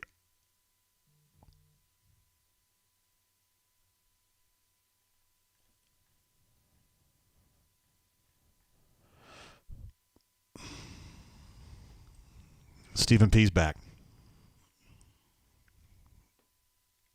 Thank you, sir. We love you. Like you wouldn't believe. I hope you're coming to the bourbon tasting event on Monday, December 6th. He says, and I can't underscore this enough, obviously the second half of the season has been brutal, but from your perspective, does this staff have the ability to recruit at a level to actually compete? Thank you for doing this. Even in a crap game, the Drain is a must-watch. Stephen P., ladies and gentlemen. And this isn't the first time. This is not his first rodeo. The guy's unbelievable. Now, the question is this. From your perspective, does this staff have the ability to recruit at a level to actually compete? It puts me in a very difficult situation because I know a lot of these guys. I have questions. We talked all summer into the fall when Jay Lee was here. Jay Lee's not here anymore. We talked more about it since then. We know they're behind the 8 ball. We know they got in late. We know that Georgia, Alabama, not necessarily Florida as much. Tennessee's done a nice job. Kentucky's done a nice job of recruiting. They're way behind those guys because they have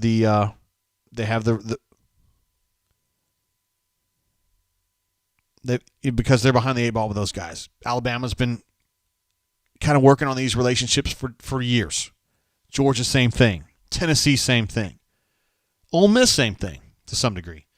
And these guys haven't. Can they make up the ground? I have questions. I'm just saying I have questions. I'm not saying I doubt them. I do think that the strength, and you guys are going to laugh at me, but I feel like the strength of this staff has been the coaching. Coaching's been bad the last 3 weeks. I mean, not necessarily coaching, but I mean the game day management has not been good lately. And so, yeah, I understand that would definitely create some rifts among the base, the Auburn people, and kind of wonder about that. Recruiting, no, I just don't think it's ever going to be a strength for them. I don't. I think they're always going to be swimming upstream, when you're going against Georgia and Alabama all the time. I mean, we're just being real about it right now. Georgia's recruiting at a very high level. Alabama's recruiting at a very high level and has been for more than a decade. So it's just going to be – it takes somebody special to kind of get in against them, and I don't think this group here is the one to do it.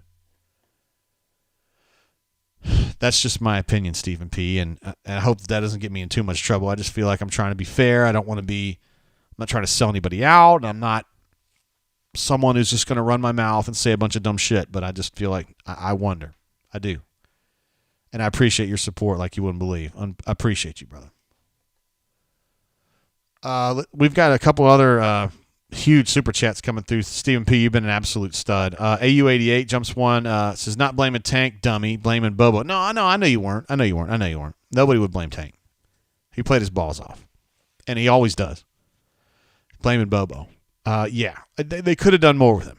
I think 22 for 164, and they had opportunities to run him more, as you know. So, yeah.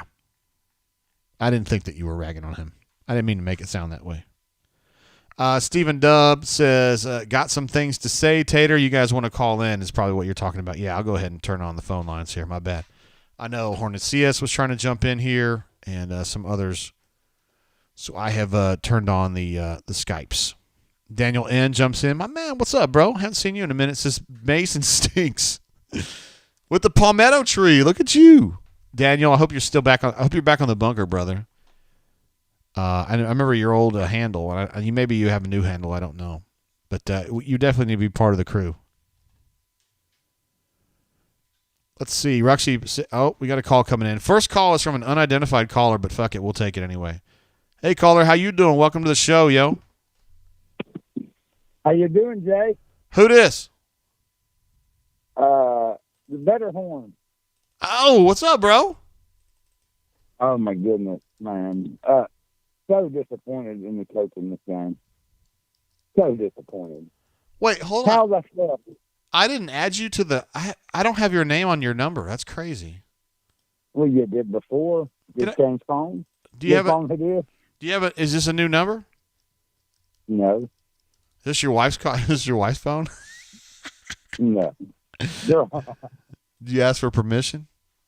Screw you, bastard. Nah. No, but for real though, who put a 4th and short in the hands of a backup QB in that scenario? It's kind of hard to. Well, I understand. You got Tank Bigsby in the backfield, 4th and short. I mean, I understand play action. Don't even give him the run, but throw to something else, not that. So you're definitely of the opinion they should have run Tank even more, right? I mean, dude, I'm a Harsin guy, but the past couple weeks, 2 or 3 weeks, have been terrible. Yeah. That Mississippi State game is legitimately the worst it's ever been, right? I mean, 40-0 run? Are you kidding me? No. The worst I've ever been is sitting there in the cold wind in 2012 against Texas A&M.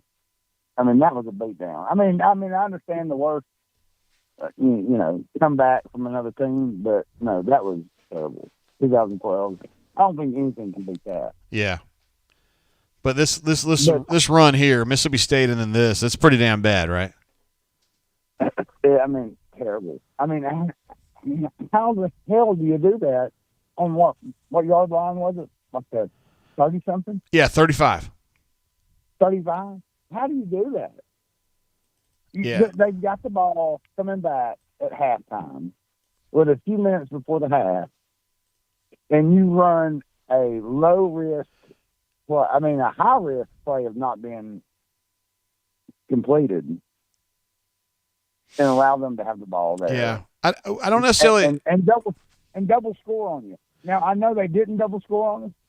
In the start of the third quarter, they didn't score. But you gave them the chance to. You go up 2 scores right there. That is... I mean, that's like John Madden football stupid. No, I'm serious. I know you are. I mean, that's like a terrible low percentage play. Right. We don't necessarily disagree with the going for it. It's the play call that is correct. I mean, problematic. You get stuff, you give it to your stud and let him do it. Yeah. But that's not what they did. They put it in the hands of a backup quarterback to make a pressure play on their own 35-yard line on 4th down. That's not smart. I mean, that's brain dead dumb. Wow. Is it not? Do you not agree? I'd have to go back and watch the play again. It would be different if you had your starting quarterback. If Bo Nix, no matter what everybody says about Bo Nix, and I have a lot of complaints about him, but he's a baller. He's a gamer. It would be different if you had him in there. So if it broke down and wasn't going to be a high percentage play, he could get that 1 yard with his legs. But that's not what happened. No. You put the game on the line with a backup quarterback that couldn't win the starting job at another school or this one, and put it on him to make that play. Yeah. I mean, in my opinion, that's just not smart. And I have been a pro Harsin dude, but it's getting harder and harder the past couple of weeks to be a pro Harsin dude or a pro Mason dude. Are you done? No, I'm not done. First year, you got to let him do his stuff, but he's got a higher hurdle to leap now, in my opinion. Yeah. This is 2 bad ones in a row, Hornatius. You're not joking about that. I mean, who the hell? How the hell does the head coach not say no? We are not going to go for it on 4th down on our 35-yard line with a backup QB that couldn't win a starting job. Yeah. It's stupid. Yeah, we got things to talk about for sure. Well, yeah. Well, hell, where you go anyway, man? Hey, are you coming to the bourbon event, aren't you? Oh man, it's up in the air. Don't say it too loud. My wife's sitting about 15 feet from me. What do you mean it's up in the air? If I can get a day off, I'll do it.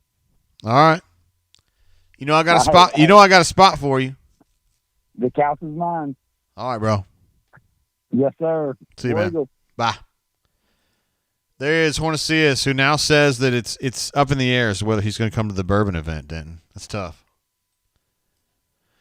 Benjamin had a super chat earlier that we're just kind of working our way through it. Benjamin says, please don't call me a Tennessee fan, Jay, LOL. No, I was saying it's auto-generated. It's not your fault, bro, that orange. But, hey, I appreciate you, man. I know you're not a Tennessee fan. I know you're Auburn through and through. Georgia Bulldogs football says Bobo is an ace recruiter. He can go head-to-head with just about anyone. Give him time. Definitely in the state of Georgia he can.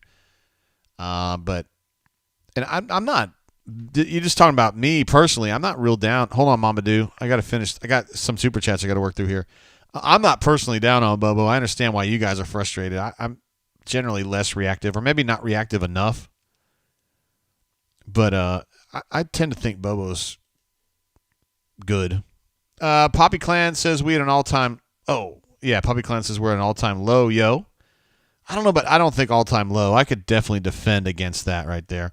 Corey G jumps in with a $5 super chat, says dumbfounded.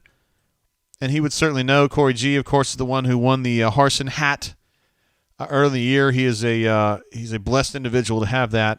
It makes him smarter, stronger, and more of a beast than he already is. And he was already one hell of a bunker member before he got the hat. Yeah, let's see if there's some other stuff. B-Mac jumping in as well. Man, we love B-Mac. What an absolute legend he is. Says, when do you come back to Mobile? Enjoyed meeting you with the DAG and the lovely assistant, who will be our next coach. Wow. Yikes. Are we there? Are we already there? We are there? We are there. Denton, are we there? Maybe. Oh, I got to turn you on, bro. My bad. What'd you say? Maybe. Oh, yes. I don't think so personally, but I could understand it. Man, B-Mac, hey, it was good to enjoy a little beerage and wingage with you, bro. I don't know. I'll be back before too long, though. My wife, my daughter's down at South, but she's coming back for Thanksgiving here shortly. And then my friend's son, John, he might be going to South Alabama next year, so I have even more reason to be hanging out down that way. I am missing some calls, by the way. Thanks again, B-Mac, for that. This was hilarious. Where is the no win November? That made me laugh. Look at that, John S. jumping in. This is John Starnes, who is an absolute legend in his own right. Tired of the whining. Love the play call on fourth down. It was open, wasn't executed. Nothing to lose, didn't work. Rather have that than field goal Gus. That's an interesting take right there. And John Starnes is he's an intelligent individual. He's not a dummy. I know him personally. E. Taxman says, I'm in the bunker minority, but I don't think coaching is our problem. We don't have talent needed to compete. Jeff Berry says, Terry Bowden, please come home to the Plains. I don't know about that. D, like you said, it's both. Absolutely. I could see that. Bill Miner says, setting stage for an upset next week. It's all a big head fake. Head fake. We're going to take Mama Doodat's call right now. Mama Doodat, my man, what's up, bro? Hey, Jay, how we doing? Well, been better.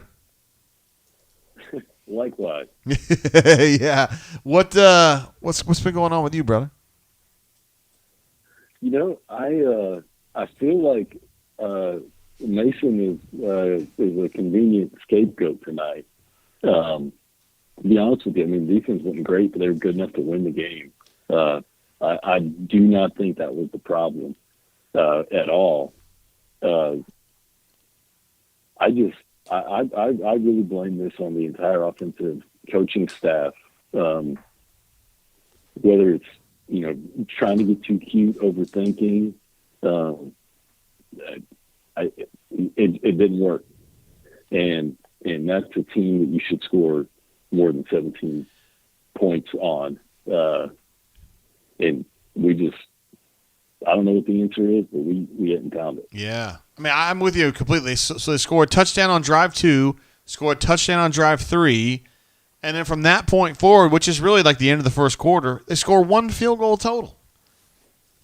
That just ain't going to get it, Mama do that. It just ain't going to get it.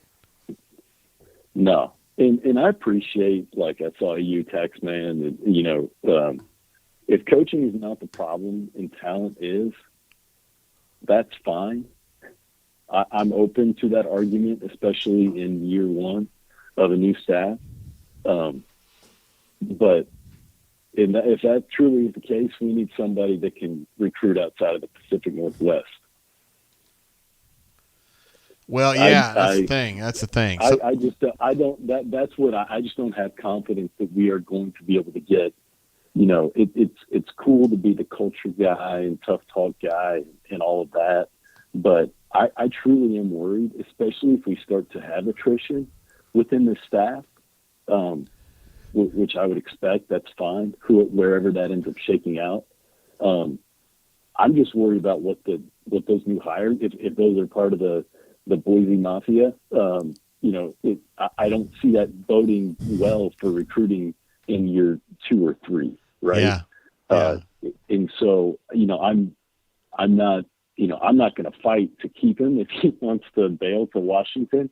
I don't know if I'm Washington, if he's looking real good right now either. But if I don't see something in year 2, I think we need somebody that can recruit. So yeah. If we're not seeing progress, again, it's not like the discipline and taking the stairs instead of the elevator is really translating to on-field success and toughness in the second half of games. So it's all about recruiting at this point. If we don't deliver and start to see progress next year, I think you're going to see me and a lot of other Auburn fans start to sour on this staff real quick. Dang, that's tough, man. I understand where you're coming from. At least you're of the opinion that you would give him another year, though, right? Yeah, no, we'd be stupid to fire. I mean, if we made the decision to move on from Gus, that had recruiting repercussions. So to do it 2 years in a row would be devastating. We cannot do that. And there was a few of us that said, hey, listen, we get the frustrations with Gus, we get it, but just understand if you move on, it's not like a sure thing that you're better. It's not a sure thing at all. And I think, people are starting to see that. But no, you got to give him one more year, absolutely. Yeah. But like I said, if I hope we do see progress in year 2, believe me. But if we don't, I'm not going to be too anxious to stick around for year 3. All right. Mama do that, dropping some truth bombs. People in the chat are backing you up on this stuff, so you're doing a hell of a job, obviously. Hey, listen, I appreciate the drain. Like I said, yeah, it's a must watch, especially for bad games. I appreciate all you do, Jay. And last thing, I will retract my statement from last week. And I'm not going to hate on anybody that turns the page of basketball season anymore. I get it. Okay, you get it, my man. Hey, what glass do you have? I know we sent you one of the Swoogan glasses. What do you have? 5, maybe number 5, number 6? I have I have the 007. Oh, 007. Wow, stealthy. I like it. Yeah, very, very, very stealthy. All right, man. We appreciate you, Mama Do That. Obviously being a great brain drainer and also a great bunker member too. So we love you, bro. Oh yeah, I'm scared to lug in the bunker now, but maybe I'll. It's probably a good idea. See what's going on. It's going to be straight carnage. Right, I know that. All right, brother. See you, man. Yeah. Bye. See you. Mama Do That saying he's concerned about getting on the bunker right now because he thinks it'll be carnage, and I would definitely say that's probably what we'd be looking at, Denton. That you would. Yeah, you would. What anything else tickle your fancy tonight, Denton? In the college football world? Well, Oregon's going to go down.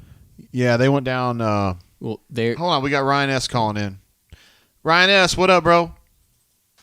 Not much, JG. How are you tonight? And anytime you call in, we obviously pick you up right away, and because you are not that special. I'm not that special.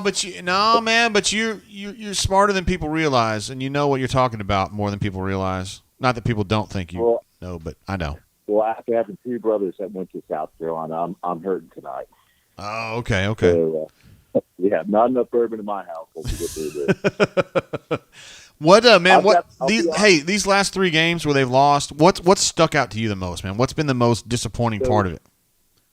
What my friends and I have been talking about is you take outside of Alabama State and Akron, we've only scored 9.4 points per game in the second half. That stands out to me. I don't know if it's Bobo going off a script or whatnot, if he can't call plays or something, or if his defense is adjusting, putting more of a bear look, putting someone straight up nose where I don't want to hate on Brahms, but where he has to then try to block one-on-one, and he's just not heavy enough to do that. And it's concerning.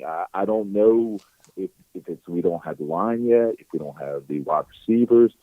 I mean, we have the running back. I don't know if this scheme's working out real well for him, but it takes a lot of different offensive players to go from a spread offense to a pro style. And that's why you see other teams have issues. That's why it's easier to make the transition, like what you're seeing at Tennessee. You can out scheme individuals on the spread, but on one-on-one, you can't with a pro style offense, and that scares me. Yeah. I'm nervous for what next year's going to be like with some of these guys leaving and seeing who's going to take up certain positions. And I hope that they have guys to backfill that, because some people need to move on for the betterment of their careers and life after football. And there's some that need the extra year. And I would love to see Broham move inside, get someone a little bit heavier, move inside opposite of Condor Jones, and then maybe have Zaire and find another right tackle. But I'm nervous. They need to go out and sell whatever they need to on to get some linemen in, because that's where we're way below average. I don't even know if we're MAC level on certain positions on the offensive line. Yeah, I mean, you're not someone you're not unnecessarily hard on offensive linemen because you've lived that life. What sticks out about this line in particular? Like when you're looking at it, and I know there's things about it that bother you as an Auburn fan. What are maybe the 2 or 3 things that really just stick out to you most about what's going wrong on the offensive line? I think in the beginning of the year, I think it was Reese that said it once on one of his podcasts that even in Gus's offense, you don't really signify the middle linebacker. And that's big. That's where you cue when you're at center. You're trying to cue off the middle linebacker on where you're going to run. And I wonder if that's part of it, just learning new terminology, learning the offensive blocking scheme. But, I mean, Will Friend can make chicken salad out of chicken stuff, but I don't know if we realize how much chicken stuff we really have at that line. I don't know if it's also going from a gap to man up on blocking schemes as well. That's part of it. But if you have a guy that's running 159 yards in that game, you have to keep feeding him. I don't put the ball in a backup quarterback's hand right there, and I'm just flabbergasted to say the least. Yeah. But I mean, I know you said earlier that you would make some changes on the safety side if you were going to look at any coaching changes. I mean, do you think anyone else, or do you think I haven't been impressed by special teams at all this year? That's been a big issue for us, and I think that's a third of the game that we're not capitalizing on at all. I tend to agree with you on that. That's something to definitely keep an eye on. For Zach, to me, it's not like just that the defensive backs haven't been great, because they haven't been, but Roger's been really good, but I just don't know if it's – I don't know. I just don't know if it's working out as well on that end. I think Zach's so young in his career. I think Zach was part of my recruiting class. Granted, he was scholarship, and I was walking on. He's a good dude, hell of a guy. I think that I would keep with Zach. I think there's other issues. I think he can progress as a coach, and I think if you take the bullet now and let him progress, I think he'll be fine. I think there's other issues, not to throw anyone under the bus at all, but when you look at special teams, that's a huge issue right now, especially with who's coaching that and what they're calling. I mean, you've seen Carlson regress this year. You've seen our returns regress. You've seen holdings on each and every single return that we've had. I don't know why we're just not fair catching it, or we're not going up to receive the ball and letting Simpson get in that position. It's crazy. Yeah. All right, Ryan. You're an absolute stud. We listen to everything you have to say about it. I'm not that big of a stud, not anymore. Yeah, you are. Yeah, you are. Y'all have a good night, and War Eagle. All right, War Eagle. See you, bro. There he is, Ryan S. I had a question here. Jeff B. Did he play at Auburn? He did. Well, I mean, yeah, he was on the team at Auburn back when I first started, which I guess says he's a little bit older. But nonetheless. We're going to call Coach Hunter now. And I know he doesn't really want to dig into this too deep, but maybe he will. I don't know. We'll see. He likes Auburn. Hey, man, you got to stop all that yawning if you're going to pull this thing through. Dude, I know. I went hard at Troy this morning, and now I'm going hard tonight, so it's tough. And you know who I was partying with, man. Paint, you better have them sneakers tied up there. Hey, man, you know who I was partying with, too. I don't want to get into names, but you know who I was with, and I had to go pretty hard to keep up with him, you know. I hear you, man. This game, man, I mean, we go through these things that happen, things you talked about at halftime, and, I mean, feed Tank, which you wanted them to do, and they kind of did, but maybe not quite enough, Hunter. All right, one of the biggest things in football is identifying tendencies, and as an offensive coach or a defensive coach, is self-scouting and know your own tendencies. Other than the second half of Texas A&M, find a game where Auburn ran the ball on 3 consecutive first downs on a drive. You can't do it. Right? 2 critical drives, second half tonight. Tank's averaging over 8 a pop. He's popped several for 20, 30 plus, right? And odd first down pass calls, get it in second and long. Then you run the ball on second down. You get 3, but now it's 3rd and 7, and you're completely one-dimensional with a backup quarterback who's not mobile behind a bad offensive line. Bad recipe, you know, and that happened at critical times. They don't stop him on the first 2 first downs you feed it to him. What makes you think they're going to stop him on the third? I'm still of the mind that you do what works until it doesn't work. All right. And they didn't quite follow that suggestion. They did give Tank some work, though. I mean, he finished, 22 carries, which is a lot more than he normally gets, but maybe not quite enough. There are times when you've got to go outside what you want to do in terms of your schematic and your perfect diagram of the game. Yeah, ideally you want to keep your number one back between 17 and 25 carries, right? But there are times when you've got to win a game and you've got to hitch the wagon to your best player and say, pull our ass to the finish line. Yeah. And I think they had it. They had the horse. He was there. He was playing. He was getting 7 or 8 yards a carry. They did. That's a confusing approach to football right there. Yeah. That was Ryan S. had a really good call, before you called me right here. He hit on some really key points. About that middle linebacker stuff? Yeah. Yeah. That and special teams details. Like this team is failing in that third of the ball game outside of Oscar Chapman entirely. Hey. If they don't take a touchback on the kickoff, they get hit for a penalty and Auburn starts to drive from the 10. How many times has that happened in the last 3 weeks? A bunch. Way too many. Yeah. Right? Yeah, way too many. And then just microcosm. That last play did not cost Auburn the game. They never should have been in that position, right?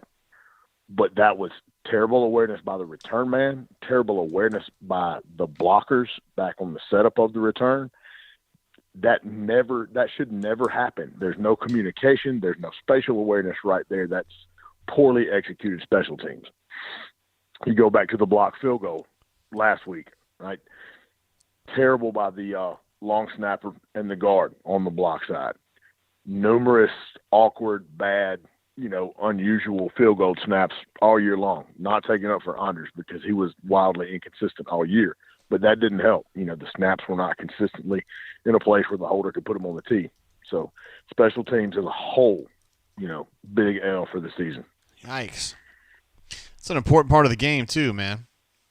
It's a third of it, man. Yeah, for sure. It's a third of the football game. It doesn't get the attention because it doesn't get the number of snaps, but it has every bit the effect. You had also mentioned that tackling in space had needed to get better from first half to the second half. Did you see any improvement there? I thought it did. They did some different things on defense that were relatively solid adjustments. They went with a bear look a couple of times, that didn't allow any double teams up front and allowed blitzers to run free off the edge and really disrupted some stuff. Defense wasn't great all night, but in reality, especially if you take out the turnover on downs on the odd fourth down call deep in your own territory early, they did enough to win the ball game. Was it great defense? No. They got lost on some plays that they shouldn't have got lost on, and there were some things that were concerning in terms of tone and culture when you start seeing things that are bad football, across the board. Yeah. The late hit penalty on Simpson out of bounds. That's a lack of focus, dumb emotion, ignorant penalty thing. On 11's last long run in the second half, the backside of the defense, it was Walker and Derek Hall run went the other way. They just kind of leaned on their offensive lineman and relaxed. Didn't keep fighting and pursuing in the line. The run cut back. It goes for 17 when it should have went for 3. When it cut back, poor backside pursuit. Poor effort on the backside of the defense. That's problematic. Body language. Other than Bigsby, who did you see with a sense of urgent body language? Maybe Shed. Throughout the game. Shed might have been the only one, but he was out there fighting. But that's about it. Yeah. Yeah, and outside of, even his didn't stand out. True. So you see dumb penalties, bad special teams execution, sporadic play calling, lack of effort on the backside of the defense, poor tackling in space, a lot of collective negatives right there. Like we talked about at halftime, aren't things you want to see if you're looking for modicums of improvement. Yeah. Like you mentioned, some of these like body language type things, they don't look good. And I agree with you. You see more loafs and you see more just silly stuff going on. Yeah. The screenplay that popped big, that I think went for 40 and set their last score. Yeah. There were 3 players, and I won't call them by name. I won't get into the player bashing deal. Yeah. That were within arm's reach of that guy in the open field, and didn't touch the ball carrier or the grass. You got to hit one or the other. I'm hitting body or I'm hitting dirt. Otherwise I didn't hit shit, right? Yeah, that's exactly right. No effort. And that was bothersome. Again, so you just really, man, I thought resolve coming into this game was something that you wanted to see, something that was more important than score, than outcome. Anything like it was the collective resolve with the players and the coaches, and you didn't see it, not the way you wanted to. Ryan, who you mentioned earlier, who had some good comments about offensive line play because he played offensive line at Auburn. He said, ask Hunter if he heard about Shane's comments after the game about running 2 plays over and over again. Yeah. Did you hear about this? Yeah, I watched him when he said it. What did he say? I'm sitting there, he said, we just lined up and ran the same 2 offensive plays over and over again in the second half and got movement and got yards. I mean, is that accurate? That's exactly what they did. It was 2 plays, huh? Watch it. It's 2 run plays. Now, granted, it was from a couple different formations, so you can take that as a multiplier if you want to. But in terms of path of the running back, 2 plays. Dang. That's just really making it elemental, isn't it? That's just, you've got to make some adjustments, and just didn't happen. It is. It's just, hey, you're playing bad football and we can do this, so we're going to keep doing it. Right? That's a winning formula. We talked about the other end of that just a few seconds ago. Damn. That's some crazy stuff, Hunter. I know this hurts you. I know this hurts you. You're not one to bash players. You're not one to rag on Auburn. You're not one to rag on coaches. I mean, you're sympathetic in all cases, but you also got to keep it real. Yeah, and I mean, I've made every mistake as a coach that anybody can make. Obviously, not on that level as an SEC coach. Yeah, but you see it at all levels. The same things matter in terms of each phase of the game, the mistakes that you can and can make, and the things that you've got to improve on as the season goes on, win or lose, to keep a program going in the right direction. Yeah, right. The concerning thing about that loss, football, like everything else in the world we're in right now, is all about instant gratification. All energy is contagious. The fact that that now all of your recruiting winds up mostly in this early signing period, right? Yeah, for sure. Look at the energy in the program and the amount of time they had to close that class. Not good. It's not. It's not. And everybody says, all right, well, he's got to recruit. Okay, your foot's in the fire right now. What kind of energy is there right now? And I don't care how much attrition you say they're going to have or how well you're going to do in the portal. Guys are in the portal for a reason. When you have a ton of attrition, it means that there's a lot of negativity. 2 things can be true. You can improve, but also you can reveal some things about yourself if too many of you guys leave the program. Yeah. So there's going to be a lot to look at and to unwind and see what happens here. There are definitely going to be some dudes leaving. There's no doubt about that. Without question. You got to hope it's not the big guys. I thought it was double digits. I thought it was going to be double digits before tonight. Yeah. And it's going to be double digits, no matter. Oh yeah. Yeah, without question. Without question. All right, Hunter. But, I like Harsin as a dude. I love Auburn. I want to see it get better and be successful and be done the right way, like everybody else. Yeah. We'll see what happens with Washington and just kind of move on from there, bro. That's going to be interesting to monitor. It is. I mean, that's his mentor. It's going to try to pull him that way. Yeah. So. Yeah, I've heard some things today that made it seem way more realistic than I thought it was a few days ago. Interesting. So, definitely be something to watch. All right, Coach Hunter. We appreciate you as always. Yeah, get some rest, bro. All right, man. We'll see you. See you. There he is, Hunter, Coach Hunter. Denton, your thoughts? Extremely accurate in his views. Is the guy a badass or what? 100%. Yeah, you don't even know what he looks like either, but he is a I very take your bad word man. for it. He's ripped. He would pick you up and he just tear you in half. Like, yeah, probably. no, I know. Ryan S. did have a super chat earlier. I mentioned it in the call. He was asking about Shane Beamer saying they had run 2 run concepts. And Nash Tiger, hold on, bro. And so we got that answered, and I appreciate the super chat, Ryan, and also calling in, and also just being an absolute legend. Patrick D, as you guys see, why not AU from the bunker, says, War Dam, the only winner tonight is Joseph Goodman. I bet Denton, you don't even know who that is, do you? I do not. He is a columnist from AL.com. He loves writing columns about how we don't know the vaccination status of Coach Harsin. And so he's going to have a ball tonight. Babbling on. I know Joe, and I like Joe. I'm just saying. Seems like a boring dude. A little bit, yeah. I mean, it's just kind of predictable. Anyway, Patrick D, as you guys know, Why Not AU has been, first of all, he gets like, we ought to just go ahead and give him one of these glasses right now because he, first of all, he's an absolute legend. Yeah, we're going to go ahead and give this to him right now. Okay. And then I would imagine that Patrick's going to get it.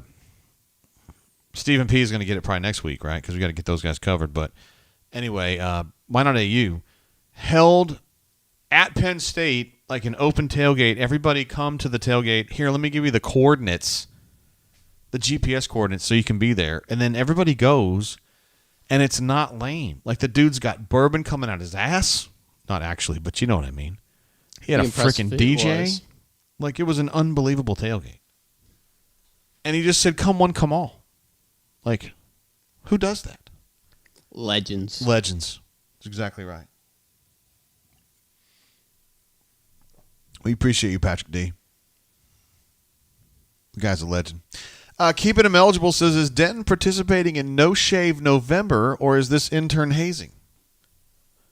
You don't seem to be that hairy, if you want to know my opinion. I mean, kind of. You're not shaving in November? I haven't yet. I need to. That's 20 days worth of growth right there? Yeah. Good call, keeping him eligible. Way to be, bro. Patrick D said energy is bad. I think we would agree. Yeah. For sure. It's not good. M. Ballou says players did not see the ball. Oh, player did not see the ball. He felt it and reacted, threw up his hands. Interesting. AU Taxman says time for the bagman to step up. What is he talking about? What does he mean, bagman? What is he talking about? Patrick D says Denton is a badass. Look at you, Denton. You got your supporters. Why Not has been a big fan of yous. Big fan of yous this whole year. Notorious MGM says, would Gouge offer Harsin the AU plane to fly to Washington? Wow, man, this is great right here. I love this stuff.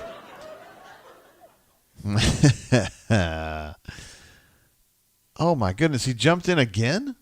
Patrick D jumped in again? Says we're going to be okay, guys. Got to keep the faith. Now, Patrick D, a year ago, was very much in favor of moving on from Gus for reasons that now seem very obvious, but he was kind of on the front end of that. Yeah, to be fair, Gus always seemed like he was an Iron Bowl away from getting tossed, but he always won that Iron Bowl that he would need to. That he would need, yeah. Yeah. Yeah, he did. He was pretty good against Alabama. He was dog shit against Georgia, LSU, and who else? I don't know. He went winless against all of them.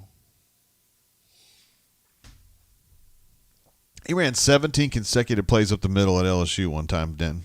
I mean, you weren't paying attention to that shit back then, but it was crazy. Still seems ridiculous that you would do that. Motivated Dedicated says, DeBarn, laugh, laugh, laugh, laugh. You know what my answer to that is? Ban, ban, ban, ban. Bye. Have a nice day. I hope you enjoy your, maybe you're going to hang out with our friends over at UGA Sports or something like that. I don't know that. Patrick D says, not only was there a DJ at his tailgate, he was the DJ. There's got to be a sound effect for that right there. You could drop a tarantula into his shorts and he'll still be cool. He was the DJ. I'm glad to know that now, Patrick D. Because the story I got was he had a fucking DJ. And I just thought you had one. and I didn't realize it was you. Jeff B says Jay has a man crush on Hunter. If you met Hunter, you would too. I mean, the guy's an absolute stud. He's a bad man. He's a good coach. He's a very strong individual. He played linebacker in college. And it seems like he knows everybody. Like, I was at a tailgate today, and he knew a guy. He was like, "Are you with blah, blah, blah?" And I was like, "Yeah." And he was like, "Know that guy. Like him." It was crazy. Motivated, dedicated. I'm able to see the stuff. Yeah. What a goober. He needs to go to the house, and he's gone now. He won't be posting anymore. Let's see. War Tiger 9780 says, "Not Zima Ranch water." I don't know what that's a reference to, but I like it. Jesse, David P. said Derek Mason drinks Zima. Oh, that's not very nice. D Lucky says he's the DJ, I'm the rapper. That's a reference to a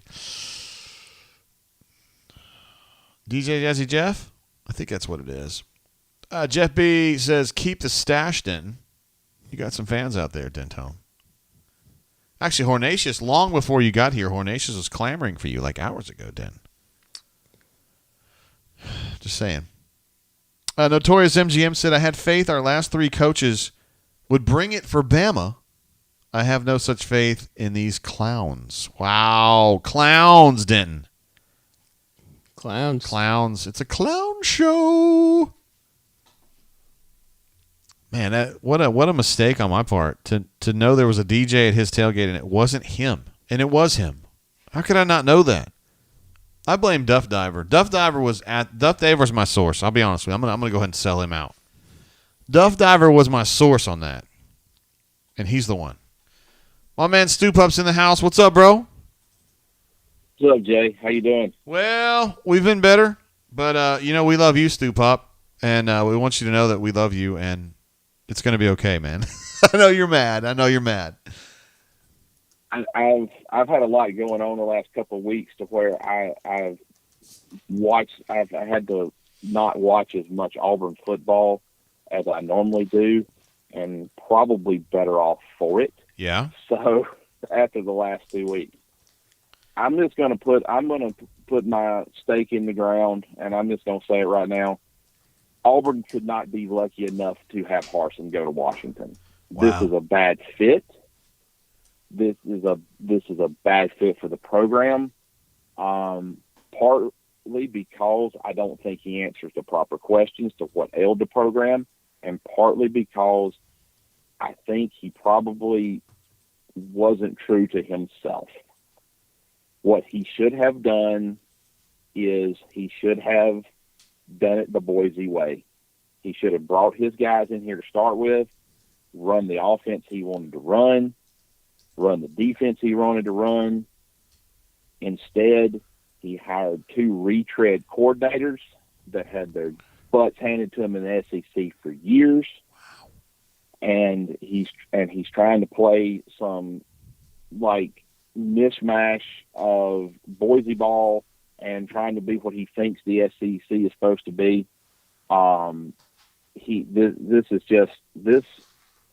This is a nightmare. The last 2 weeks have been a nightmare. Wow. For Auburn football. This is what everyone.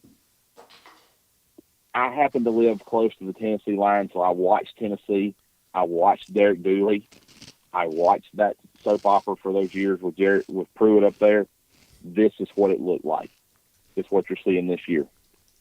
Jay, damn. If Gus Malzahn or Gene Chizik had in the last 3 weeks managed to put up 3 points against Texas A&M, managed to get outscored, lose a 28-3 lead to anybody, let alone Mississippi State, let alone getting housed on a 40-0 run, played a quarterback with a broken ankle, went for 2 down 9 with less than 4 minutes to play, then did an onside kick that got your kicker's knee ACL exploded.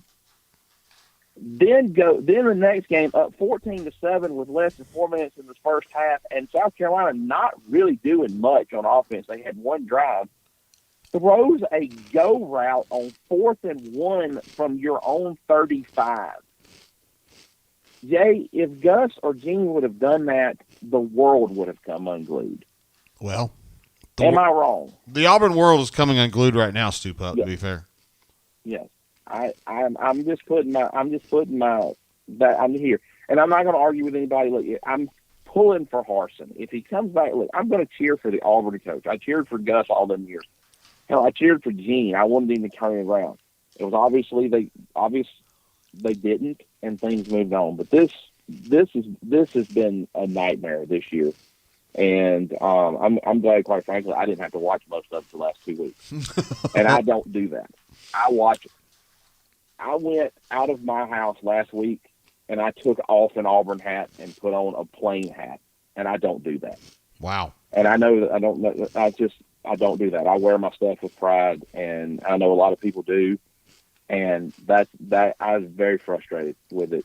I almost let the streak die tonight. That's how frustrated I was with this. Damn, I'm glad you didn't do that, Stoop Up. No, I'm glad I didn't either. But man, no, I'm frustrated. I am so thankful it's basketball season. I'm thankful the Braves won the World Series. It gives me some good sports juju. Yeah, I saw that on Facebook. Team, I know you were fired up for the Braves. I saw that on Facebook, man. I was fired up for you. Yes, and my wife, she's never seen a team of hers ever win a championship, so until that, so she's really enjoying it. Nice. But what I'm really excited about is I'm really ready to see what Bruce and this team, when they're not in their final form yet. I'm really excited about this basketball team. I'm really excited about Jabari. I'm really excited when Flanny comes back. I'm excited about this basketball team. I think they're going to be really fun to watch, and I think they can win basketball games a lot of ways. And I think we're going to really enjoy them this year. Yeah. So when Al gets I hope back, we drain a lot more and things. So and like I said, always enjoy the drain, no matter how much we win or lose. I hope the chat doesn't hate me. And no, the chat has got your back. Thank you for letting me vent, JD, all these weeks. Appreciate you, brother. We love you, Stoop Up. See you, bro. See you, Bye. man. Bye. There he is, Stoop Up. He wonders if the chat's mad at him. The chat is like loving this guy. Seriously. David P says, I love the brain drain. Love you guys, all of you. Appreciate that. Yeah, he hopes that the brain drain's not mad at him. Stoop Up. The chat. No, Stoop Up. You're speaking the truth, brother. Ain't nobody mad at you. Man, it's just weird to see this situation, Denton. I mean, 3 weeks ago, they beat Ole Miss, and you're like, okay, we got something here.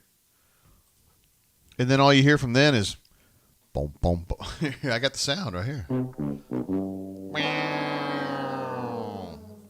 Canoe Man jumping in. My man. This guy's an absolute, you talking about a legend. Whoa, buddy.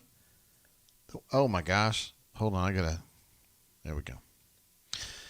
Let's see. Canoe Man says, chauffeuring Ryan Powell, my main man, from his first Auburn game in a decade, and of course he wanted to tune into the Commodore legend. Ryan Powell. I have something I want to talk about Ryan Powell with. So you tell Ryan Powell to send me a message on the Facebooks. Actually, I'll do it because I'm friends with him on the Facebooks. I got a bone to pick with him. And as soon as he hears that, he's going to know what it's about. It's about somebody we know, somebody we both worked with, and I got some questions. Who may not be with us anymore. I got some questions. I'm glad to see you're hanging out with Ryan Powell, though. Last time I got to hang out with Ryan Powell was at the Final Four in Minneapolis. Got to spend about an hour sitting around drinking with him, and the guy's an absolute legend. And I don't know if you know this, but Ryan Powell's from up in the North Dakotas. Former Auburn student assistant, and I don't know what else to tell you except the guy's a legend. I don't know. Nothing else to say. Canoe Man says, Ryan said, uh-oh. I got some questions. For Ryan. Because I had questions for Pendergrass, too, and I addressed them with him, too. So, Ryan P., I got some questions. So, be expecting a message from me on the Facebooks. Let's see. Notorious MGM says, will Tiger Walk look like Commodore Walk next week? It won't be that bad. Come on now. Commodore Walk's 15 people, Denton. It won't look that bad. It's the Iron Bowl. Did you think about going to Vanderbilt at one time? Not really. Yeah, I don't think I would have gone there. Although the girls there are surprisingly hot, and also they're enterprising, right? So Very smart. Not a lot of dummies. I like girls that are quick on their feet. Those are the ones you got to hold on to. I say that because that's what my wife is. Hopefully she's listening. Canoe Man says, should I kick Ryan out of the truck? No, of course not. No, Ryan's a stud. You don't kick him out of a truck. At the same time, I have questions. D-Lucky says he's actually tried to call in a couple times. Is this true? D-Lucky? Oh, hold on. We got Power Man calling in right now. Power Man, what's up, bro? What you doing? We're just doing a show, and we're glad to have you. Doing a show? We're glad to have you on the hotline here, sir. Good. So that was a lot of fun. Were you there or what? No, I actually went to Tuscaloosa today. Why? I watched. Well, you get invited to the box, and so you take your kid to the box, the one that's not going to the Iron Bowl next week because he's throwing a fit. So wait a minute. Took him there. You actually watched Alabama play today? Yes. Why? I feel like you're cheating on Auburn, Power Man. I'm not cheating. I got home in son time of a for the bitch. game. Yeah, pulled right in. Got the TV set up outside, got the fire going, and then everybody went inside, so it was fantastic. Got to watch a 21-17 loss to South Carolina. Yeah, that wasn't much of a payoff, was it? I was at the Troy game today, so I can't talk too much. But I mean, Troy, Alabama. I mean, I was there supporting my man Sam Pittman. I mean, like I've been a Sam Pittman guy, so I was there to support him. And that was a pretty good game, wasn't it? Yeah. I left. I left after the first drive of the second half, and then I was walking out when Arkansas scored on a real long pass.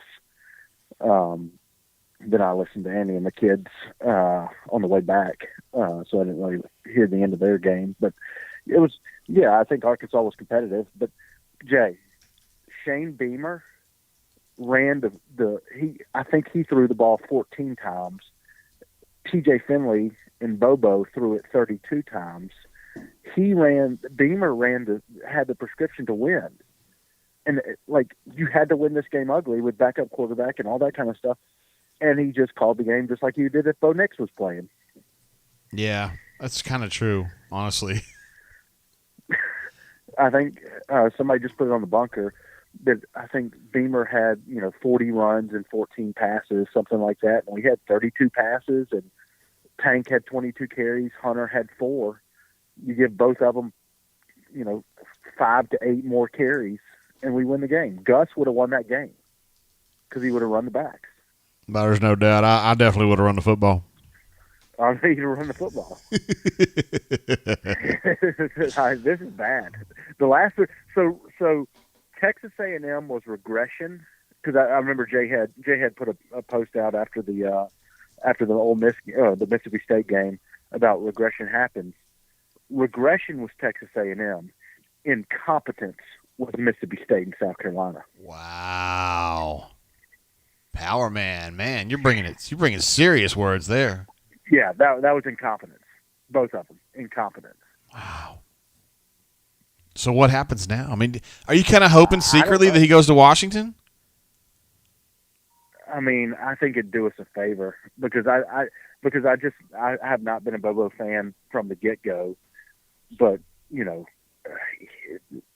hiring Will Muschamp's offensive coordinator, I don't know. I wouldn't hire him to wash my dog's balls. I mean, like he's just.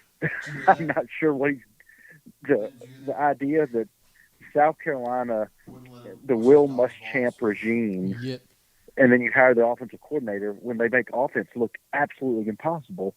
And Bobo's had some good play calls, and he's drawn up some good plays, but I guess his dedication to balance, maybe, I don't know. It's. There's no way he should have tried to be balanced today. You just run it, and we win. Hey, to be fair, though, Kevin B. was mentioning in the chat, he said that you said earlier that Gus would have won that game, but he didn't last year, right? He didn't. J.C. Horn picked him off a couple of times. 3 times, right? 3 times, yeah. Yeah. That's true. I don't know what to make at this point, Power Man. I don't know. I don't know about last year was bad, but like this game with a backup quarterback, a South Carolina defense that's not very good against the run, Gus does win that game. That's kind of my point. This particular game. I do not want Gus. I do not want Gus back, and I'm not some nostalgia for Gus, but no, it was awful. Losing to Mississippi State, giving up 40 unanswered, which speaks to offense and defense, and then only scoring 17, not scoring in the second quarter or the fourth quarter against South Carolina with a new head coach, a 5-5 South Carolina team. That's awful.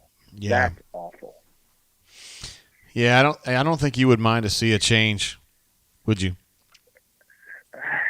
I mean, I want Harsin to succeed. I think Art Thomas put a post in, like, I'm an Auburn fan, and so I want the Auburn coach to succeed, but not succeed, succeed. So, I'm pulling for him. I want him to win. I just, this does not feel like the recipe. Damn. Because do you think he understands the talent that it takes to win? I'm not 100% sure on that. That's where I am too. Just saying. Yep. All right. Power Man, you've been so supportive of what we do. Both you call in sometimes. You're a great bunker. You help us off the board some. And you and your bro do some really, really cool shit with people, helping things with people off the board too. So, well, we trying to be good people is kind of what it's all about. So, yeah, Fig's done real good lately. He has. He did some really good work the last week. Yeah, he's a good dude. Yeah. So, all right, buddy. Talk to you after a while. See you, Power Man. Bye. See you. Bye. There he is, Power Man, an absolute stud. We got Bo is great in the chat. Says, Will, that sucked. Denton, your thoughts about when he said he wouldn't even hire him to wash his dog's balls? I mean, he hasn't done a good job at the job he's been hired. I'm not sure he would do a good job at things he isn't paid to do now. Interesting. Somebody said something earlier about Denton, but I haven't been able to find it yet. Oh, somebody talking about pulling wool. D. Lucky says, my man Denton is a damn shepherd as it is. You were going to class last week, right? Yeah. Did you talk to some chicks? No comment. Is that a yes or a no? I mean, come on, dude. What are we doing here? Moving on. Did you get a number or not? I did not. Okay. We got MWD on the line. What's up, bro? Hey, JG. How are you? Another day in paradise, with a team that can't win game. Yeah. I had called in a few weeks. We missed you. Listened, but yeah, I felt like both the good weeks and the bad weeks, kind of my takes would be a little bit of a hot take, and I was trying to get a bigger sort of season-wide perspective. Yeah. And here we coming are. into tonight. Yeah. Yeah. I think you had a post a few weeks ago. It was either you or Brian. Somebody said this is like after the Ole Miss game that like the way the season's gone that both coordinators. It was to the effect that they'd both done a great job. And shockingly, that blew my mind. I hadn't really realized that. I think we held Ole Miss to 3 points. I think it seems so long ago now. But I didn't understand that. And to me, for the eye test, I just could not stand the way Mason was coaching this team defensively. Offensively, a lot of people were griping about Bobo, but the way, not necessarily his an individual play call here or there, but the way it all fit together was just brilliant. Back at that point in time, yeah, things just made sense. Stuff was setting up other stuff. It was he was compensating. Our run game was. We weren't running the ball great, but we had things like the toss sweeps and stuff that they were really setting it up well. Had some counters, stuff like that. The last 2 to 3 games, it's just like offensively that to the extent we had an identity that was, I think, putting 4 tight ends out there, and part of it's with Bo getting hurt and stuff like that, but it's like they've just lost it. And they kind of threw in the towel after they lost A&M. Yeah. Defensively, I guess what gets me worked up is I expected more out of the defense. The offense I knew had a talent problem. And there's a lot of people, particularly on the bunker. You notice, as always, Auburn fans are in multiple camps. That's the way they do. But there's some folks that, are of this mentality, well, yeah, Gus would have won 8, that kind of thing. First of all, I don't think if Gus had been retained, he would have won 8. I don't think there's any way he would have, just where the temperature of the team was a year ago. But that's really neither here nor there. I think there's a lot of folks that are, well, we had the talent. The reason we fired Gus was he just, the schemes and the play calling just weren't getting it done.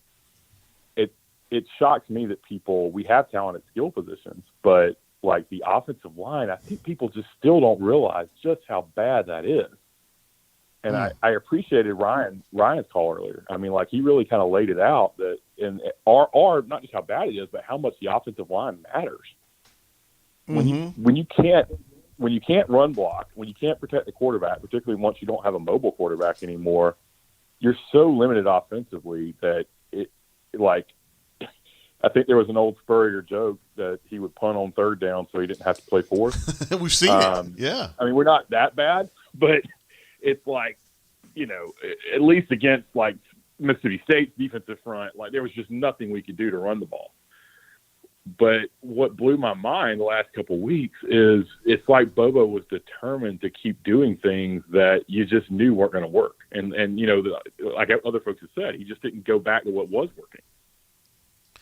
Well, he has a tendency to do that, man. I think he's one of those guys that's a great coach preparing for a game, and then it gets to the actual game day, and it has to go the way he expected it to go, or he's lost. And that's kind of how it felt. I still think his hands are significantly tied. On the other side of the ball, I don't think Mason's hands are, unless there's things going on that we just don't know about, tied at all. I think he's got plenty of talent. Yeah. I think he needs some defensive linemen that are more built for spread type offenses than taking on approach style offense, because we've got huge defensive linemen that are going to stop a run, but when you go against a team that spreads it left to right, and now at this point, any team, even that's not necessarily South Carolina's identity, but they've seen on film that's how to expose us, so that's what they did early in the game. Yeah. But what I don't understand with his coaching, first of all, it was the same sort of thing last week, beginning of the game. We were shutting down the receivers from Mississippi State, and then he backed them off. We got a few penalties, so that may have been part of it. He's saying, the refs are starting to call it, a tight game, but the rest of the game, we just backed off and let them dink and dunk. And that's kind of been the identity of the defense all season long. That didn't make any sense to me. I get that, you play for the play in the red zone, but this time in the season, you're seeing how much it's worn. We got some tired defensive players. And that said, he's not substituting on the defensive front. I think did Tony Fair have 80 snaps last week? There's no way. There's no way. One of the two big defensive tackles that made no sense had 80 snaps. I don't remember which one it was. But Tony Fair couldn't. The guy that shouldn't have more than he couldn't play 80 snaps. It couldn't have been Fair, but it may have been Harris. It was still to have that many snaps in a game like that with a defensive tackle was just insane. Yeah. And that's why I say I don't know if there's something going on. Is there something going on with the depth of the defensive line that the guys that should be behind them aren't able? I don't know. But that blew my mind when I saw that. And when I say tired, it's the DBs too. I mean, they're not even trying to tackle anymore. They just kind of run into guys once you get in the third quarter. Well, you are seeing some of that. Did you see some of the lows on the defense in the second half of this game? Yeah. Yeah. We just don't have mental toughness. And part of that is a carryover from last year. I'm not going to blame the Stokey staff completely for that one. That's the culture change that takes time. But, before tonight, if I'd called in, I would have said, I thought Harsin, the culture change, recruiting, I don't know about. It doesn't sound great. But I thought, in time, the culture change, I thought he was moving things in the right direction. That kind of mentality, I like that stuff. But, when I look at a leader, it was like an iceberg just burst the ship for me on that 4th and 1 call. Yeah, 4th and 1 from the 25. Throwing deep, man. Yeah, I don't have the biggest problem going for it. I don't think that's the smartest call. I mean, he talked about analytics, and analytics would tell you that you probably shouldn't do that in that situation. But, there's reasons you could do it. That the first decision was to go for it. But the signal that it sends to me that you're going to go for it on 4th and 1 from your own 25 in the second quarter with a lead is that you think you've got to score on every drive to win a game. Yeah. So you don't have every chance you get. You don't have faith in your backup quarterback that that he's going to be able to play down the stretch of the game. You don't have faith in your defense that they're going to be able to stop them. I mean, to be ahead 14-7 and go for it on 4th, that was questionable. But the play call itself, and people were fired up about Bobo. I don't care what person on offense comes up with the idea. The head coach has to say, we are not doing that. Yeah. Tank, granted, other games we've had trouble running the ball. We were running the ball well tonight. To not use Tank on 4th and 1, and he was on the field, and they pulled him off late, put 27 in. They pulled him off late, which to me was the first giveaway. They're probably not running the ball here. This is weird. The play action they tried to base the run off of was a toss sweep. You're almost never going to run a toss sweep on 4th and 6 inches. You wouldn't think. Unless you got a speed demon. That's sometimes you do that like at the goal line, but on your own 25, that's very rare. You're not going to do it with like a power sweep with pulling 2 guards, which is what they did. And then to do this kind of like funky jump pass thing, it just made no sense. Yeah. And to me, the fact that a head coach didn't say we are not doing that, it was the first time with Harsin that I've said, I just have to question his decision ability. The whole idea that, he's the alpha, all this, that's just not there's 20,000 high school coaches in America that know you would not do that. Damn. And that said, Auburn's probably had 4 coaches in a row. It wouldn't be unique to Harsin. I could totally have seen Tuberville doing that. Chiswick less so, but Malzahn, that exact thing is something they do. It's just amazing to me that Auburn gets coaches. I realize every coach makes some calls at some point, even the GOAT himself. They all do it. Yeah. But you would think a head coach is going to tell an offensive coordinator. That's usually when you see the head coach running down the sideline to scream timeout before they're going to run that. Yeah. And he just stood there. And then you got a sense of how the whole team felt right after that when they showed Tank's face on the sideline. I don't know if you could see that. I know he was disgusted. He was disgusted. And he had that same face. He still played hard, but he had that same face when they showed him on the sidelines the rest of the game. I just feel there's very few things as a coach you can do that one play can change the dynamic of a season or a team or whatever. But just the message that sent, it's like it flipped a switch for me. And I know it did, like for Tank, for example. But it was just baffling. Yeah. And it makes me, say, like others have said, I didn't think I'd be questioning this early, and I know he needed time. I think he actually would need about 4 to 5 years, not 3 years, to really turn the thing around, considering the situation with the offensive line and how tough it is to recruit offensive linemen. But I didn't think Auburn fans would be that patient. I watched that, and like other folks have said, if Washington comes calling, it may be the best thing for Auburn. Yeah. I think he's a good coach. I think he could be very successful, but I'm just not sure he has the it factor. And in the situation Auburn's in between Georgia and Alabama, and let's be real, a lot of the other the rest of the SEC is going to keep trying it until they get it right too. Damn right. Heupel's done well at Tennessee. These other programs are going to, if they don't have the guy now, they're going to find someone eventually that is. We know Florida's not going to be terrible forever. LSU is going to always have talent. It doesn't get easier in the SEC. And if he makes a decision like that situation, you extrapolate that across all the decisions the head coach has to make. It just really changes my whole dynamic about how I think about his leadership. Anyway, MWD, that's good stuff, man. A lot of stuff to think about on that one, bro. And we love you. We know you've called in when you were in the Sin Caves, and you call in now, and that's what we love about you, man. You're always there. Yeah, I guess I'm in the sad cave now, as far as Auburn goes. Yeah. All right, brother. We appreciate you. We love you. Great bunker guy. Great brain drain guy. We appreciate you, man. Thanks, JJ. See you, man. Bye-bye. MWD, some things to think about with that one for sure. First, I got behind on the super chats a little bit. J Dub had a super chat, Denton, about 30 minutes ago that I didn't call out, and I sent him a text, but I want to tell him thank you on the show too. I'm sorry that I missed that, bro. We were on a call. Also, let's see. DFY had a super chat earlier that has been up here, but I didn't call it out. Have been an ADAG and Harson fanboy, realizing I'm a dumb son of a bitch. Wow. Now, this is where things get a little bit squirrely. Appreciate you, DFY. A little squirrely for Denton. I don't really understand why. So we got a super chat coming through from Hornatius, who says, "What's dem mom's digits dentone?" Which he's just teasing. But you seem does that get you upset? It frustrates me. Why are you frustrated? First of all, he's not going to get her number. He doesn't want her number. He's You don't happily know married. that. He's happily married. I know him. I mean, I know this guy. He's just teasing. He's trying to get under your skin, and then he gets under your skin. Yeah, but it's just he's done that all year. What's he been doing? He hasn't said anything bad about your mom. I wouldn't tolerate that, and he knows that. I mean, if he was like, Denton's mom sucks, or Denton's mom's a nerd, or I don't like her, like he knows that I would have actionable reason for that. I don't know, Den.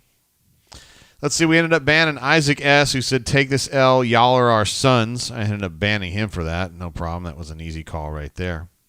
Sam H. says, "Damn, y'all still going? Question mark, question mark. Hell yeah, we're still going." This is where Denton got a little bit skeeved earlier, too. Bo is great. Says, "Denton, please describe how your mom looks so I will know if I want to come to the Bunker Bourbon night." And you had a look on your face of, like, kind of disgust, right? That's what we'll call it. Why does that upset you?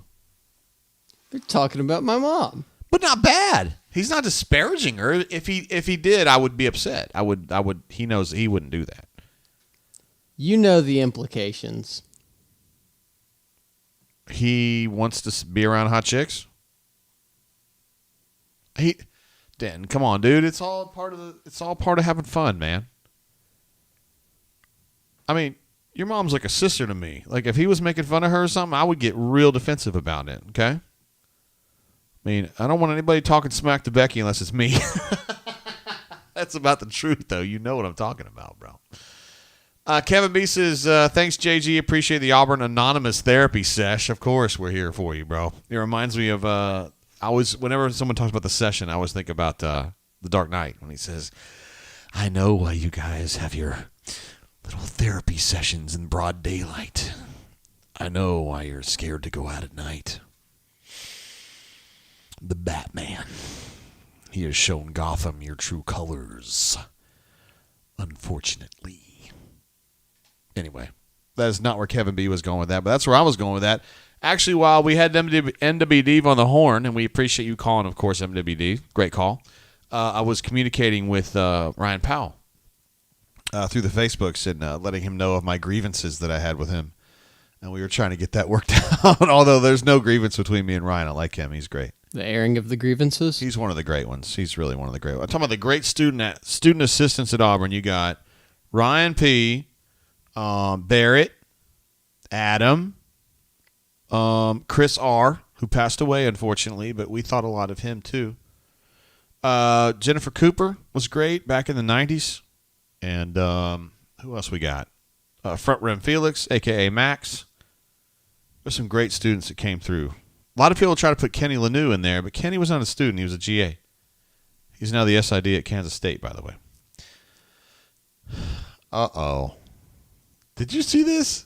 I did. Oh, my goodness. Hornicius jumps in and says, "Tell Dentone we good." She already slid in the DMs. Now, you know that's not true.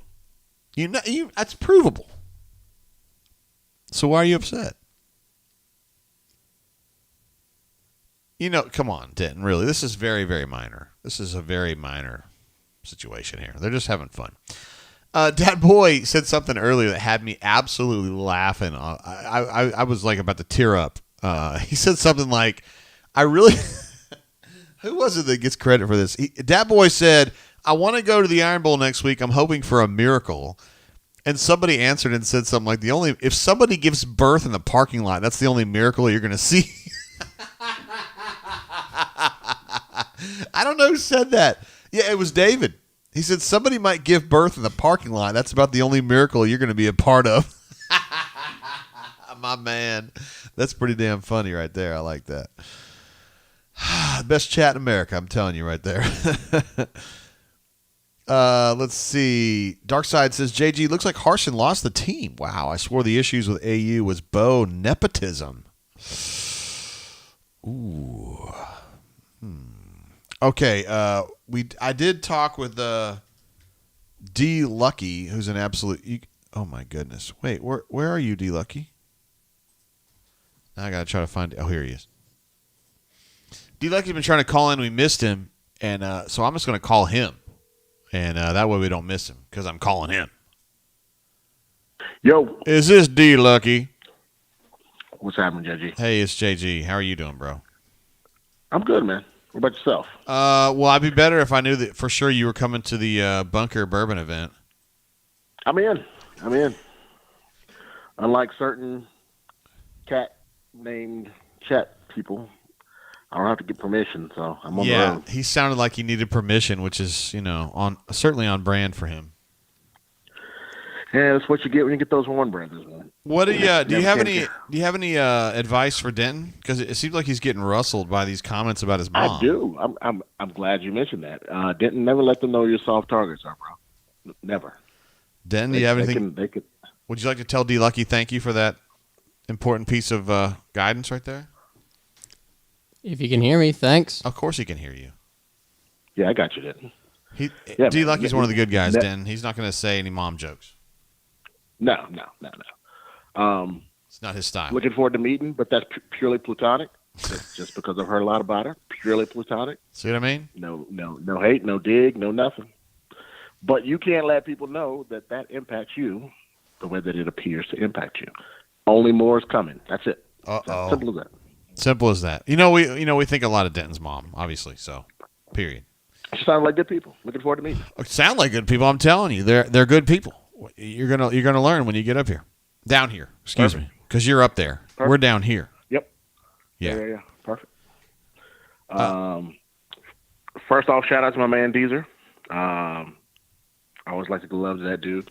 Keep grinding, Deezer. He's been grinding, and he's doing a hell of a job. Good shout out, bro. Yep. Man, I got a list for tonight.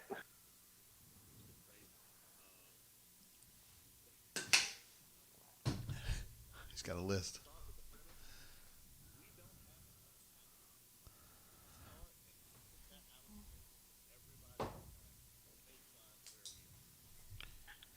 It's true. It was not the best coaching job tonight. There were some calls that could have gone better, decisions and play calls.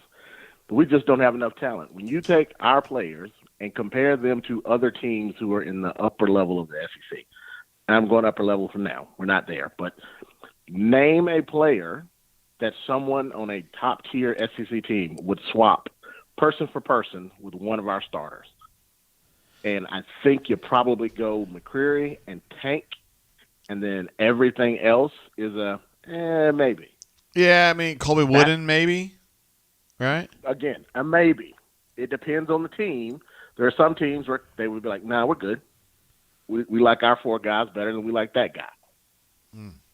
That's where we are right now, JG. Yeah. We are not at the point where we got 6 or 7 people that anybody in the SEC would be like, yeah, I'll take that guy. He can come play for us. We don't have that. You put on either side of the ball. We don't have that. Then you go from that with 2 of the top 4 playmakers on offense didn't even play tonight. Yeah, no Do you Kobe. think that play? No Bo Nix. Do you think that shed pass, last drive, offensive drive we had, if Kobe catches that pass that Shed caught, that's probably a touchdown. Kobe's not getting caught from that position with that post pattern. He's gone. He's going to house that. But Shed doesn't have that ability. That was our number 1 wide receiver tonight. That's the absolute best that kid can do. God bless him. But when you're trying to play call and scheme for the level of talent that we have, you have to be damn near perfect, and Bobo wasn't perfect tonight. I don't mind the 4th and 1 call on our end. I hate the play call, the selection of what we did, because Tank was on one.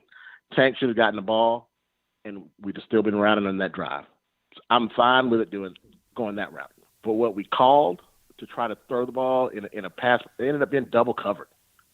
I don't know what the hell they thought was going to be there, but it wasn't there. Yeah. That was a weird call, man. We don't really fault them going for it. It's just the call itself. I don't get it. The call itself. But again, the call is impacted by who you got. Because imagine if you're running a zone read with Tank and Bo out there. Do you think we get 1 yard on that play then? Probably. Probably so. Bo keeps it, tucks it, runs it for 8 yards, drive continues. Nobody says a thing.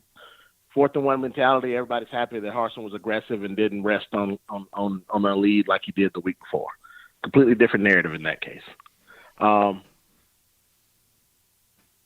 Everybody's talking about Steele, and, it would have been different with Steele. These are the same damn players that Steele recruited. That's the problem. These aren't players that Brian Harsin brought with him from Boise. These are the players that Steele has recruited year after year after year that has us in the spot that we're in. So what in the hell makes anyone think that we were going to be that much different with him calling the plays with this same level of talent? We just don't have players. It sucks, but it is what it is. Yeah. Now, can Harsin get us there, get better players? We'll see. Mm. We don't have them right now as far as recruiting rankings go, but we'll see. The overturn was just absolute bullshit. To have a game swinging play be that close and be called one way and overturn it with that little bit of evidence is beyond nuts. Just beyond bad. I was shocked myself. The play stands all day long, and then you just let the rest of the game play out. The likelihood of us scoring and winning the game is slim, but you can't try to piece together something that was that close and still not have anything that says 100% yes, we can see that this is wrong, and overturn it just willy-nilly. That's what I felt. Just a bunch of nonsense there. I have to agree with you. I don't give officials too much trouble, but I'm with you on that one. I just didn't get it, won't get it. Maybe the SEC office says something on Monday. Not that it will matter, but to me, just bullshit. And then folks saying that Gus would have won this game, we wouldn't have had a chance in hell because we would have had who's that old ass dude that was our backup quarterback last year? It was Lord Cord. Yeah. So Cord's going to be the quarterback for us. And you think that South Carolina's not going to be able to set up to stop the run and keep Tank under wraps for a game? Come on, man. Killing me with that. This game wouldn't have even been close if Gus would have still been here. We wouldn't have had any more talent than we got right now, and we would have had Cord as our backup quarterback trying to figure out a way for us to win the game. Wouldn't have happened. Look at this. We got a chat coming in. David P says, D-Lucky, are you nuts? You are blaming the players? We were killing it in the first half, but getting blown out in the second half. That's not the players. That's poor coaching and not adjusting. Your thoughts on that, D-Lucky? It is both. That is my point. We can scheme 18 to 20 plays against what the other team normally does. We can scheme that with the players that we have. Here's their limitations. Here's what we can do. We can get us 2 scores. We might be able to get a third score out of it. When they adjust and figure out that our center does not like blocking someone head up, when they realize that the wide receivers can't get any separation at all, they can adjust their game plan to stop everything else that we call from that point forward. Because it's one thing to see us on film and try to figure out how to attack us, and we have schemed for what you're going to do, and we can beat you with our scheme. Once the scheme part of this goes away, we don't have enough talent to make up the gap between scheme and the talent on the other team. It's simple as that. I got to agree with you on that. So until we get enough players so that we can just disregard whatever scheme we have and just play ball, we're going to be in games like this where teams like South Carolina, it's the same problem we have right now. South Carolina doesn't beat us when they play a bad game. They beat us when they play damn near perfect. Things go exactly the way that they need them to go. Same for Mississippi State. There's lots of things that have to go their way to pull out a win against us in normal situations. We are in the same boat right now. We are on that level talent-wise, and people don't want to accept that. It sucks, but that's where we are. So we need things to go our way, game-wise, scheme-wise, game script-wise, in order to escape with a victory. We got chatters that are on two separate ends here. Captain Eagle Flygood says, D Lucky is like Spirit the Eagle, enhances my game day experience. But then Phone Home Tiger says, let's move on to someone else, please. That's life in a nutshell right there, D Lucky. It is all good. Hope that both of those gentlemen have a fine evening, because I'm going to try my damnedest to do exactly that. Well, we love having you on the horn, bro. Appreciate the love. Appreciate the hate as well. All right, D Lucky. We'll see you, bro. All right, man. Y'all take it easy. Thanks for calling in. See you. Good night. There he is. D Lucky, basically the bottom line is not enough talent. I mean, if you were trying to distill his perspective down to one sentence, it's that not enough talent. And, I think there's some truth to that. We're really stoked to see Captain Eagle Flygood, though. Captain Eagle Flygood's what a great name, incredible. Let's see. There was something else that I wanted to hit here, my man. MWD was asking if there's any chance that TJ had audibled that 4th and 1 call. I don't think so, but just wanted to make sure no one else thought that. I can look into that. It's going to take me a little while, but I don't think that happened. We did get a super chat coming through, of course. As D Lucky had mentioned, people were probably going to be banging on Denton, knowing that Denton would get fired up about it. Love the Cat says D'Antonio is repping that. Well, this has nothing to do with his mom, but D'Antonio is repping that pistachio mustachio. Denton, do you like that? How's the mustache going for you? I feel like it needs to go. But are you going to do it in November, or are you going to wait till December? Maybe. Not sure. Maybe what? Might get rid of it in this week. Just kind of whatever hits you? Yeah. I feel like Deezer said something on here that I thought was really nice. He said, Denton's mom has to be one of the finest type of folks. She raised an excellent son and young Denton. Show pride every time she is mentioned. Young man, War Eagle. Look at that. Is that not uplifting, Denton? It is. See, you got fans out there. You got a lot of fans. And I mean, I don't feel like anyone is impugning your mom. They're just kind of messing with you. If they were impugning her, I would get very defensive about it, obviously. She's one of my good friends. Anyway, we're glad to have D Lucky now. Darkside says, cut it now. Jacob says, J-Head. I actually texted J-Head earlier, and sometimes J-Head, just because of the way his life works, he has a young kid. He can't jump on, and I have not heard back from him, so no go from J-Head tonight. But I did try. I didn't want you guys to think that I had just punted on it. I love him. Of course we do. Notorious MGM says, AU spoiled a weekend where I found 5 bottles of Eagle Rare in the wild? Wow. That's incredible. Wonder how much you paid for that. Probably not super cheap.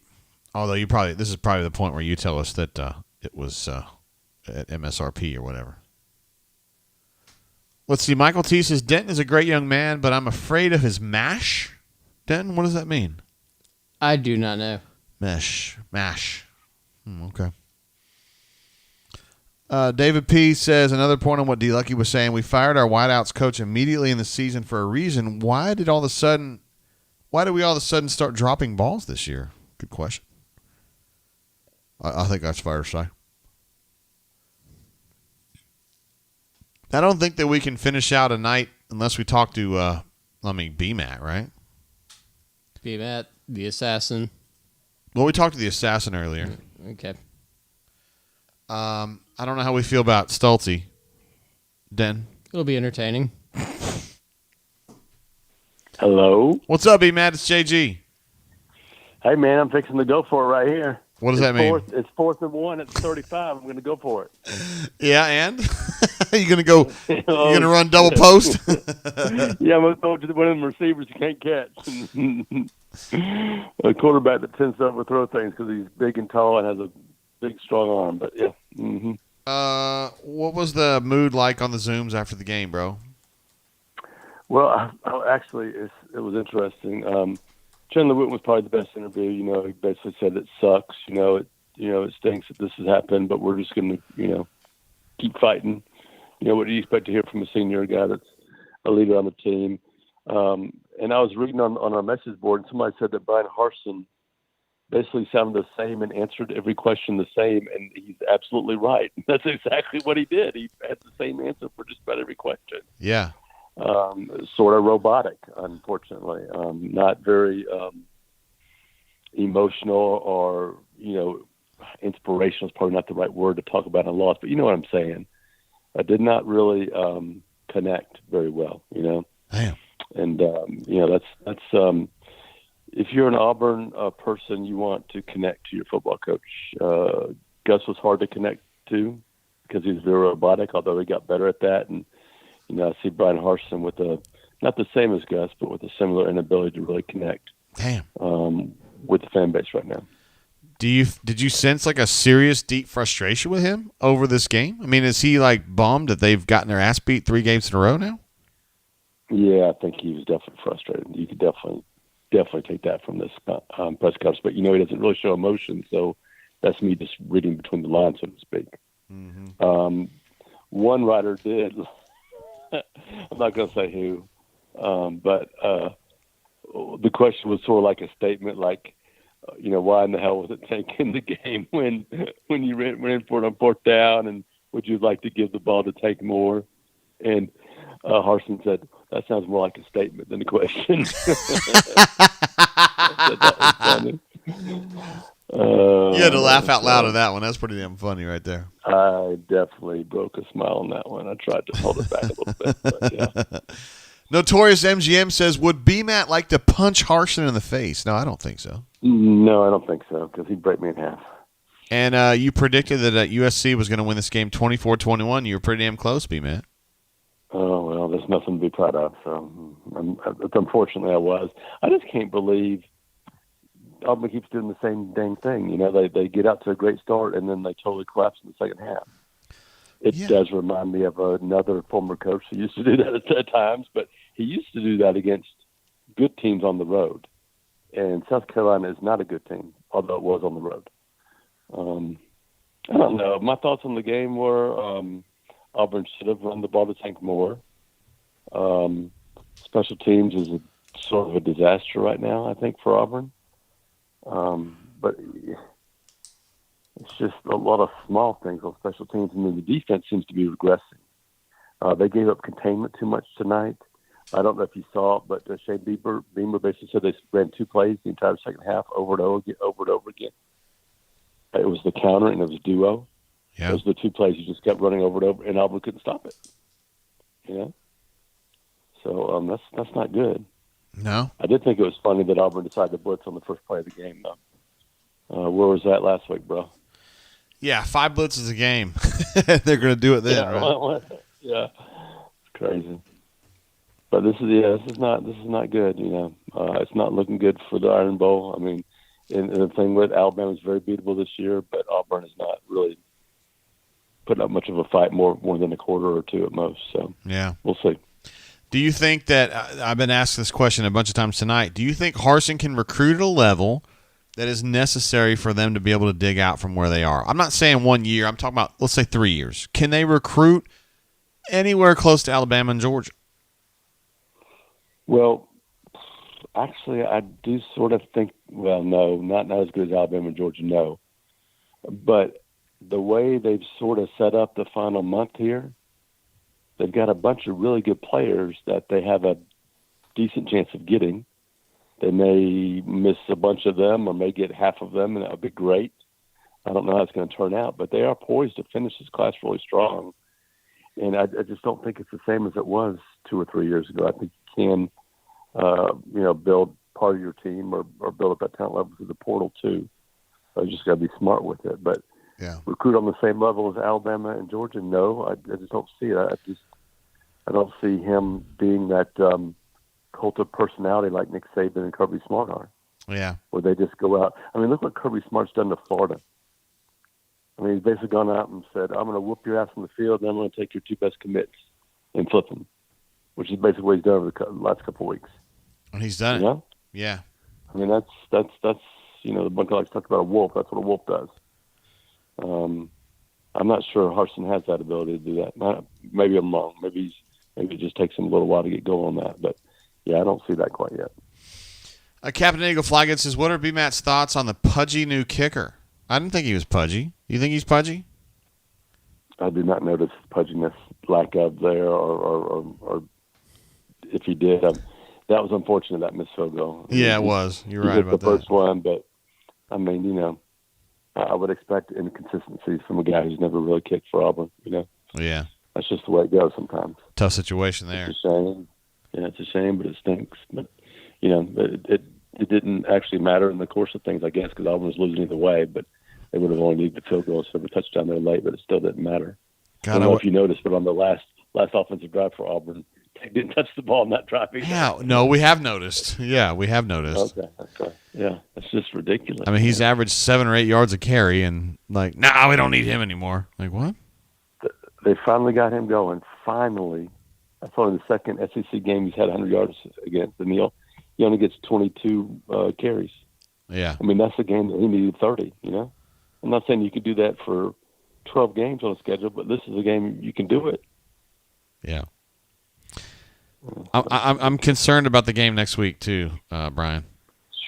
I am too. Auburn usually plays well at home, but I'm concerned about the crowd, the atmosphere, the team.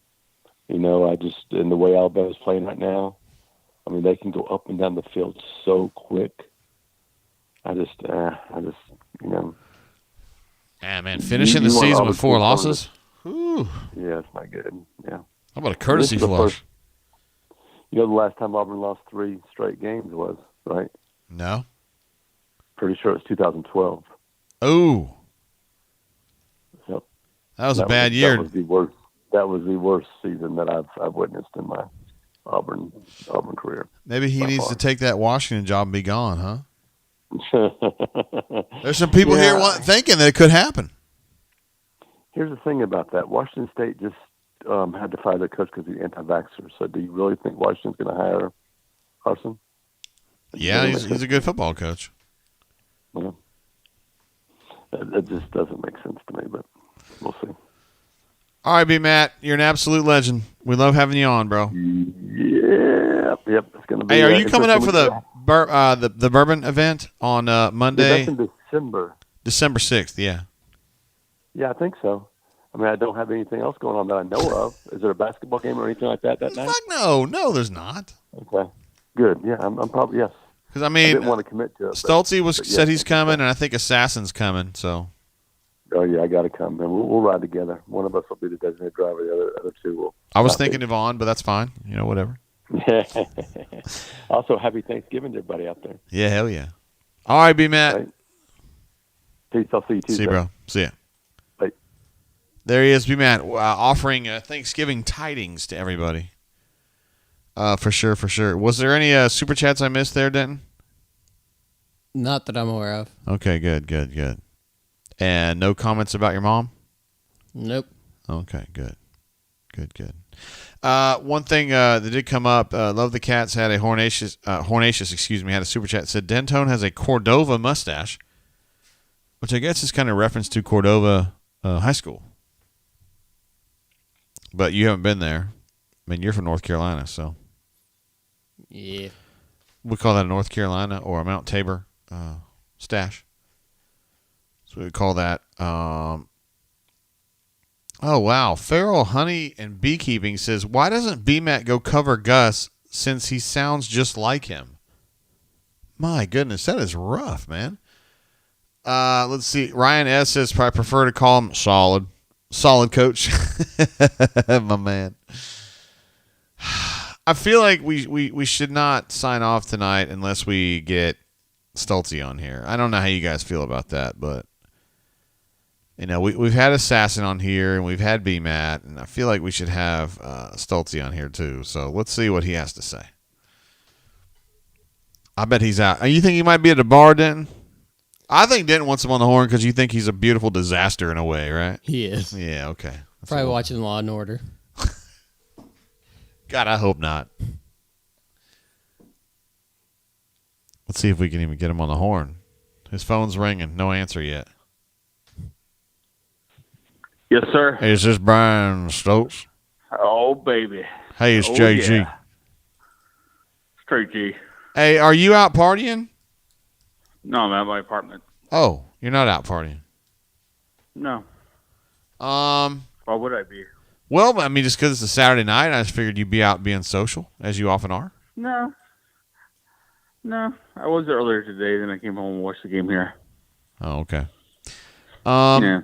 Stoltzy, just your general thoughts at this situation right here. We've had a lot of callers tonight, and we need someone to just kind of wrap it all up, and I feel like you're the guy to do that. Woo, that's pressure right there. Yeah, a little bit. That's pressure. Yeah, this team's not good. Wow. That's what it all comes down to. They are not good. I mean, and no matter how many times they gave Pink the ball, they should have given him a minute more. I mean, how do you not give him the ball? Does Mike Bobo hate him? Anyway. They gave him 22 carries. I mean, it's not like they just completely starved him. Carries. Yeah, but give him 40 like Trey Mason used to get. Fair. That's what you're looking for. I mean, come on. He was 7.5 yards per game.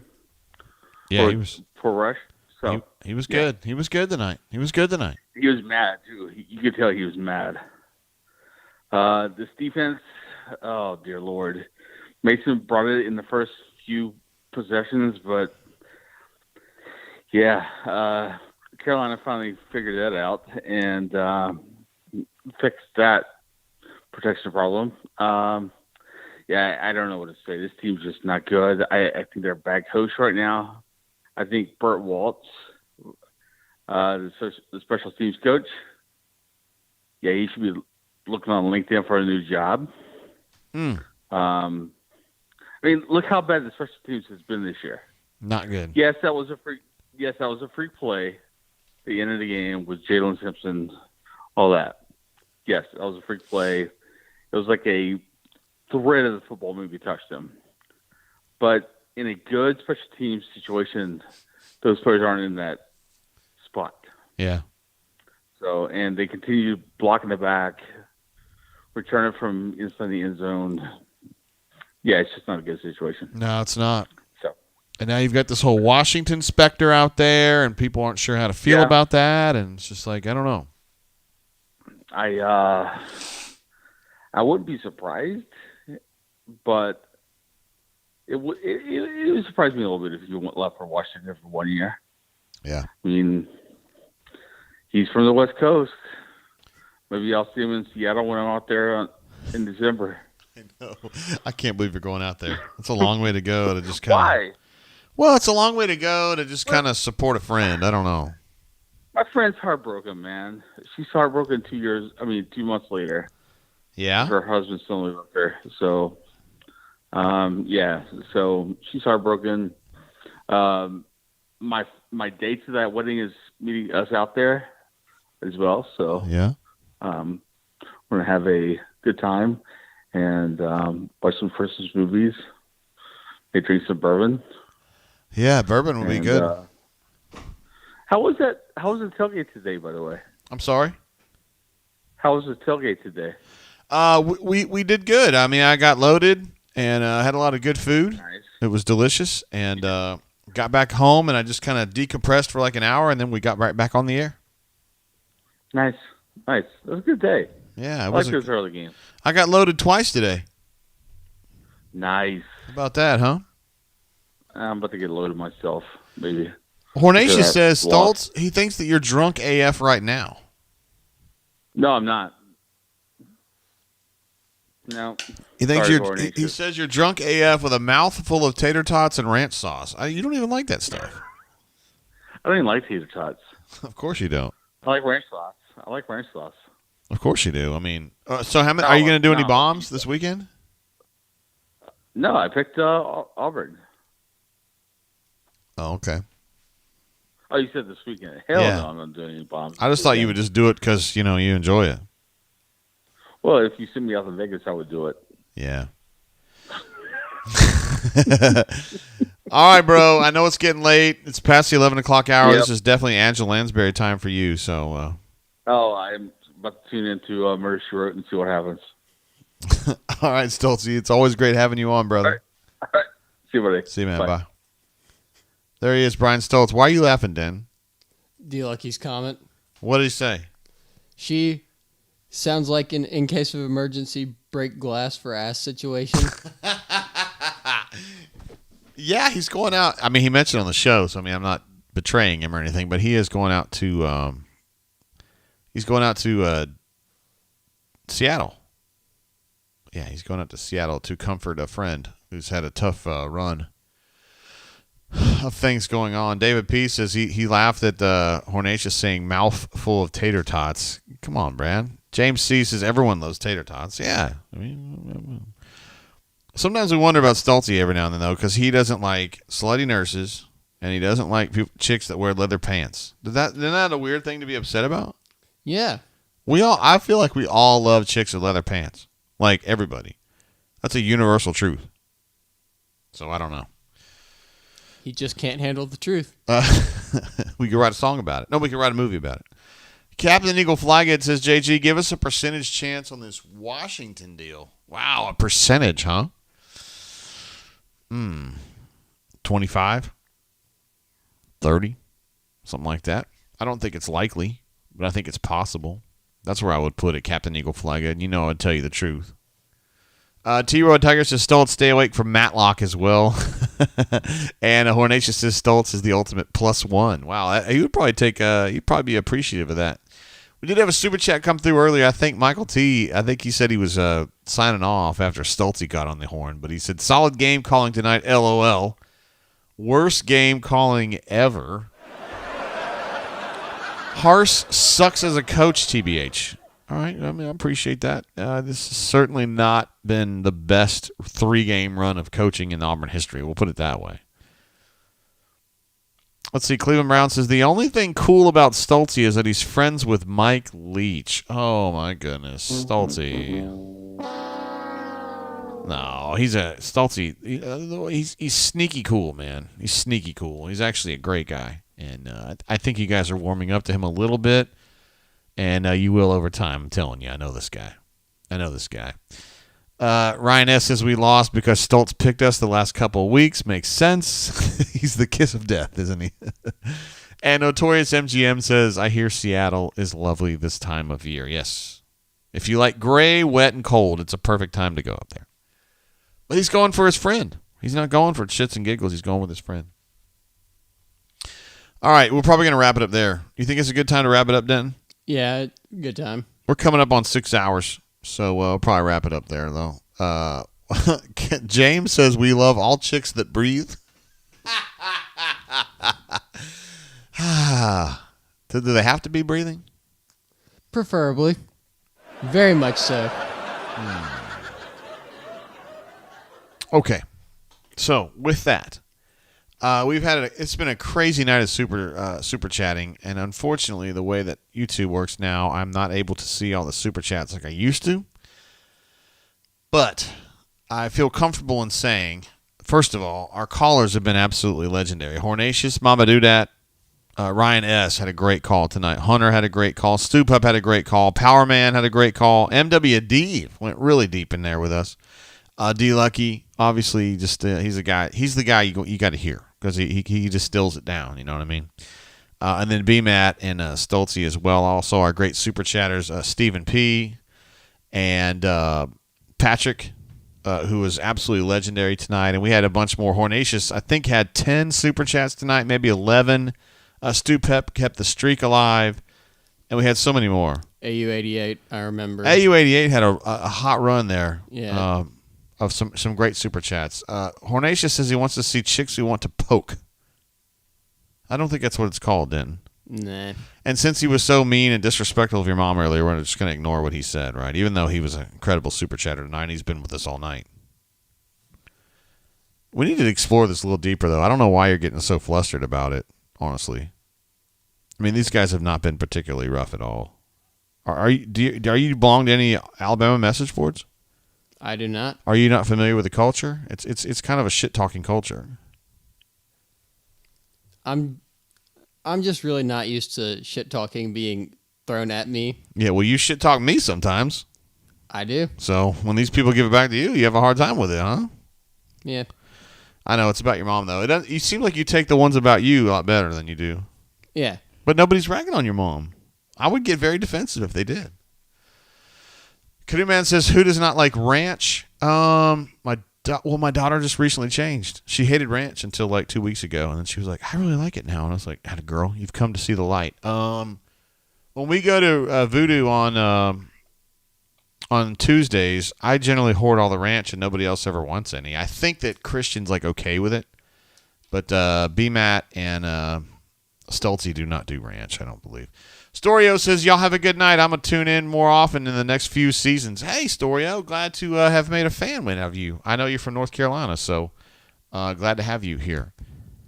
Hornatius is singing a song. Says, D'Antonio's mom has got it going on. There you go. Doesn't fit. Maybe it does, maybe it doesn't. David P says, I really appreciate Denton. We love you, man. Look at that. You got supporters. You got a whole fan club out here, Denton. Look at that. Look how happy he is. David P. You just made his night. He's so stoked right now. Look at him. Look at that smile. Look at that. Look at how happy he is. Let's see. Ryan says, get him, JG, like Hornatius got Denton's mom. What? Oh, no. Oh, here you go. Are you getting fussy again? No. It's not that easy. Come on, Ryan's like good people. He's not even making fun. David P. says, take the ribbing as a sign of our love, Denton. How about that? When is the dining room open at Voodoo? It's open all the time. We eat there on Tuesdays, about 11:30 in the morning. But you're welcome to go pretty much any other time. I do think they close a little bit early. I think they're open for lunch for sure, and they go close to dinner, and then sometimes they close just due to staffing situations. But that's it. All right, guys, we're going to wrap it up there. I want to thank you guys very much for being with us. My friends at Troy who were with me earlier today, the Sartain Anyway group, which would include J-Dub, who super chatted earlier, and all those great folks who made a great afternoon possible for me and administrative assistant. Also to our outstanding super chatters and our callers. We could not do this without you guys and our subscribers at auburnsports.com, obviously. So we love you guys so much. So listen, the Auburn Tigers hit a little bit of a rough patch here. Had another trip up today. But, there's always the Iron Bowl. Auburn only be like, an 18-point underdog in that one, Denton? Probably. It could happen. Anyway, guys, I'm going to bounce. It's been a pleasure, and hope to see you guys next week for the final game of the regular season. And then, of course, we have the big bowl game. Probably going to be in the Cotton Bowl or something better than that, probably. Yeah. So we'll see. Rose is also possible. Austin P says, JG always clutch. See you soon. Appreciate you, Austin. All right, guys, wrap it up there. Appreciate it. See you guys. Let's make great decisions out there. If you've been drinking, be sure and hydrate and make good decisions before you go to bed because you don't want to wake up sick. I believe me, I've been there. And also go Raiders. All right, guys. See y'all. Peace.